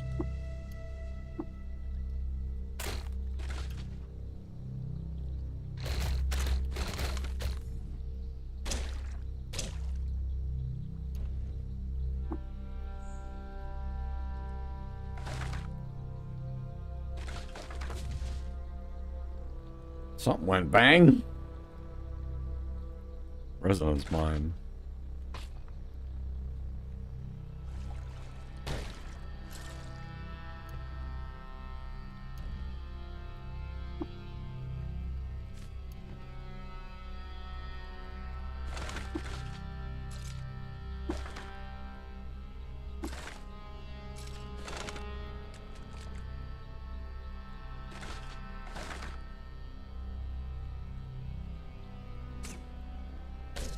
Crocodile?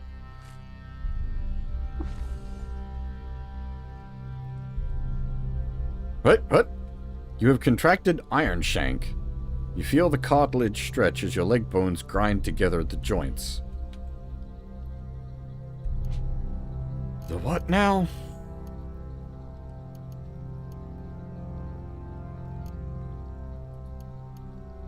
I don't have legs. They're mushrooms.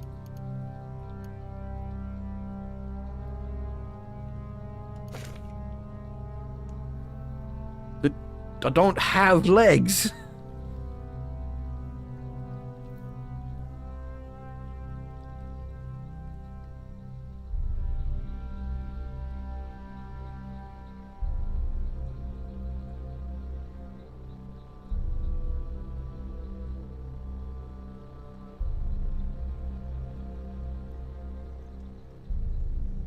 Okay, how do I go about fixing that?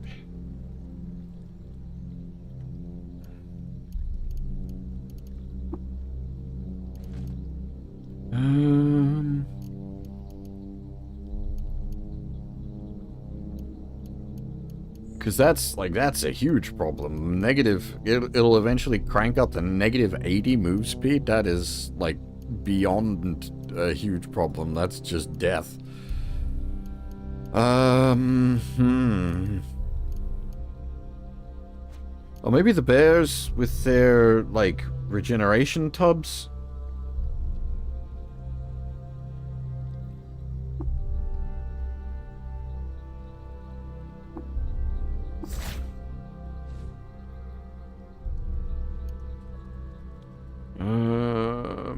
Do they have, like, a medically inclined bear?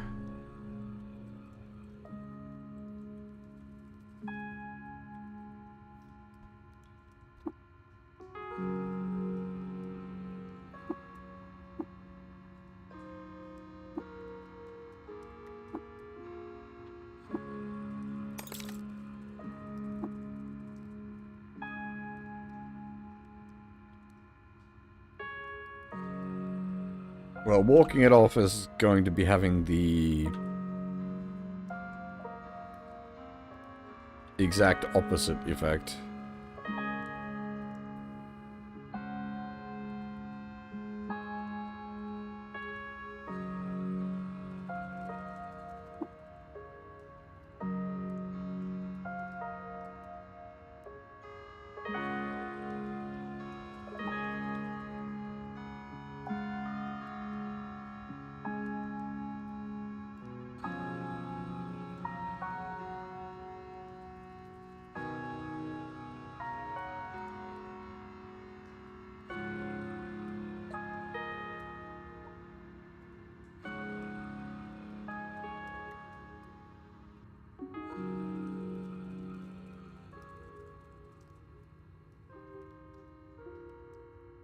Wait, huh?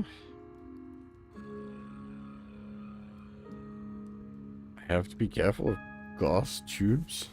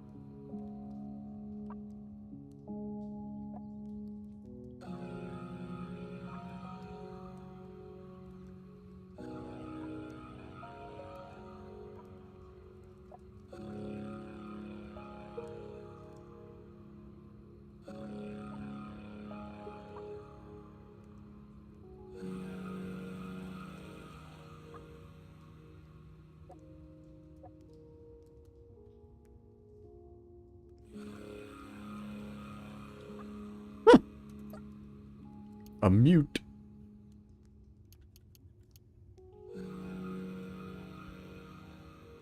Huh?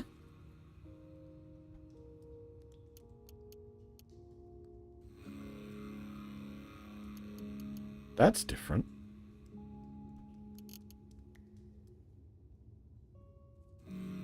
Oh, I was like, why are they mail data discs? That's a... Okay, that means it was made by him.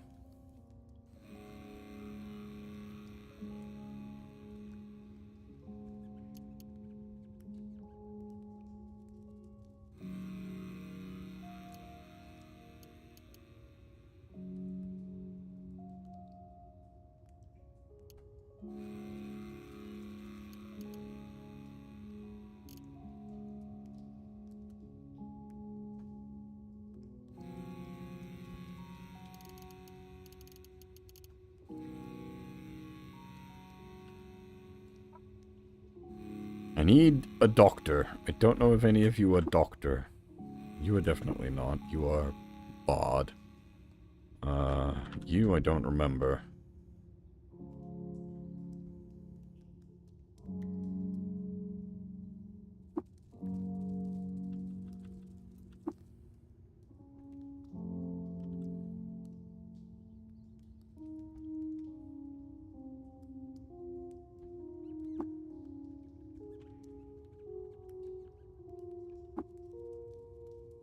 I don't think we've met you.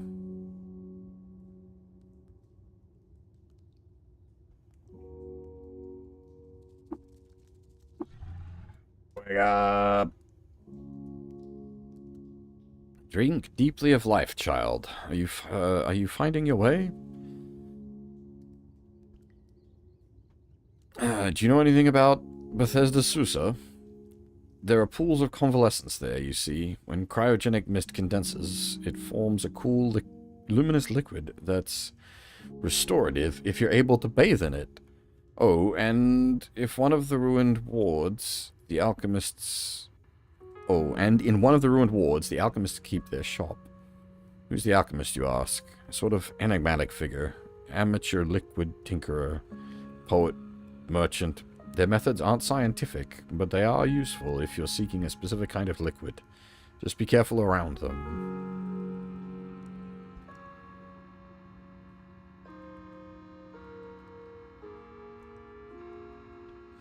Your hair is so grey. How long have you lived in Gritgate?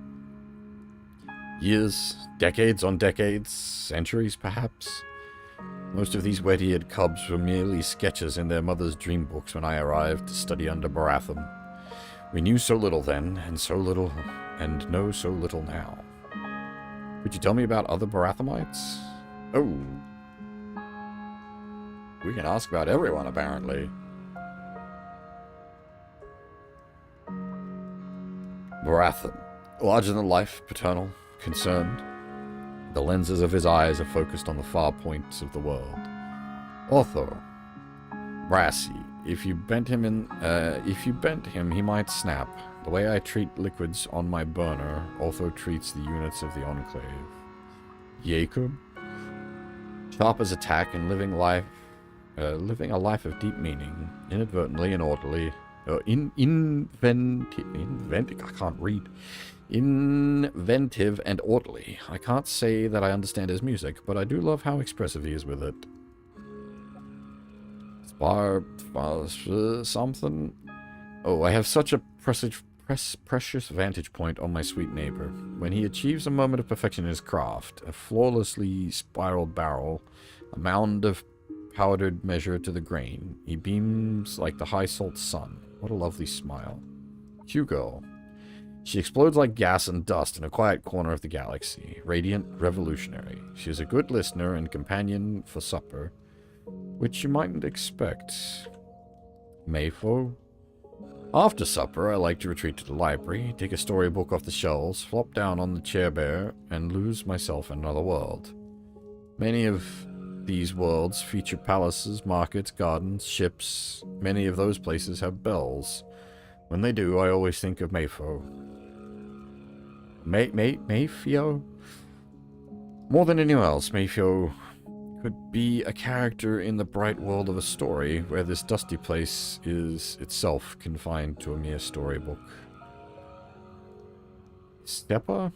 A sleepy sage, so sweet. She calms me. I sit in her room and we muse on the nature of things. Neek. I've instructed Neek since they were a little cub. What a strange one. Bouncy, full of smiles, but brilliant in their own way. My favorite book in all the world is Neek's Spiderwebs on Hover Sleds.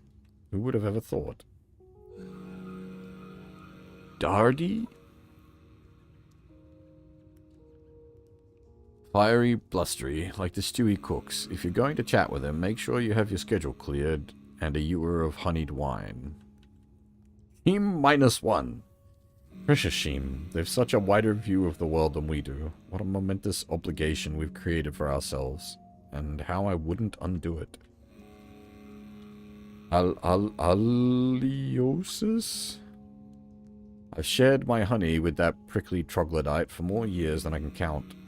I can't help but like him, and while he won't admit it, he feels the same about me. Urshkigal! She's a sphinx.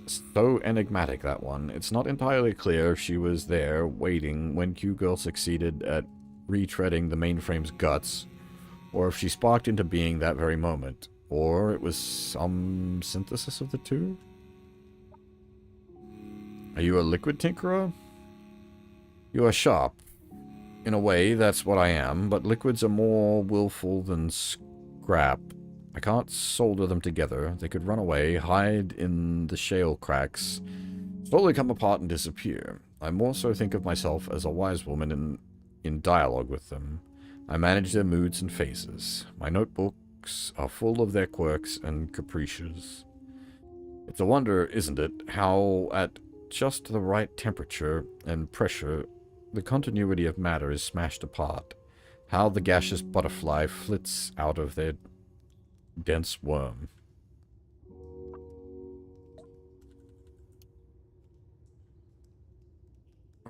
Okay. Ooh.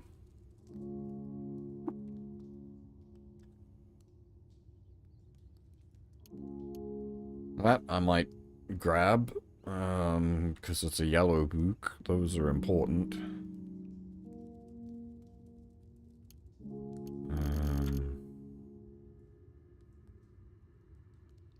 600. I can rustle that up out of our stuff.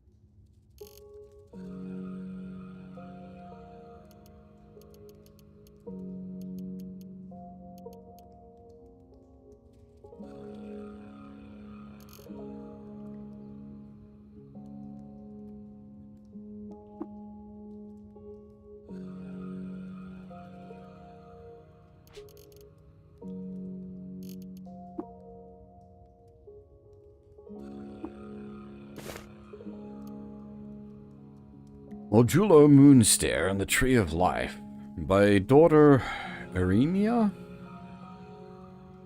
In Rainbow Reverie, I wandered the wide territories of Cud. Modulo the Moonstare and the Tree of Life. My dream self knew to avoid the place, where numbers go to die.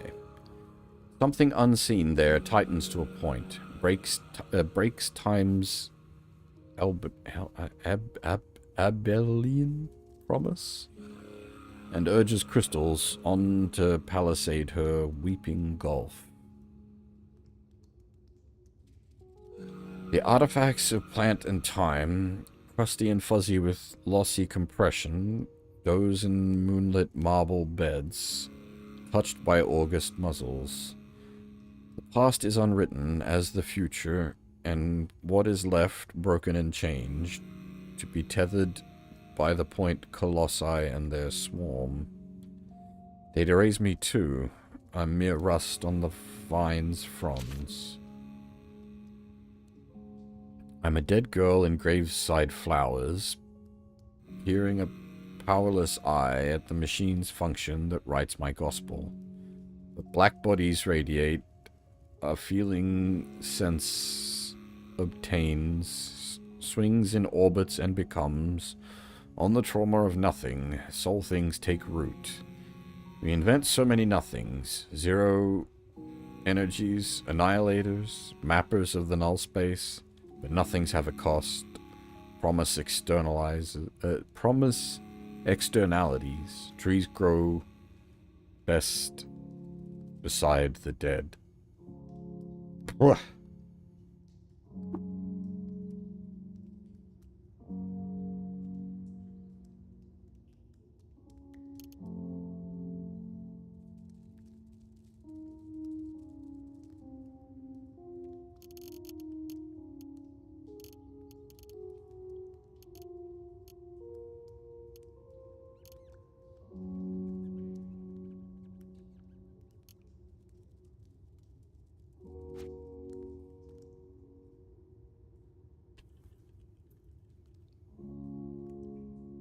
Oof.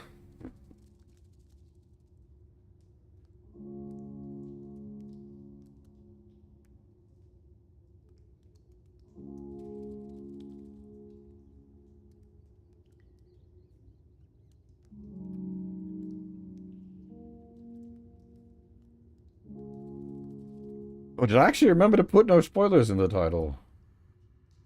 Good work, me. I always forget. Actually, hang on.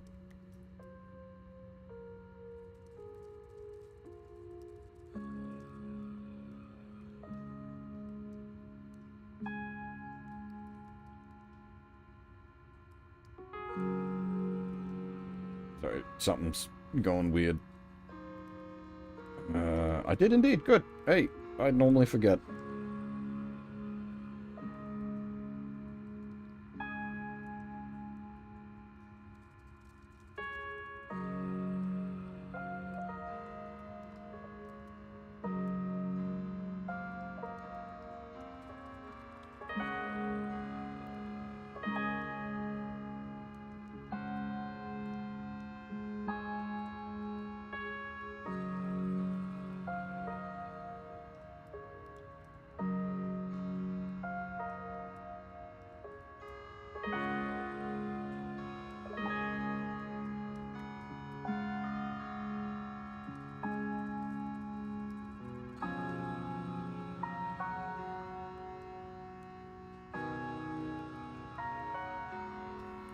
We were going to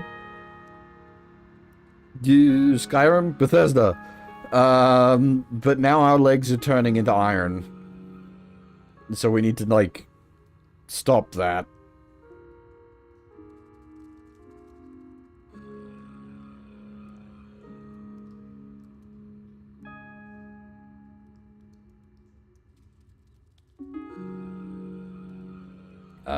But I have no idea. I was hoping I'd find like a doctor or something. In the bears. Well, how do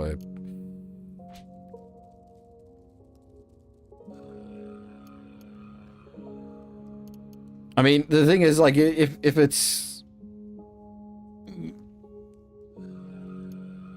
minus 80 move speed, at that point, it's like the character's basically done. We just can't walk anywhere.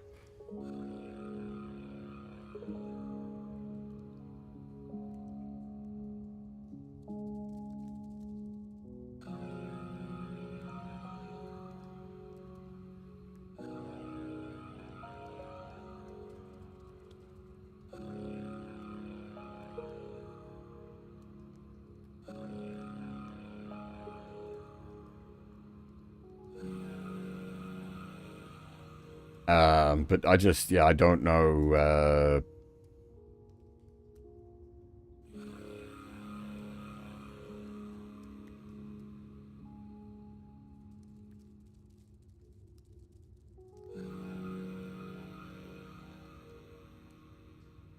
um...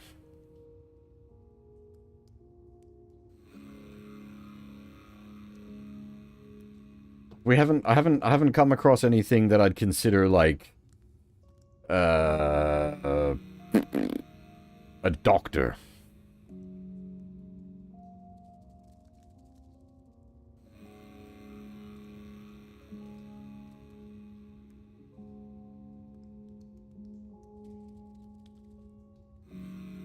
And the problem is it's, yeah, like, it's ticking time bomb now, so it's... Hmm.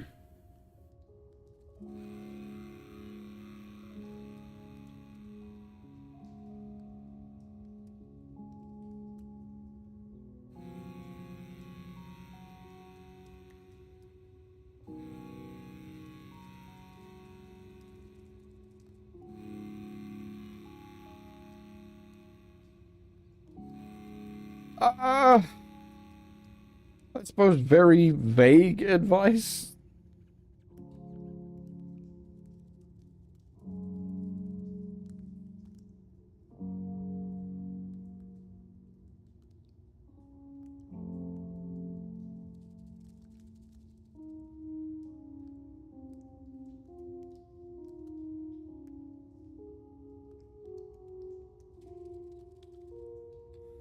Yeah, they did. That's true.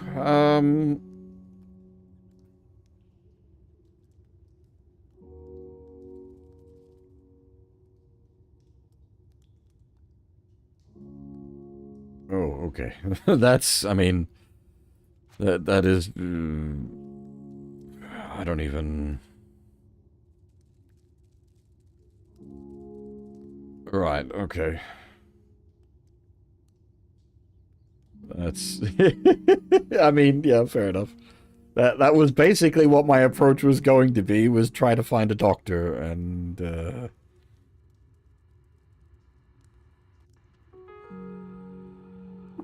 um...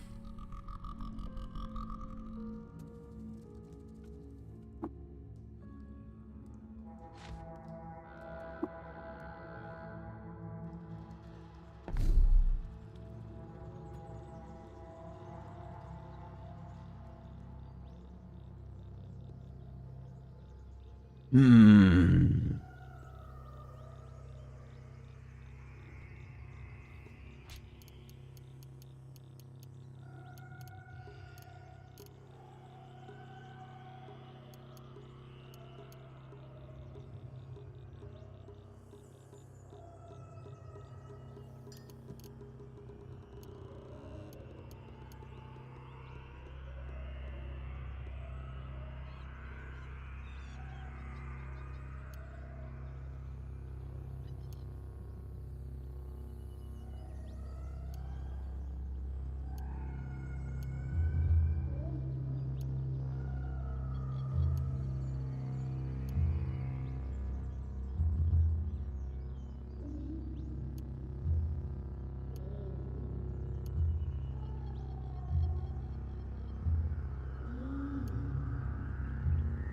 Hmm...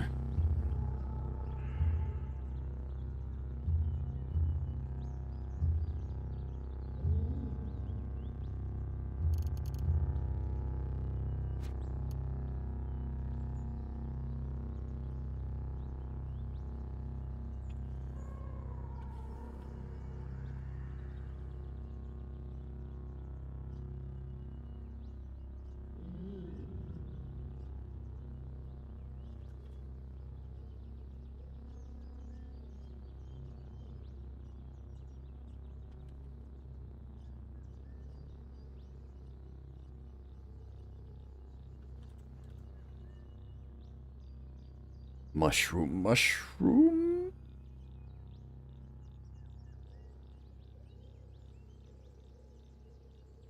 Hmm.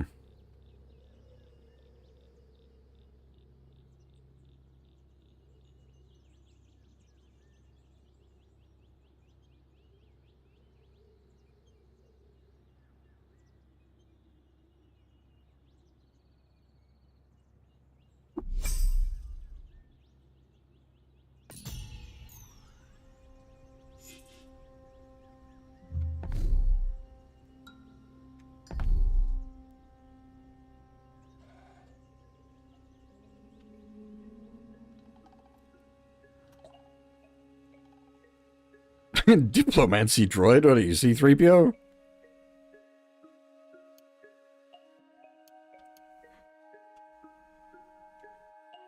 Mushrooms are actually probably potentially a decent bet anyway.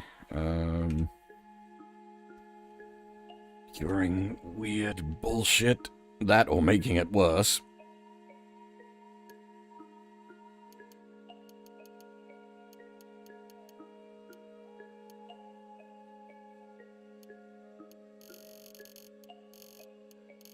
I should have brought a bunch of cash with me now that I think about it.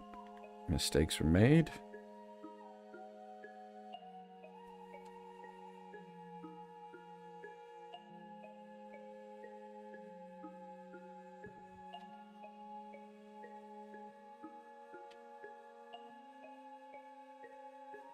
Oh, they're mushrooms, I see.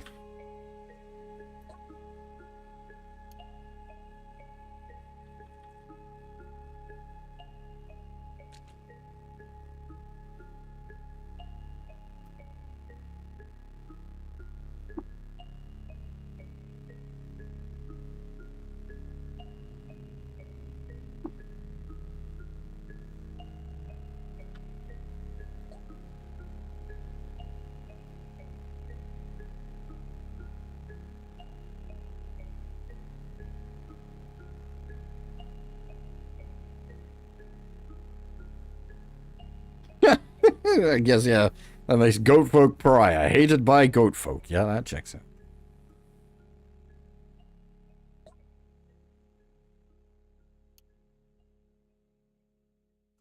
That's a very expensive artifact, sir. 2,500. Holy shit. You're holding onto a fucking nuclear bomb or something? Jesus.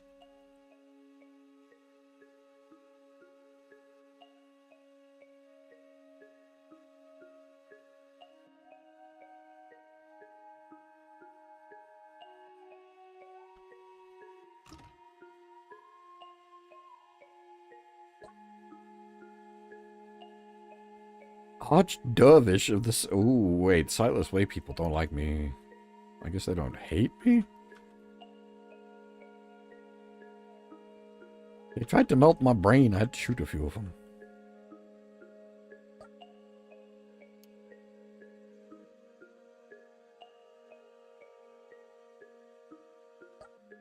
Gelatinous, anti-prism, and worshipper. What the f?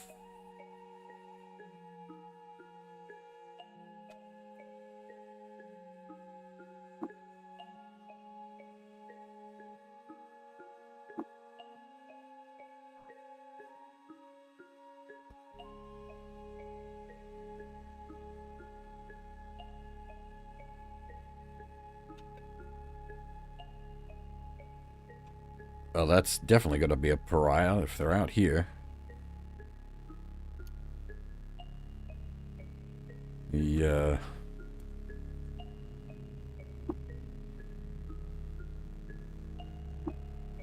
deer people aren't allowed to leave home.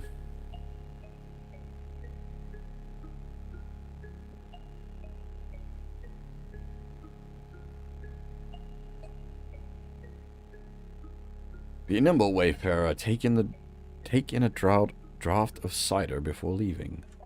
Whom are you? I'm called Era. Branches pot for you. Why is the cider chunky? That'd be the mushrooms. Bit hot here, yeah? Is that a Naphtali mask over there? It was Naphtali once. Not anymore? I quit.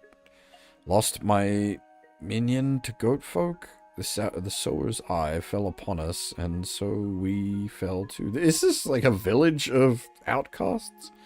What is a minion? Pilgrims drawn together by need and awe for inspiration. Tinkers and sodders and guards and scouts, alloyed under the pressure of life's work. Family-like. May their memories bless you? As the very canopy they will, thank you.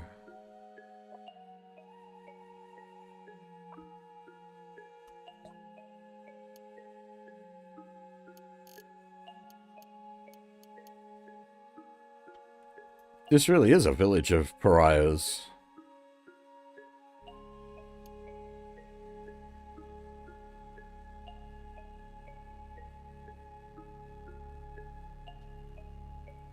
Holy...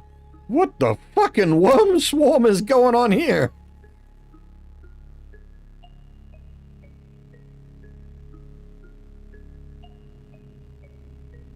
Big monkey. Oh, Mayor. Mayor Nuntu? Be ape still and muse, wanderer, and welcome to my village. Kya. Have some mushroom malt cider.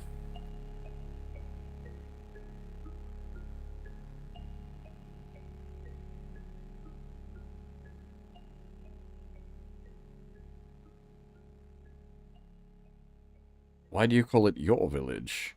Ah, bad habit. It's a possessive feeling. I should work to scrub myself off, perhaps.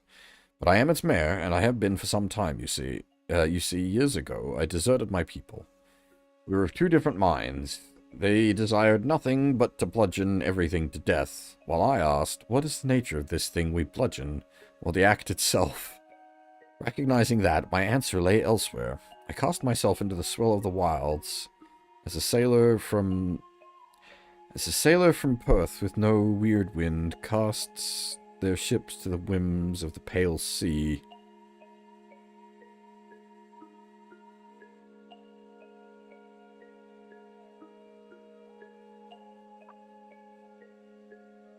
Some years later and 20 ago, I came upon these mushroom huts and their goodly inhabitants. They are a people full of earthen poetry, and I was charmed by the warmth that they welcomed me with. Surely I owed my acceptance at first to the countenance I share with their mighty god. But they soon grew to love me, and I them. I've remained here ever since in contemplation of those questions that first stirred in me all those years ago. We have a village of plant people that need a new home. This strikes me as a very good place for plant people. What can you tell me about the village? We are watered by the river Spray, we pluck the fruit of the wood, and we hunt. We worshippers of whittle and brood. They will pay you no mind unless you ask of them. Here you can be friends or muse alone.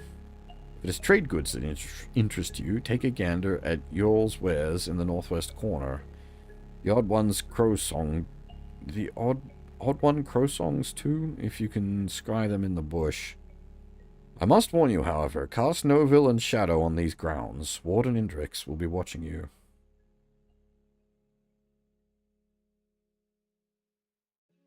Who is Yorl? Yorl is the harmless cucumber vine. They came to Kyakukia a few years after the last consortium. Chandler?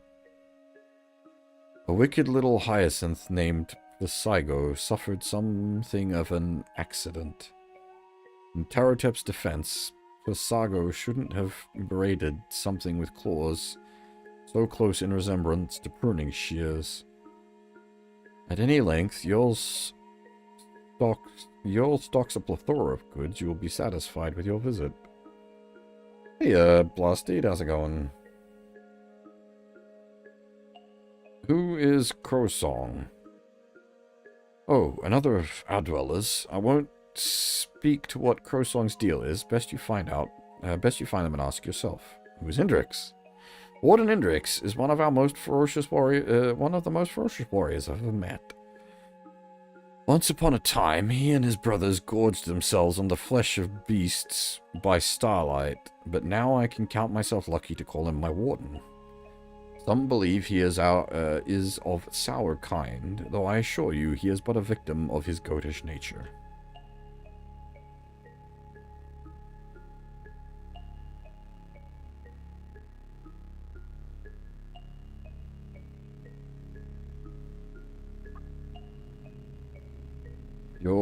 You are an albino ape. Correct. Is there work to be found here? A water hand you are. Speak to my friend and Warden Indrix. You'll find him patrolling the village. Have you heard news of Gershlings on Cud's surface? The watervine farmers on Joppa the watervine farmers of Joppa confirm it is true. As far west as Joppa, you say? Oh, grim. Yes, we found the remains of pale things in the mouth of Svi. Does gyre widen again?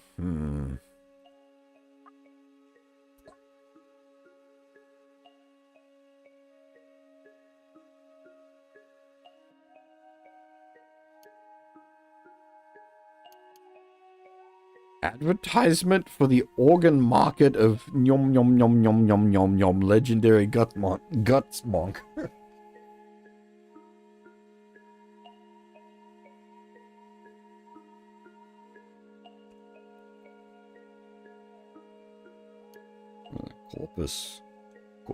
Corpus coleus?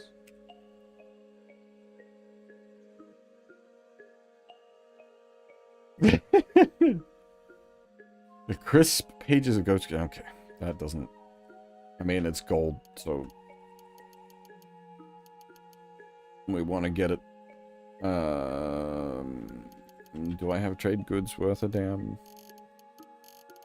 Why do I have a plastic tree? Yeah, no, that's what I mean. We've bought every gold book we've come across thus far.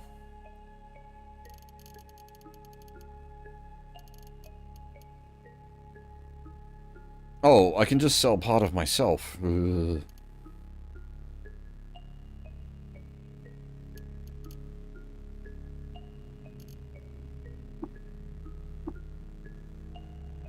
Oh, I probably should have checked his... Like, he's got actual bookshelves. Is there anything I can, like, read here? Nothing of interest. Ooh, gold books.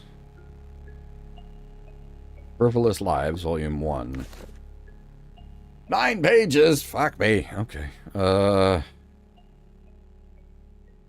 this does actually seem important, though. Like... Alright. Give me a minute on that one. And then Heirlooms of Cud. Why does that... Have we read this? This sounds familiar.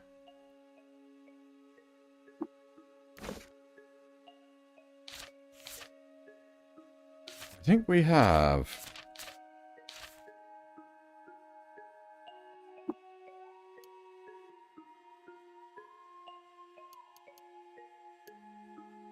Yeah, that looks like it's giving us, like, a basic,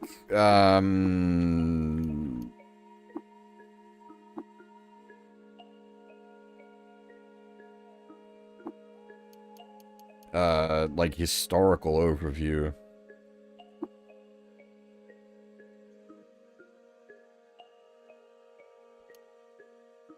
Alright, hang on. We got lots of lore.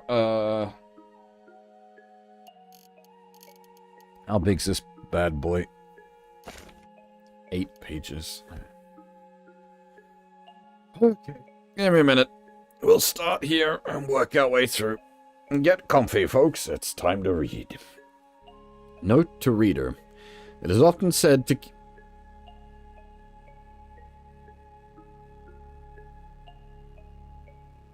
It is often said the cure of a plague is also the cause. While there is truth to the maxim, I found it to be well supplemented by a broader and systematic approach to treatment.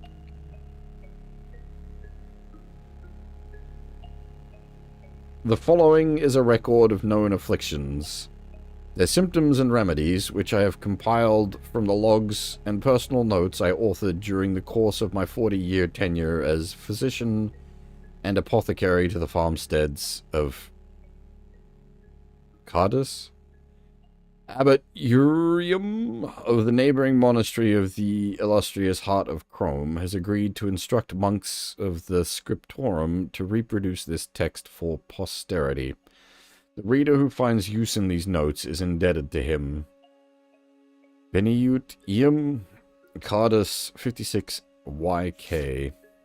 Oh, literally the first page as well. Hey, there it goes. I'm assuming these are all sorts of different things we could get. Wait, does this have the leg problem? Can we cure? I don't even know if I'd want to cure our legs.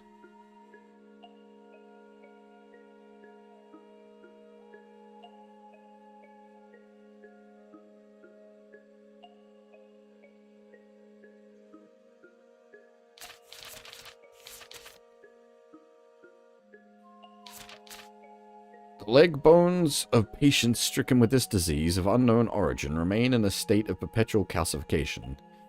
The afflicted patient will complain of aching joints and restricted movement as the rate of bone growth accelerates. Once the disease is fully blown, the bones will harden and grow at an advanced rate. The untreated patient will suffer increasingly restricted movement until the bones are fused together at the hip, knee, and ankle joints, and the patient is rendered immobile. This process takes between 1 and 2 weeks.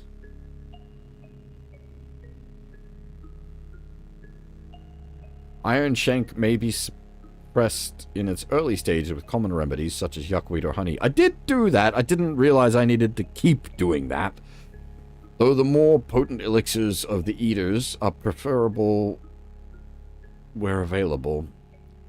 Once the disease is fully blown, the patient begins to lose mobility. Gel made from desalinated amoeba slime is the only effective treatment I've discovered. The patient should administer a draught composed of 1 dram of gel and 1 dram of honey every day until the leg joints regain their full range of motion. Okay. Honey we've got. Desalinated amoeba slime. Well, so... am I able to get to the... Like, your initial hint of... check cities was like, okay, that's pretty vague. But your follow-up hint of... it's gotta be, like... somewhere in the west. And I was like, well, I have checked pretty much all the western cities already and hadn't found anything to do with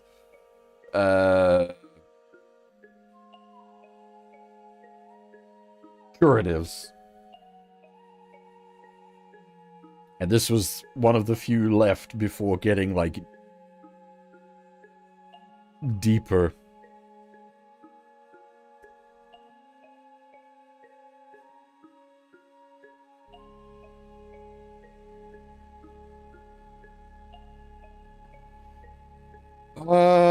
Okay.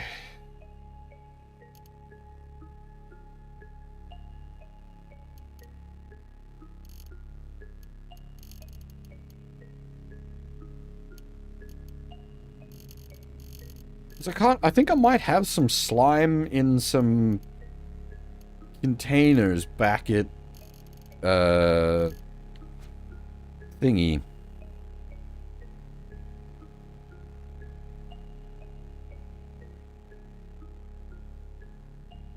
I'm just gonna... auto-explore. Oh, we need to read the fucking history as well. Okay, I need to... read the history book. Getting sidetracked. Big history.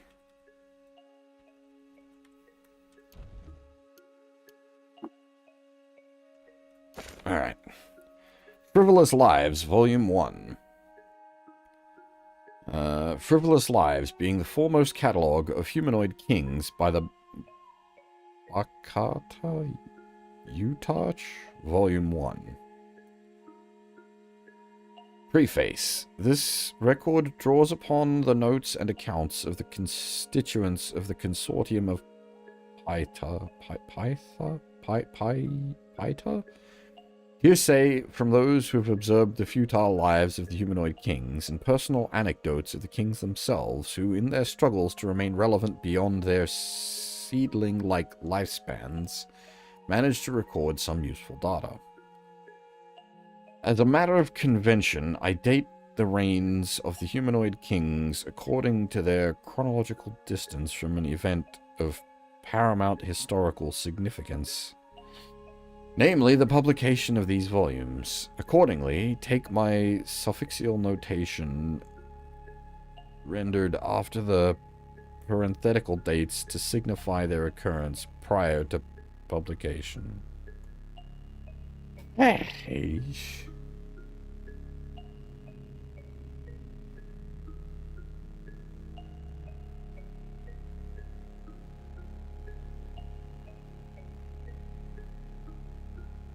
Okay.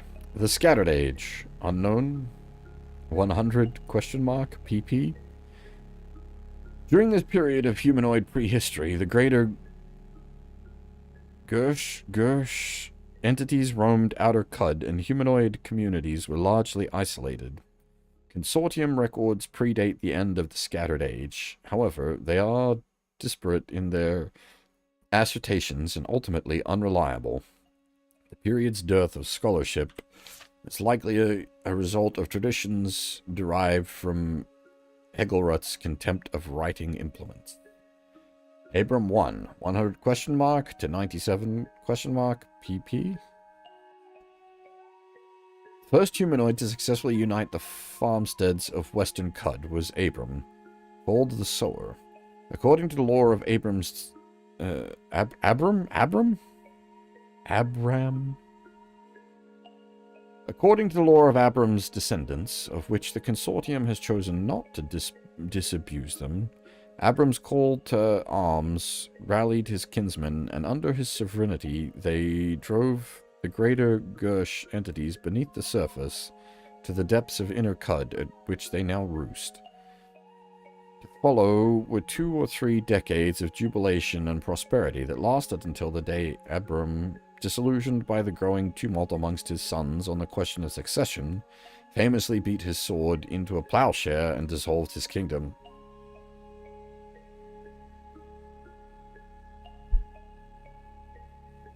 No reigns, 97 to 96.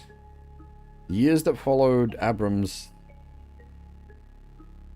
dissolution were marked by fear, turmoil, and bloodshed. His sons fought fiercely for control of the farmsteads, while water barons conspired against them, and in some cases staked their own claims. At last, sometime between 970 and 960, Abram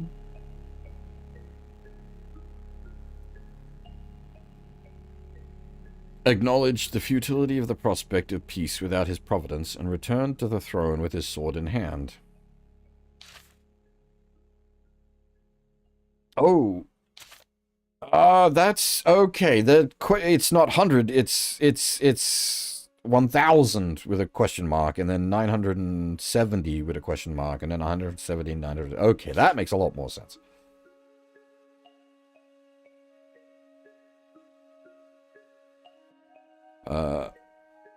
Abram the First. Unfortunately for the reluctant king, his second reign proved to be much less auspicious than his first. The jealousy amongst his sons never died, and what little records remain of the period indicates Abram spent the remaining years of his life in anguish over what his rulership had wreaked. Cairo the First, Edom, Emir, Owen the First, 954 to 946.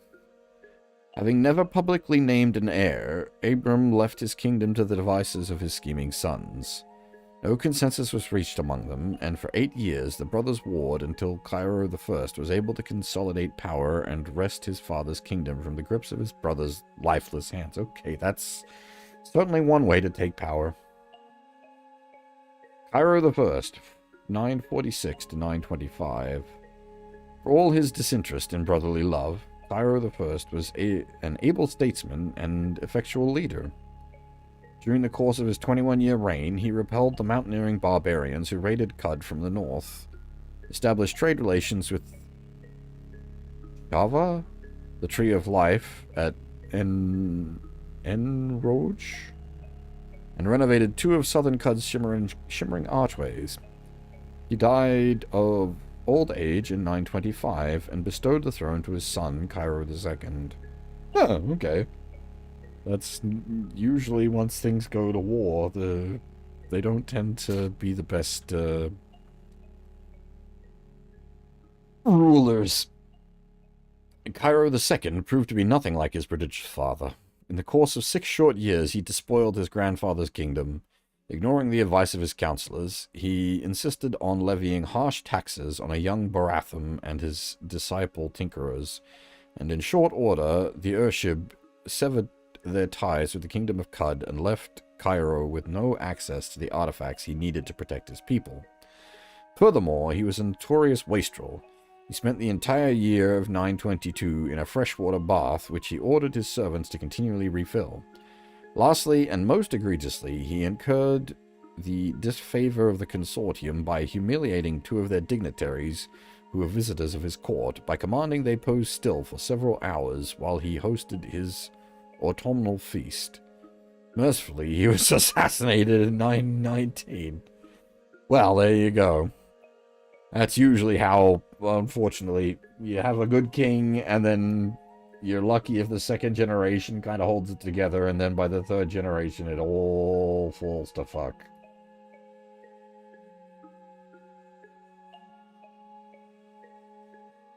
Hey, Kit Bash, this is Caves of Cud. We are currently in story time. I'm reading some lore books. No Reign, 919 to 889. Following the disaster of Cairo II's reign, Cud plunged into one of several dark periods of disjointed rule. From what little data of the period survives, we note that life proceeded much as it has in the days before Abram.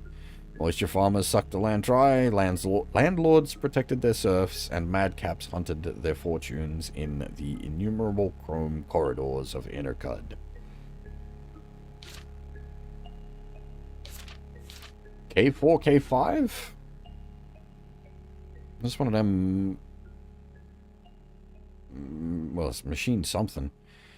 889 to 873. Given the circumstances of Cairo II's reign and the decades of tribulation that followed, we are to form some understanding of why the humanoid denizens of Cud would rally behind it is indeed a robot. Behind a robot king. Little is known of K4, K5's life prior to his regal ascension, but is believed to have emerged from the cavern called Siloam sometime during the Dark Age. In its humanoid objects, we suppose it found a purpose to its therefore too capricious life, and in its in it his subjects found a kind and affable ruler who unified farmsteads and mining settlements that have been estranged for 30 years.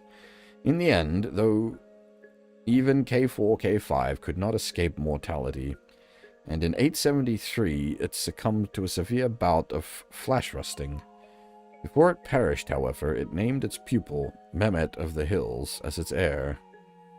Mehmet's first order of business upon taking the throne was to honor his predecessor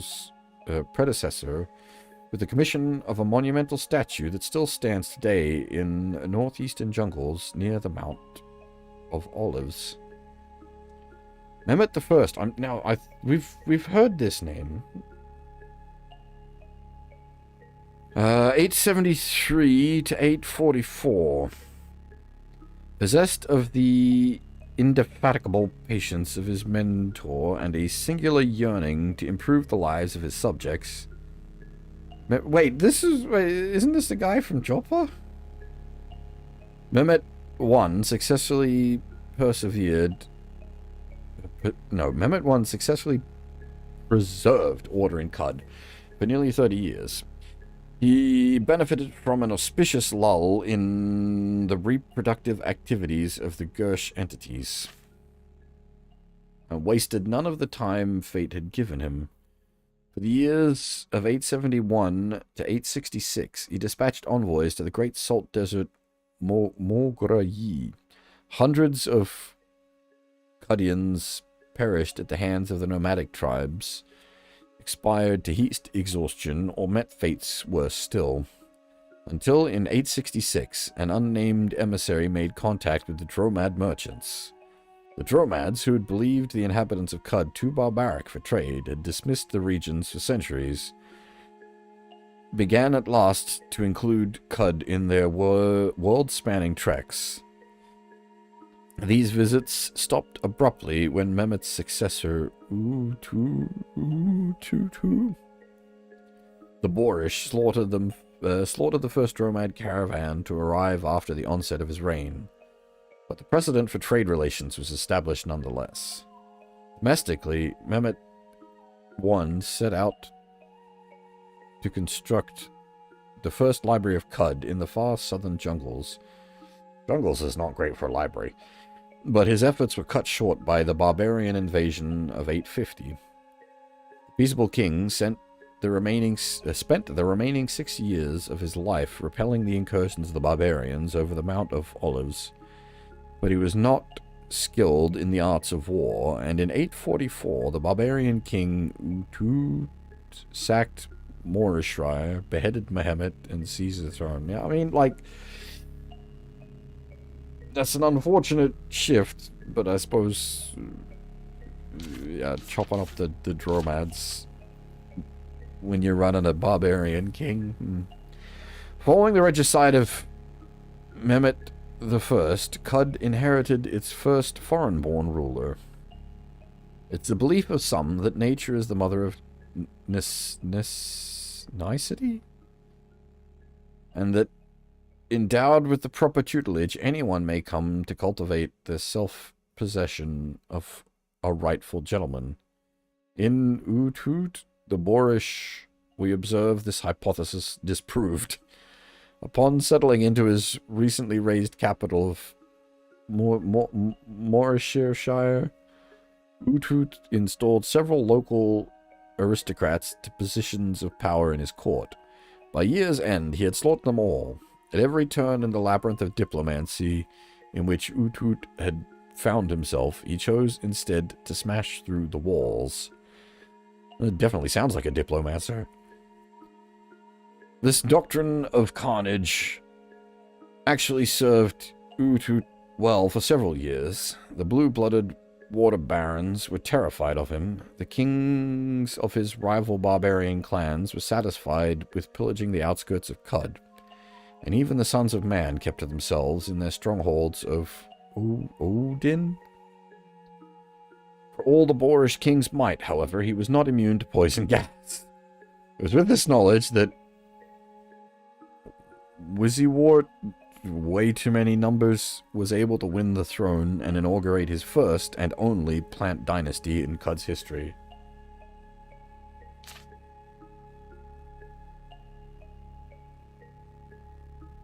Guy with way too many numbers in his name. Upon hearing of the king's death, Utut's political adversaries cheered Wisterwart as a hero. They were soon disabused. Whereas Utut was known to vanquish anyone who opposed him, Wisterwart did not bother to reckon that distinction. For those that did survive the Plant King's fickle expulsions of lethal gas, they found themselves subject to rather odd rules of law. These were to be nursed with wine instead of their mother's milk. In the following year, he commissioned a minstrel to author a musical play. The Plant King was so delighted with the result that he commanded all of his subjects to learn the various roles of the play and to alternate performing it nightly in their respective villages. For the 5 years of his reign, Wisterwart's eccentricities were humid amidst a backdrop of famine, disease, and poison gas. In the winter of 833, and for reasons undocumented, the accomplished weed fell into a deep depression. And before the winter solstice, he strangled himself. He was survived by his heir. More too many numbers.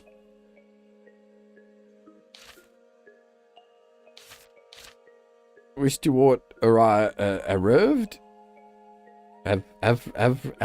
Averred that history would judge him kindly, and it has. While it is true that more people perished under his reign than any of his predecessors, and that he accomplished very little of lasting historical value, one can only fathom how unpleasant it must be to live with such close proximity to so many humanoids for so long. Indeed, it is a wonder the poor king did not take his own life sooner. Son, 833 to 833. Possessed no interest in ruling over a humanoid kingdom, and he abdicated mere hours after inheriting the throne. 833 to 787, no reign. This 60-year period of anarchy was particularly arduous for the denizens of the Rust Caves. The wake of Wistiwart's dynasty had left no humanoid fit for rule. Cod was plagued for decades with torrential glass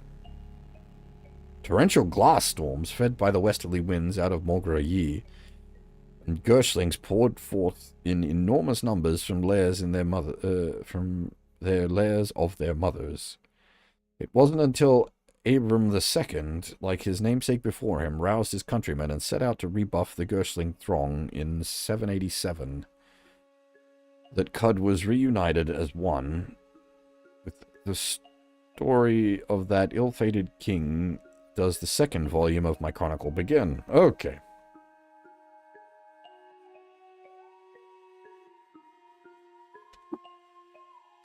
That was some lore dump and a half. Oh, I suppose I can read that, and just get the recipes out of it.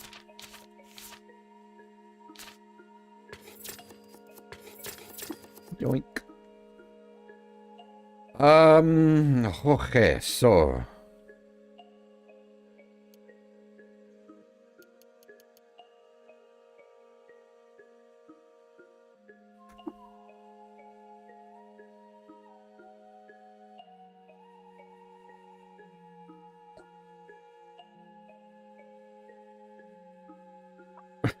yeah, okay. Kosong Death Wanderer. A colony of ants eating me. The leaves, the light, and thereon. Your twin blades are a work of art. Where did you get them? Tugged them from the claws of one who had become a cord in time's silly carpet. I outrooted the hilts and sheathed the blades, and now I am he. I still have the nail dirt. Why are you hiding in the bush? Hiding? No. Being grass.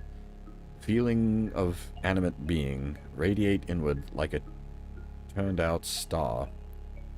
Why are you here? Death is the color of everything, but sometimes it waves in bright ribbons, like here. The whittlers weigh their passing goods, and the walls are corpse eaters.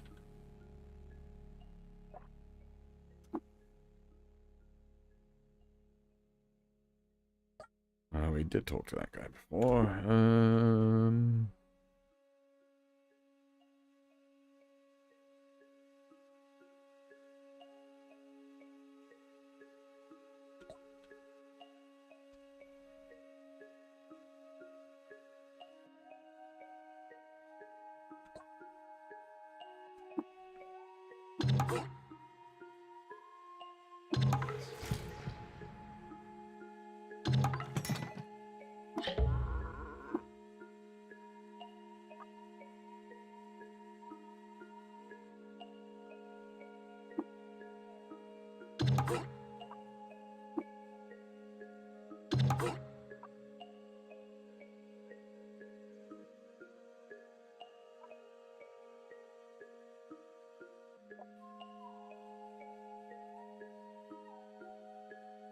Oh, there is one task I know to offer to offer. It is most treacherous, and in all likelihood you will perish.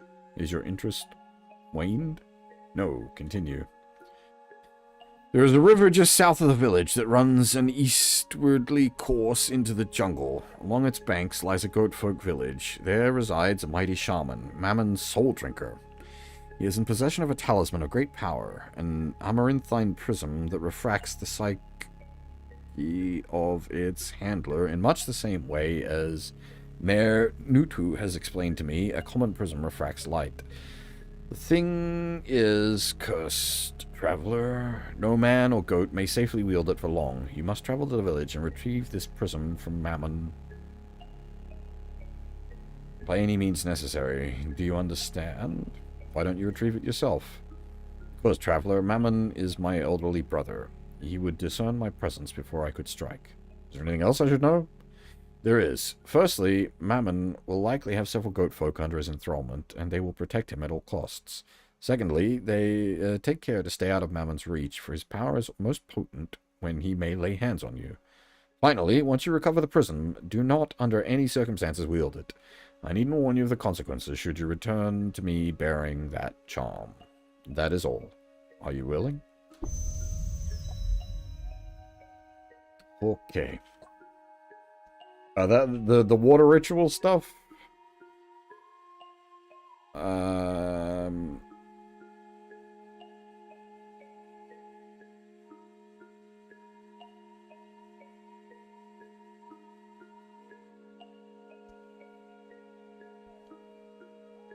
It gets a bit finicky with all the reputation-y whatnot.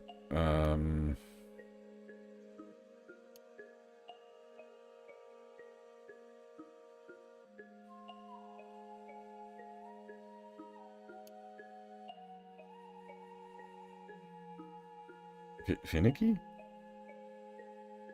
Wait, what did I say? I don't know.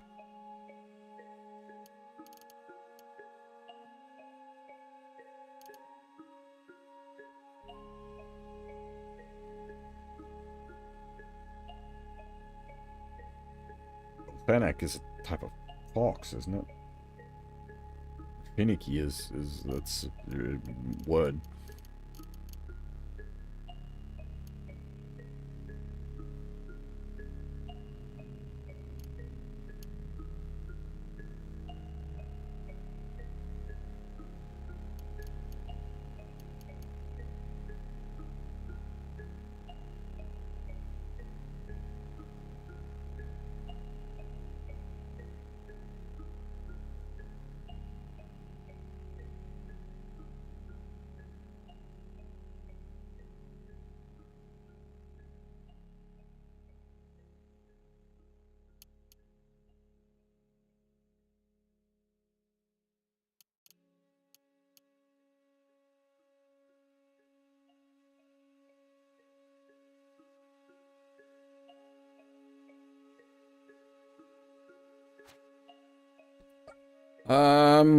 Now, this sounds like the kind of village where the synth might actually...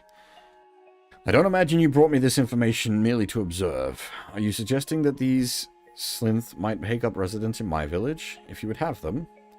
Had I no responsibility to represent my people, I might accept out of the goodness of my own heart alone. Sadly, I do not consider my heart, or even my mind, to be more important than my duty. Perhaps if you were more renowned figure amongst my people, I would reconsider. Yeah, okay. I kind of figured that would be the case, but I was like, maybe this would be a special case place, given it's a village of outcasts.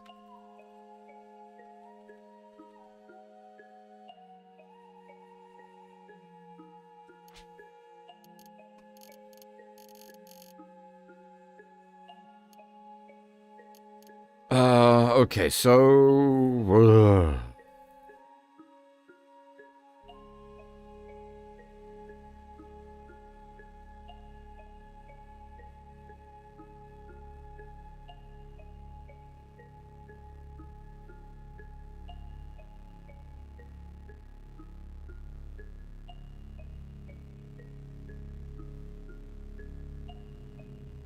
Vending pads? What? You mean the mushrooms?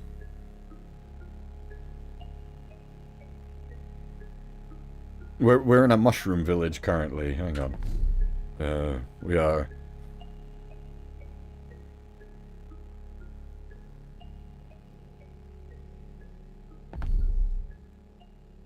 Quest? What? Oh. Hey, there it is, I guess. Yeah, okay. That is landing pads.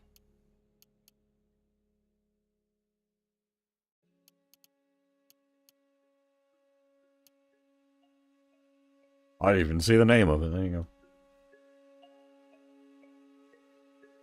It was... We walked into... Big Clam? And we ended up all down here.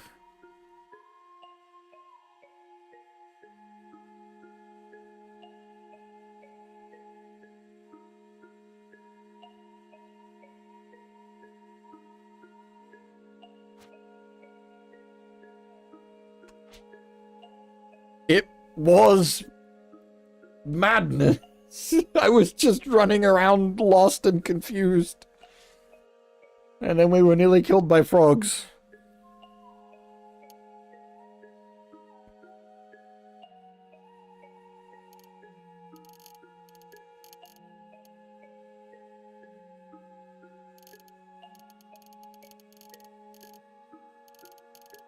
Book.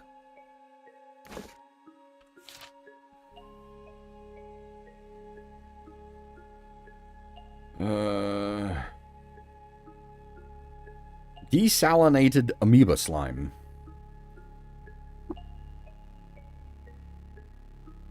We do have desalination tablets. Amoeba slime. And it's gonna go over multiple days, so we're gonna need a bunch of doses. Amoeba slime. Do we have a...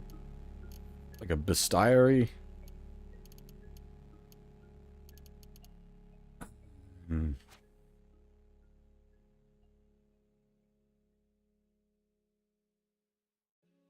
It's like we just randomly run into them, usually mixed in with other things. There hasn't been anywhere that's been like strictly slime. Except for Golgotha, we ain't going the fuck back in there.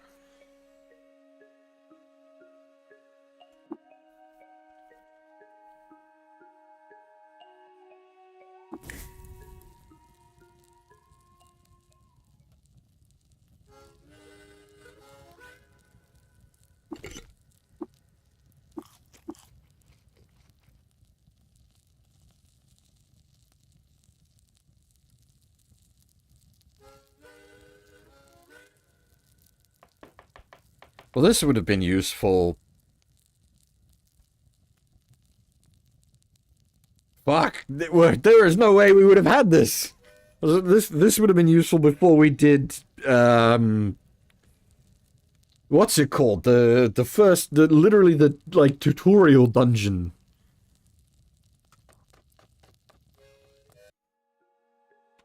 What was it? Was it Red Rock? Where we got that? No, it was it the Rustwells? No, it was Red Rock.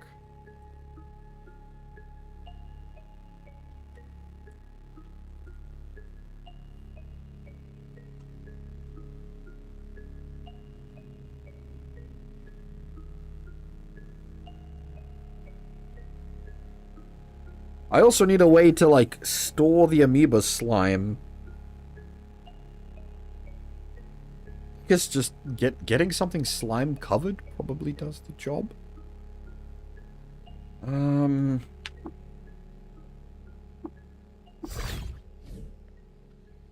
So we've frequently bumped into slimes like just out and around down here.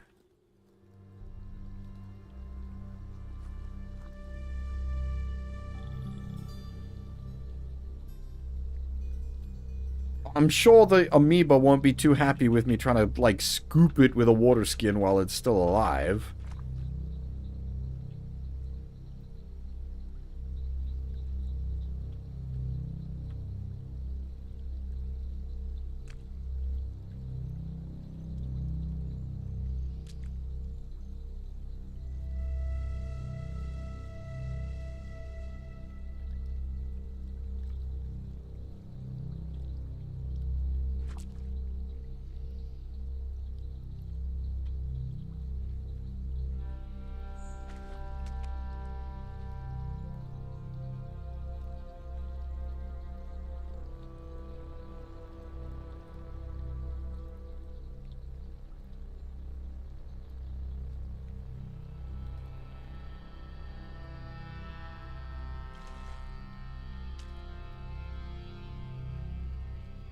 Problem's gonna just be finding one, and the longer we take to find one, the more the thing progresses.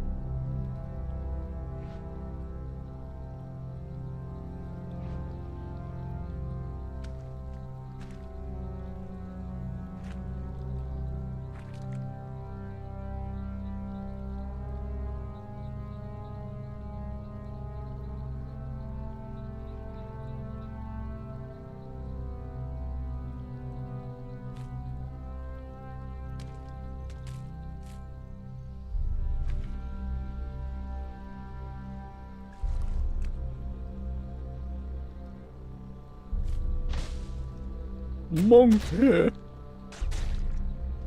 Gator.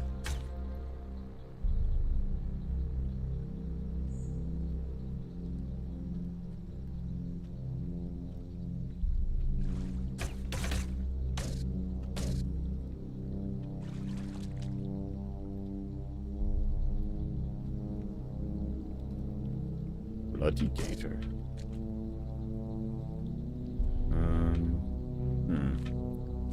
I'm worried my quest for slime is not going so good. And I'm just trying to think where, like, slimes have just kind of been here, there, and everywhere.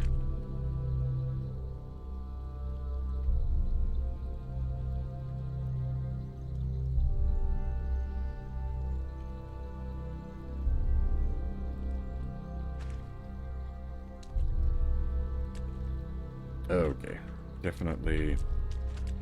Yeah, it's sort of like, goddammit, we spent so much of the game scraping the slime off of us. I do wonder, actually, I might have some in jars in the storage box in Bear City.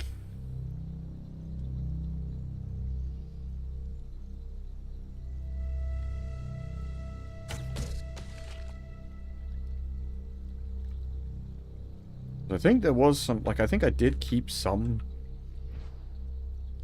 out of curiosity, but they were like only a tiny amount.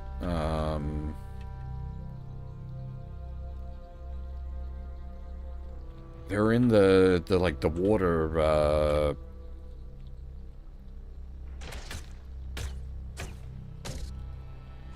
the spirit levels, oddly enough.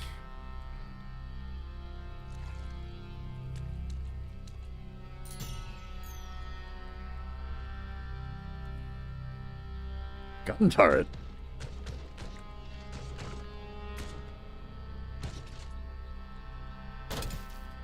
Womp.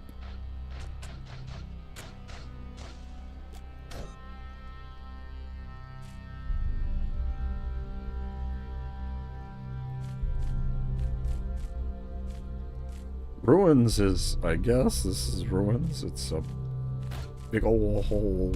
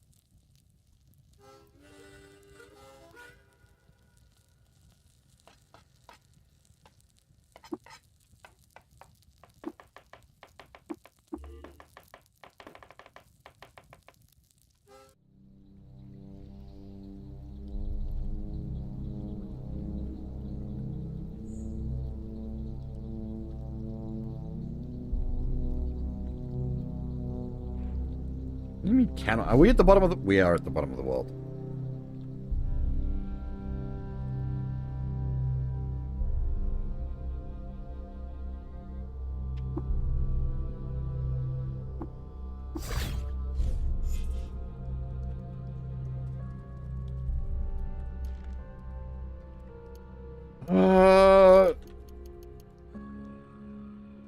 Slime can I scrape the slime off of that?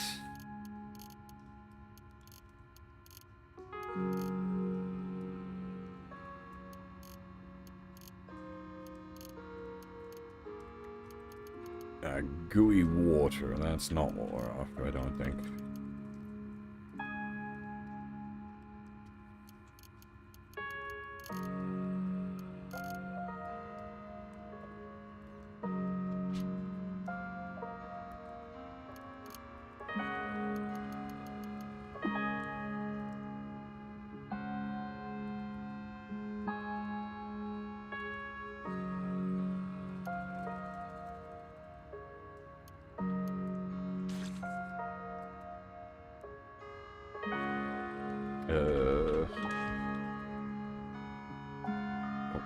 God damn it, it just made the folding chair slimy.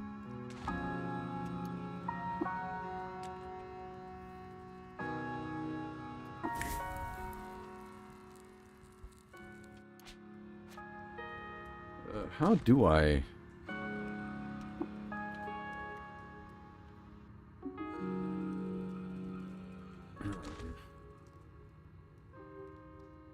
Oh, it does specify like amoeba slime, and this is not amoeba slime.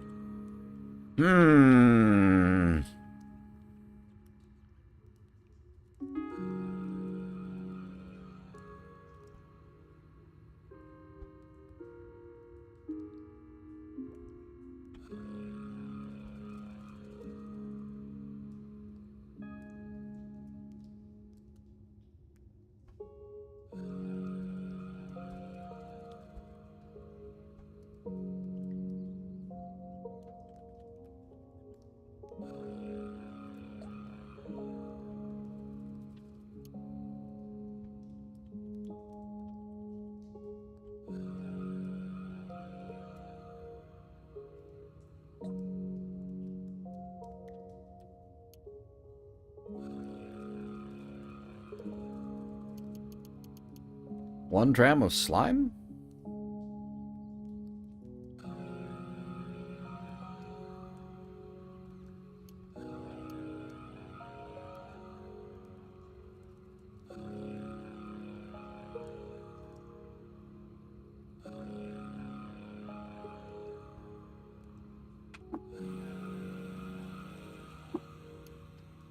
But it did specify desalinated.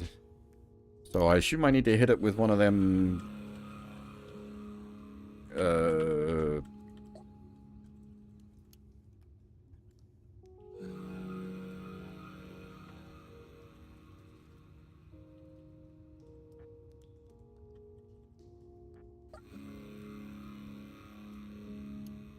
desalination pellets.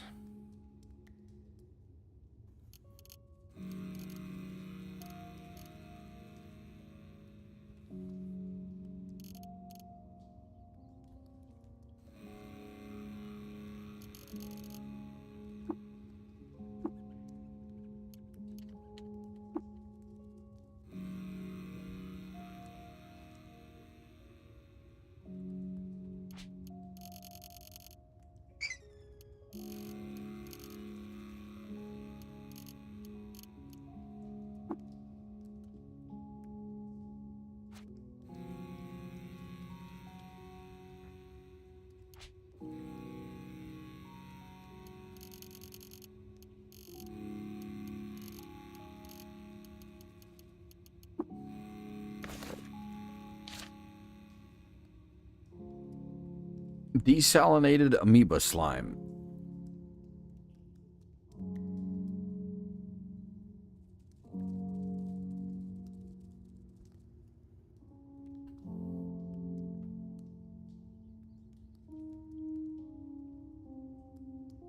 One dram of gel and one... dram of honey.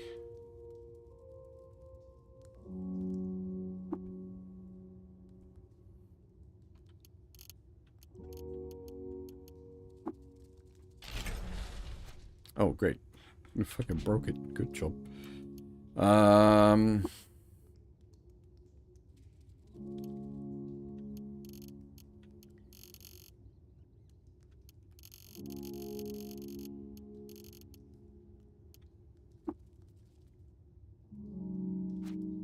Okay, that's definitely done the job.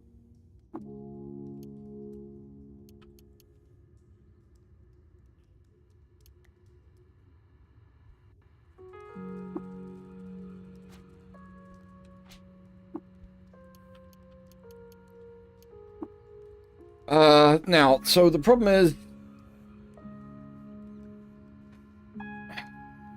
every day until the leg joints regain their full range of motion. How much do I need in excess?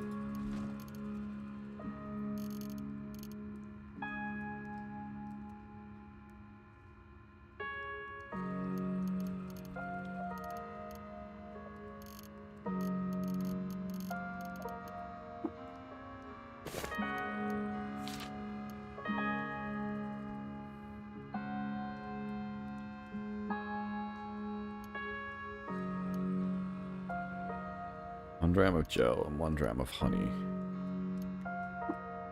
So now, if I apply the honey to the gel, does it...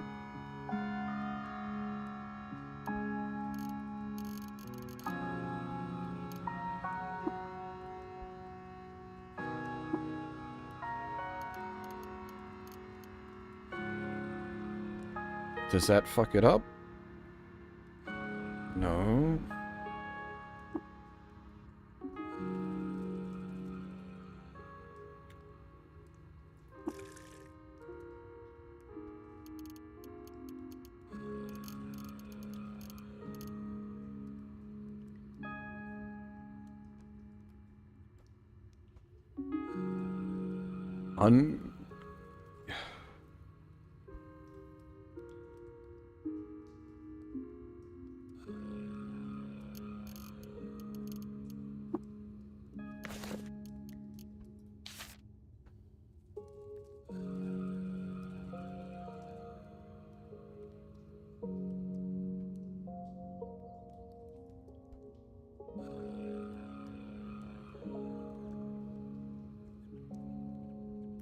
1 dram of gel, 1 dram of honey.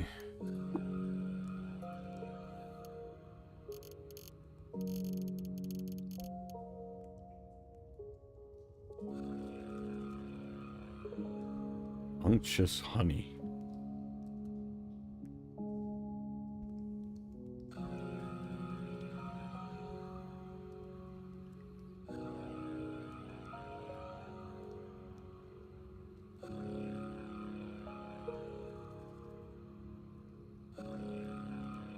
I don't know if that's...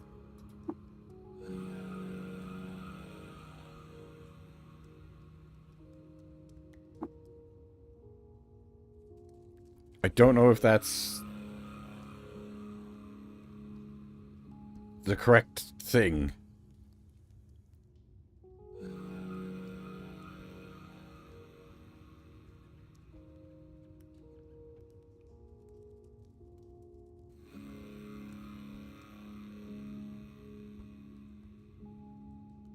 Hey, Brimcon, how's it going?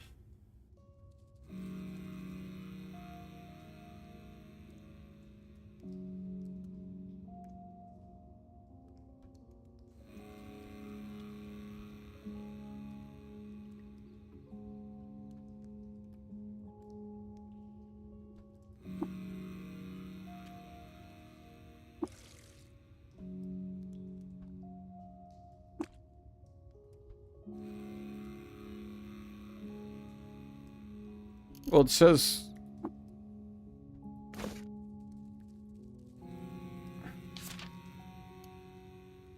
Administered a draft composed of 1 dram of gel, 1 dram of honey every day until the leg joints regain their full range of motion.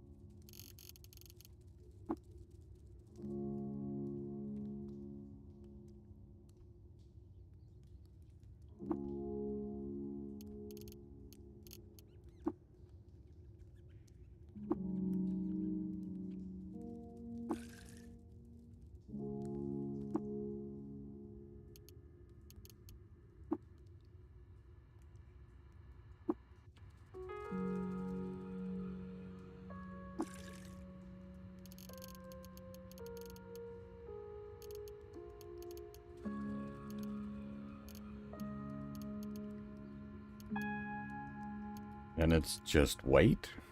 Question mark?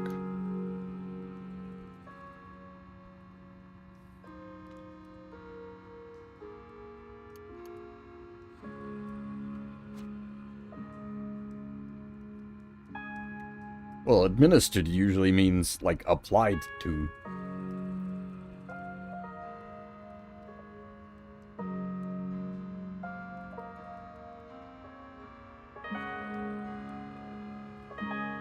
Rather than consumed.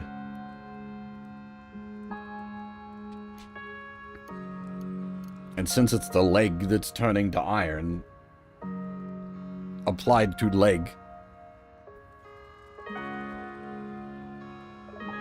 Because, like, what the fuck's drinking it gonna do?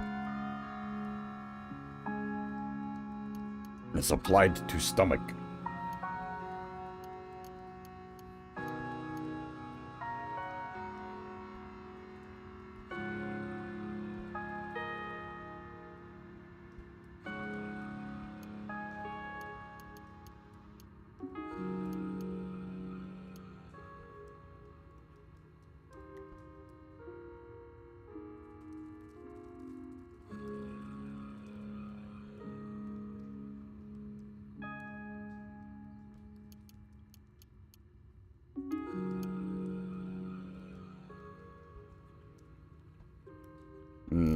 If it is drinking it, that does change things.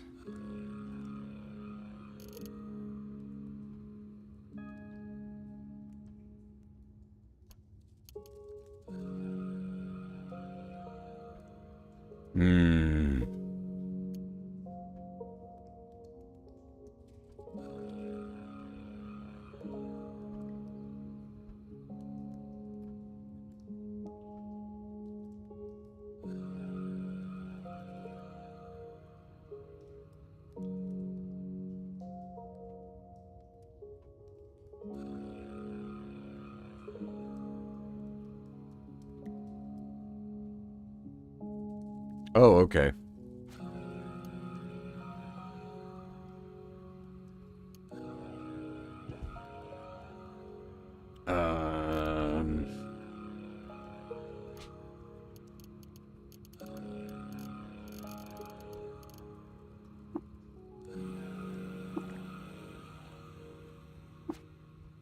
Yep, the pain in your joint subsides. Okay.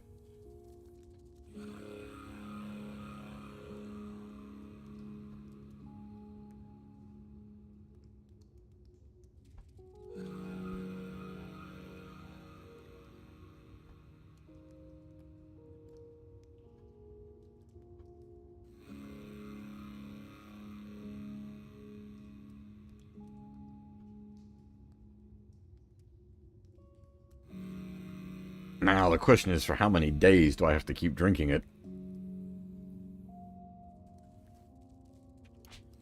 Because I got enough for 4 more doses. I don't know if I'm going to need more than that.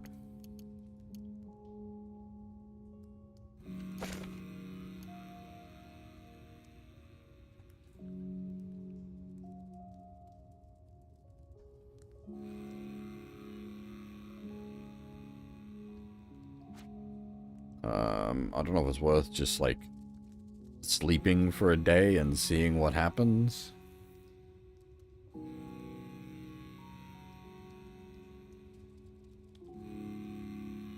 Or do I need to wait a day, or can I take an additional dose now?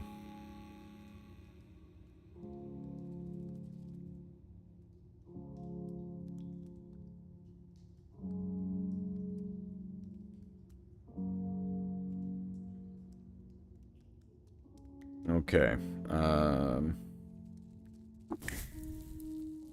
Yes.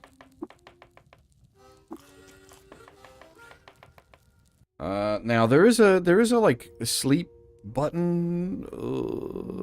Wait menu. Wait until morning. Is that gonna fuck me? Wait, how many turns is a day?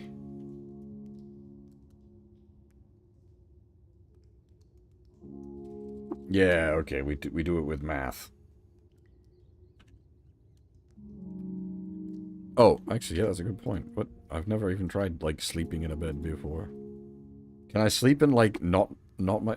Oh.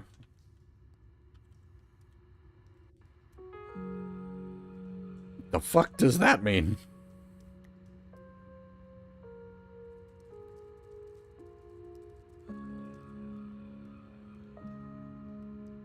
Dusk, night, dawn? Bleh?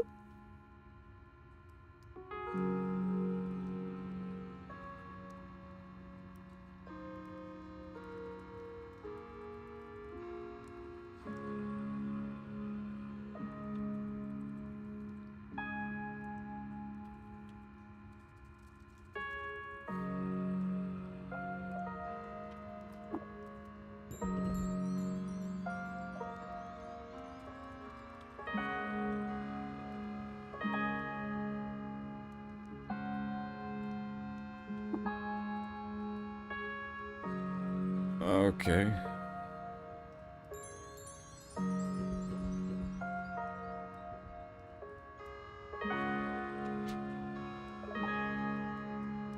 Uh...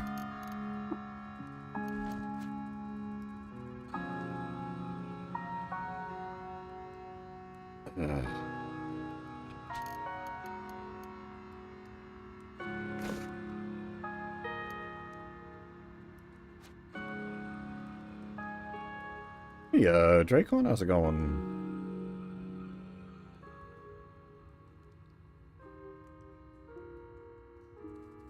When did we... Was it... We started in, like, the evening?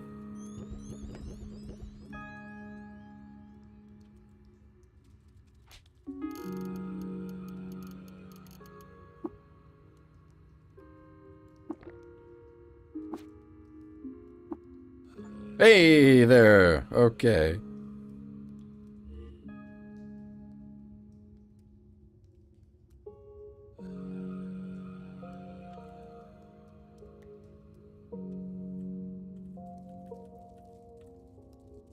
God damn, that took some fucking about.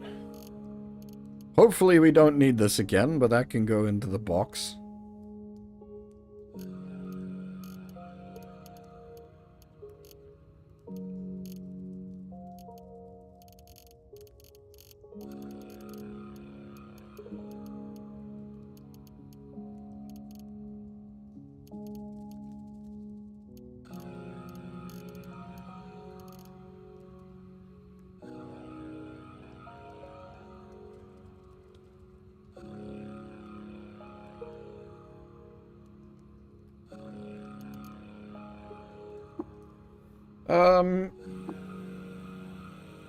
Did all of these lads count as tinkerers?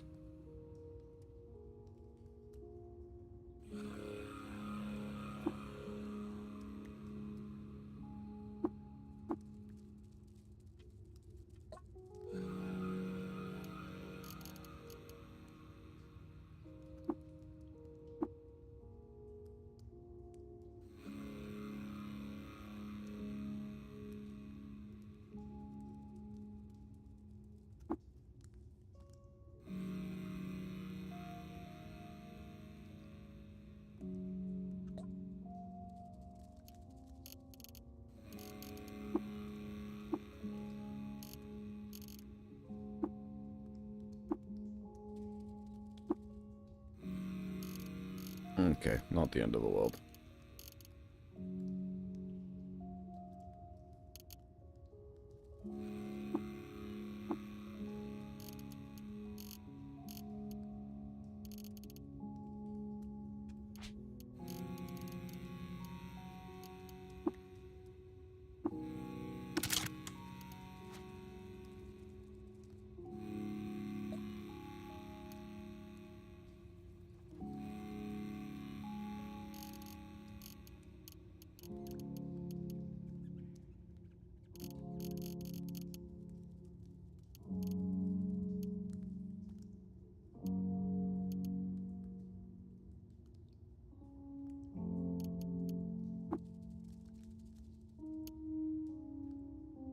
Okay.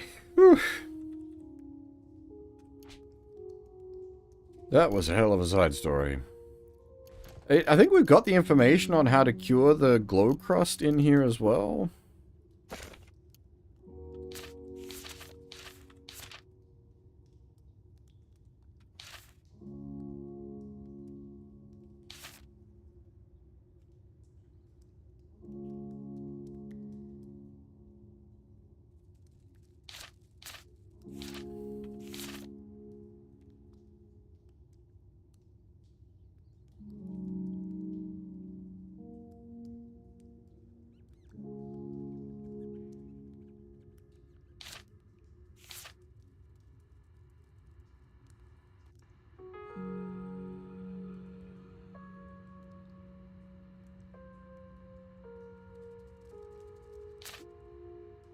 It doesn't actually tell us how to cure it.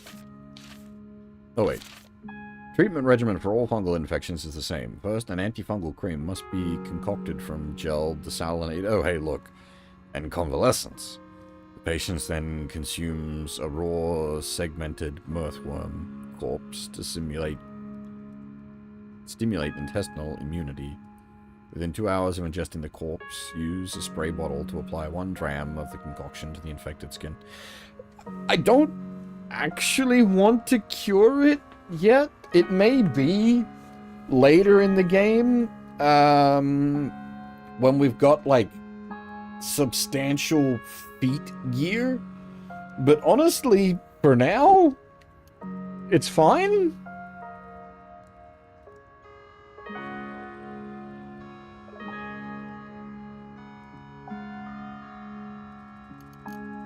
Like, those mushrooms are pretty valuable. And useful as well. Gold res probably come in handy as well, yeah, given where we've got to go next.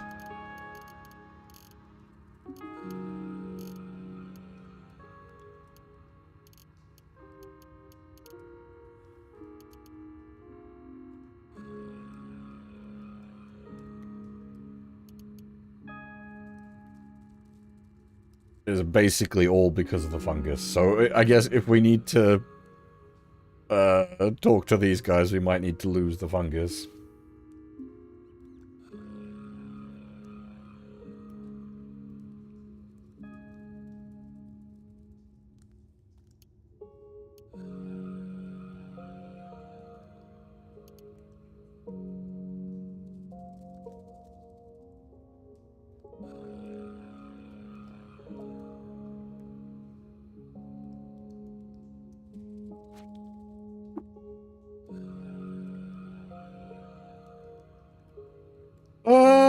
Whew, okay.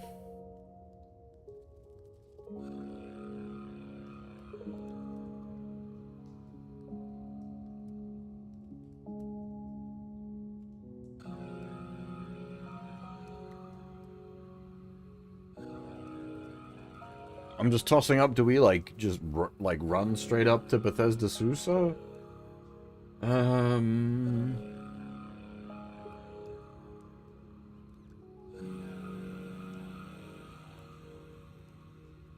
Otherwise, we could do some of those, like, other quests we picked up.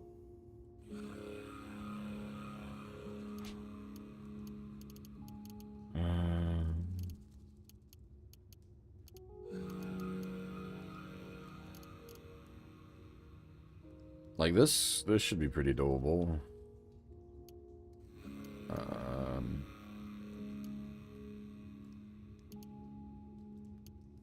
Well, we didn't get any fights out towards Mushroom City. We got very lucky with our trip out there. In here, it was much more spicy. We also got that. Which one was it?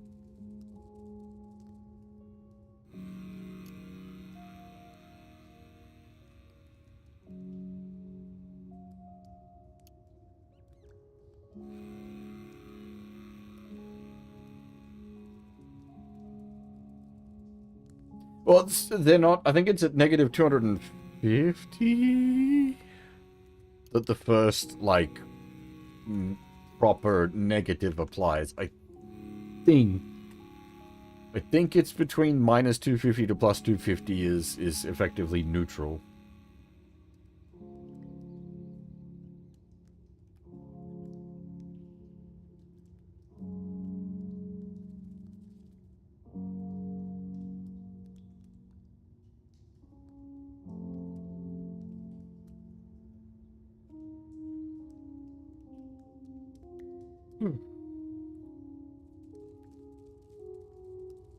Also, we have been going for over 6 hours at this point, so I need to kind of toss up. I should probably stop. Hmm.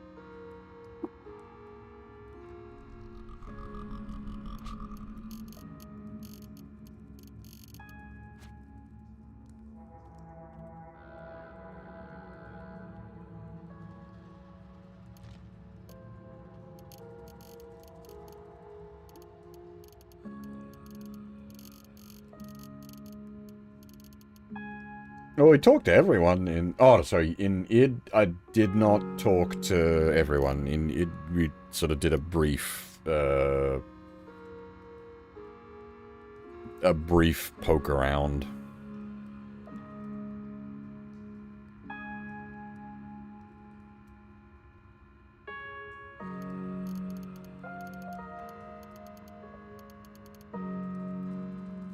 We can go back there, though. We did think to get a recoiler while I was there.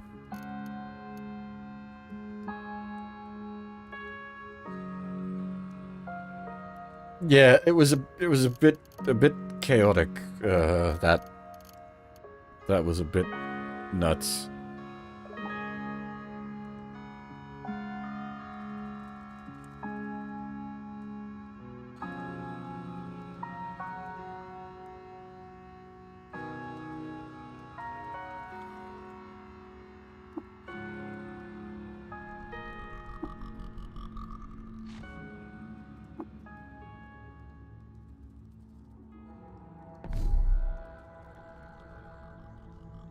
Head back.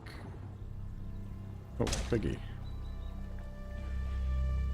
Oh, these are the mind wreckers.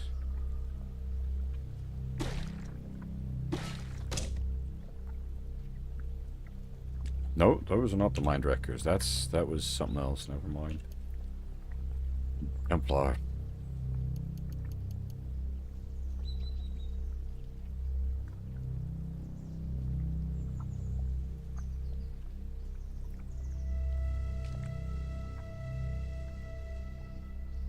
See, Austin, I'm Probably going to... There's a friggin' slime! Ah!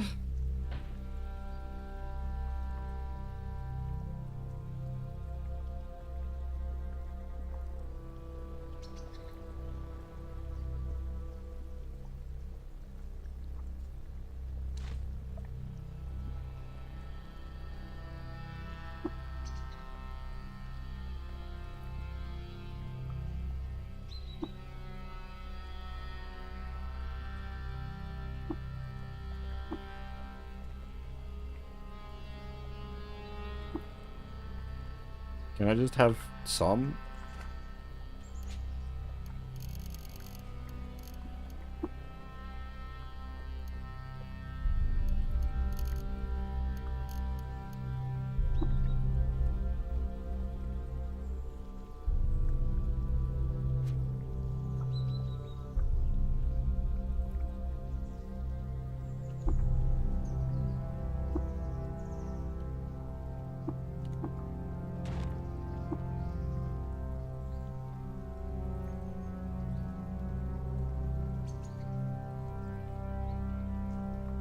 Good.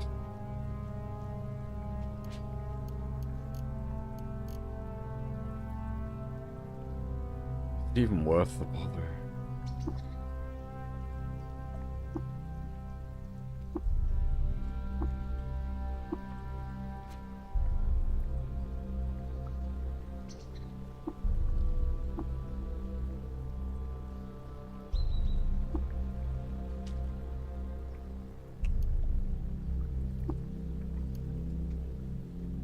There we go. I did not mean to fill the camel skin with,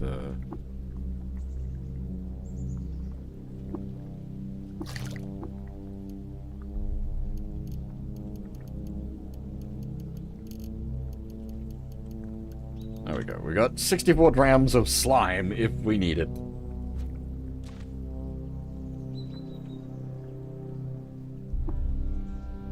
God forbid what alchemy we're getting up to that would need that.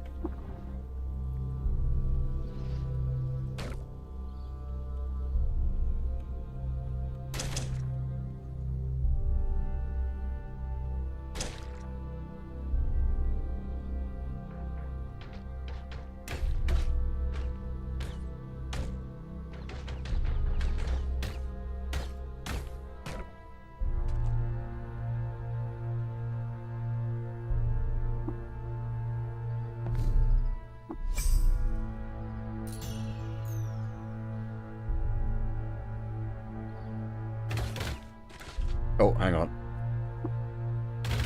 Oh.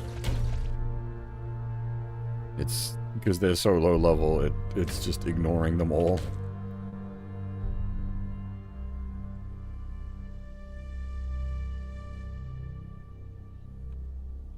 That, like, I did set that. That's my fault.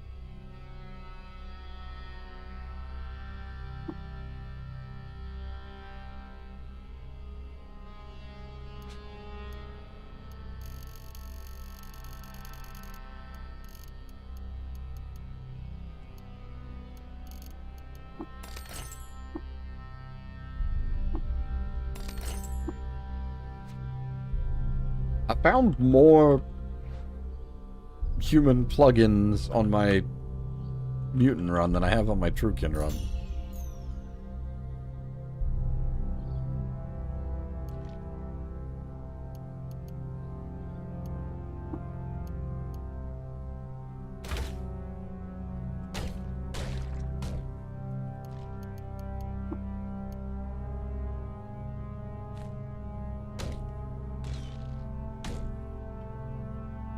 That's a lot of boys. Not that it's a threat.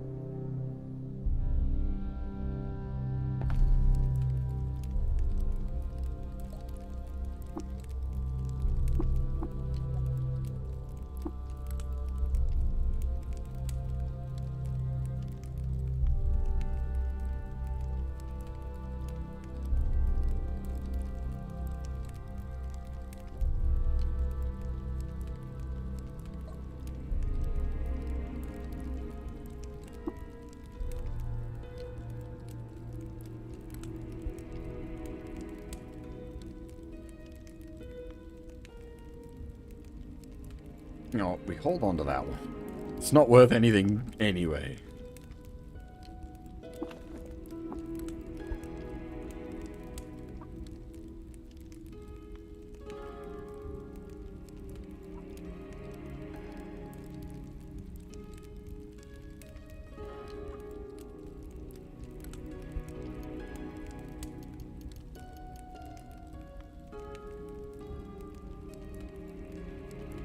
Oh, that's right. We were gonna, like, yeet some batteries into here, weren't we?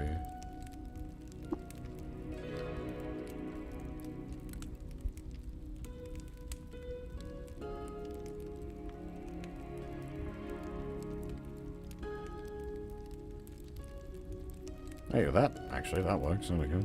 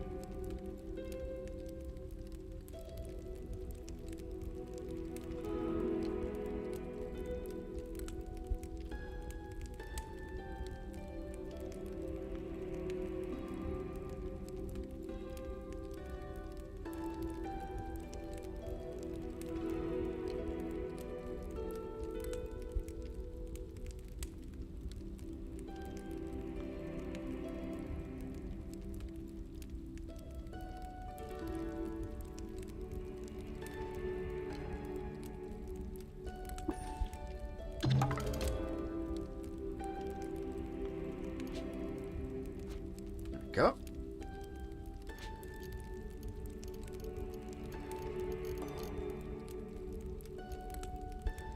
Favorite, I think that's the first proper step up.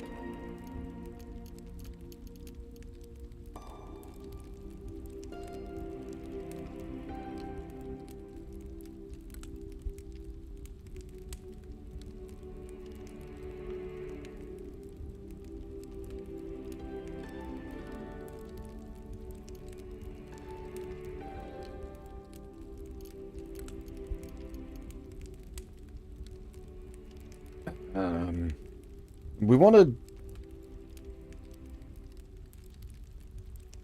aggressive ones won't attack here. I think we were wanting to get that up because there's some of those lads in Bethesda that we need to interact with. That was why we were getting them up.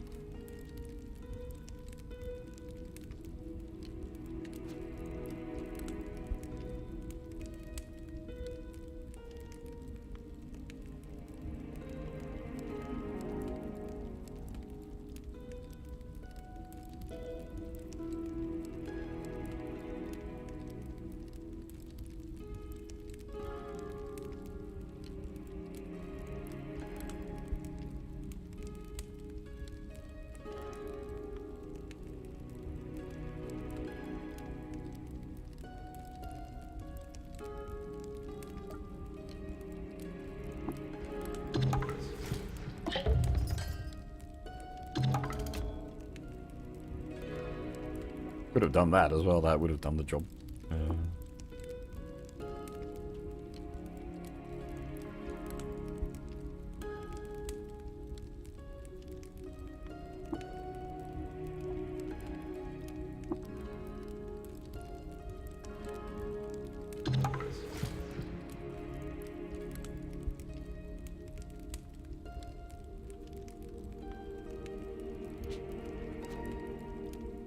I'm feeling like rep up with pariahs could be useful. Since they're just sort of randomly everywhere. Even given what they are, that makes sense.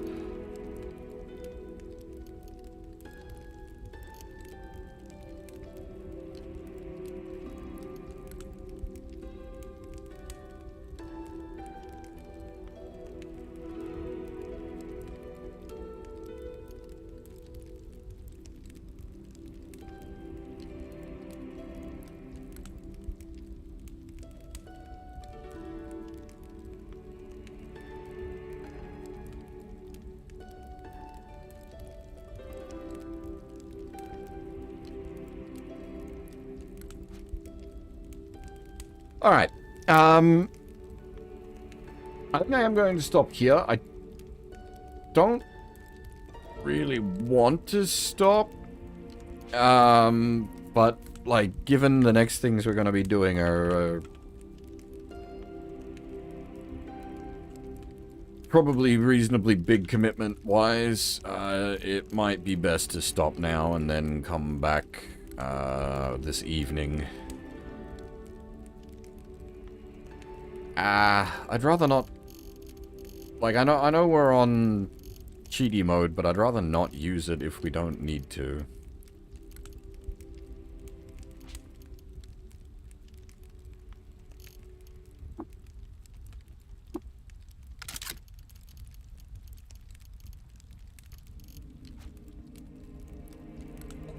I mean, given how much I've played of it over the last, like, week or so, I'd say my opinion's pretty dang positive.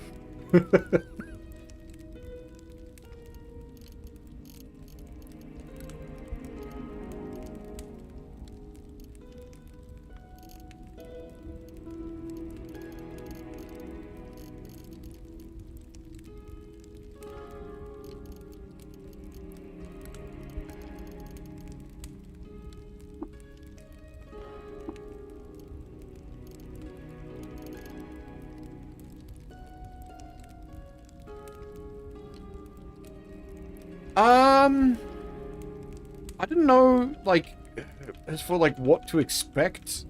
I didn't really know beyond a general, like, this is considered very good by a lot of people, and it's liked by not just, like, a lot of random people on the internet, but, like, friends I have, like, in person and such.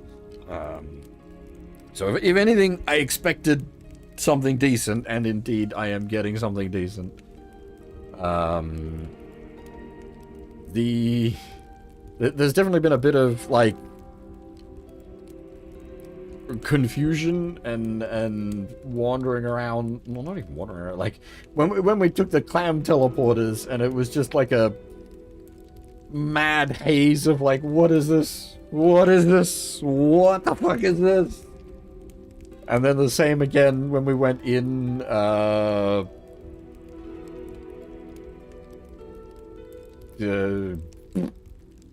was it? Grit Gate? That was another just, like, Golgotha. So yeah, no, Grit Gate's the town. Yeah, when we went into Golgotha, I was like, fucking Christ. You don't expect that kind of... I suppose technically I could have just not pushed buttons and sat there. You don't expect that kind of intense insanity from a roguelike. I guess you do, now that I think about it, but it was just... Whoa!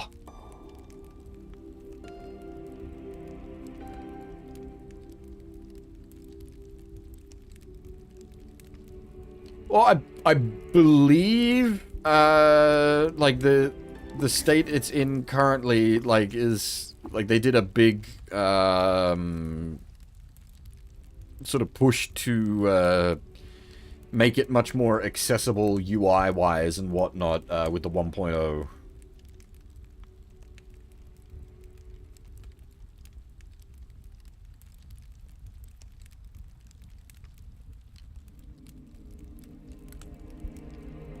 And they definitely achieved that.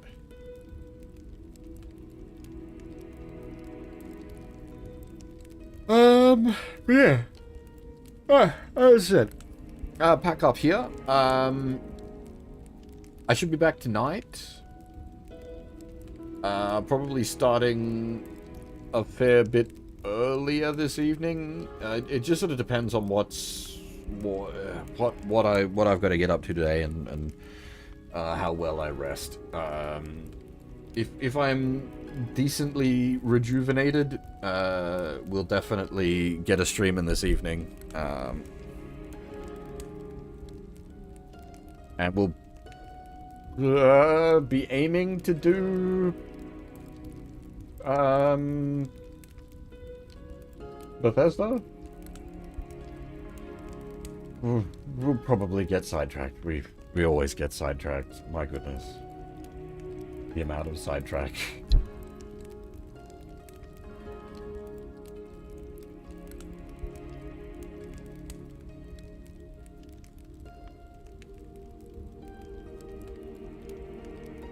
Okay.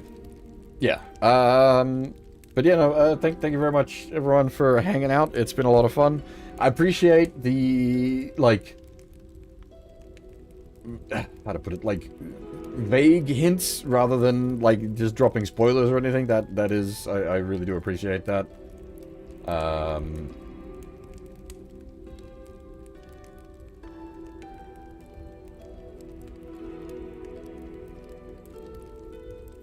Yeah, I think that's all I've got for now. As I said before, having a lot of fun with this. I definitely want to play more. Yeah. Thanks for watching, everyone, and hopefully I'll see you all next time.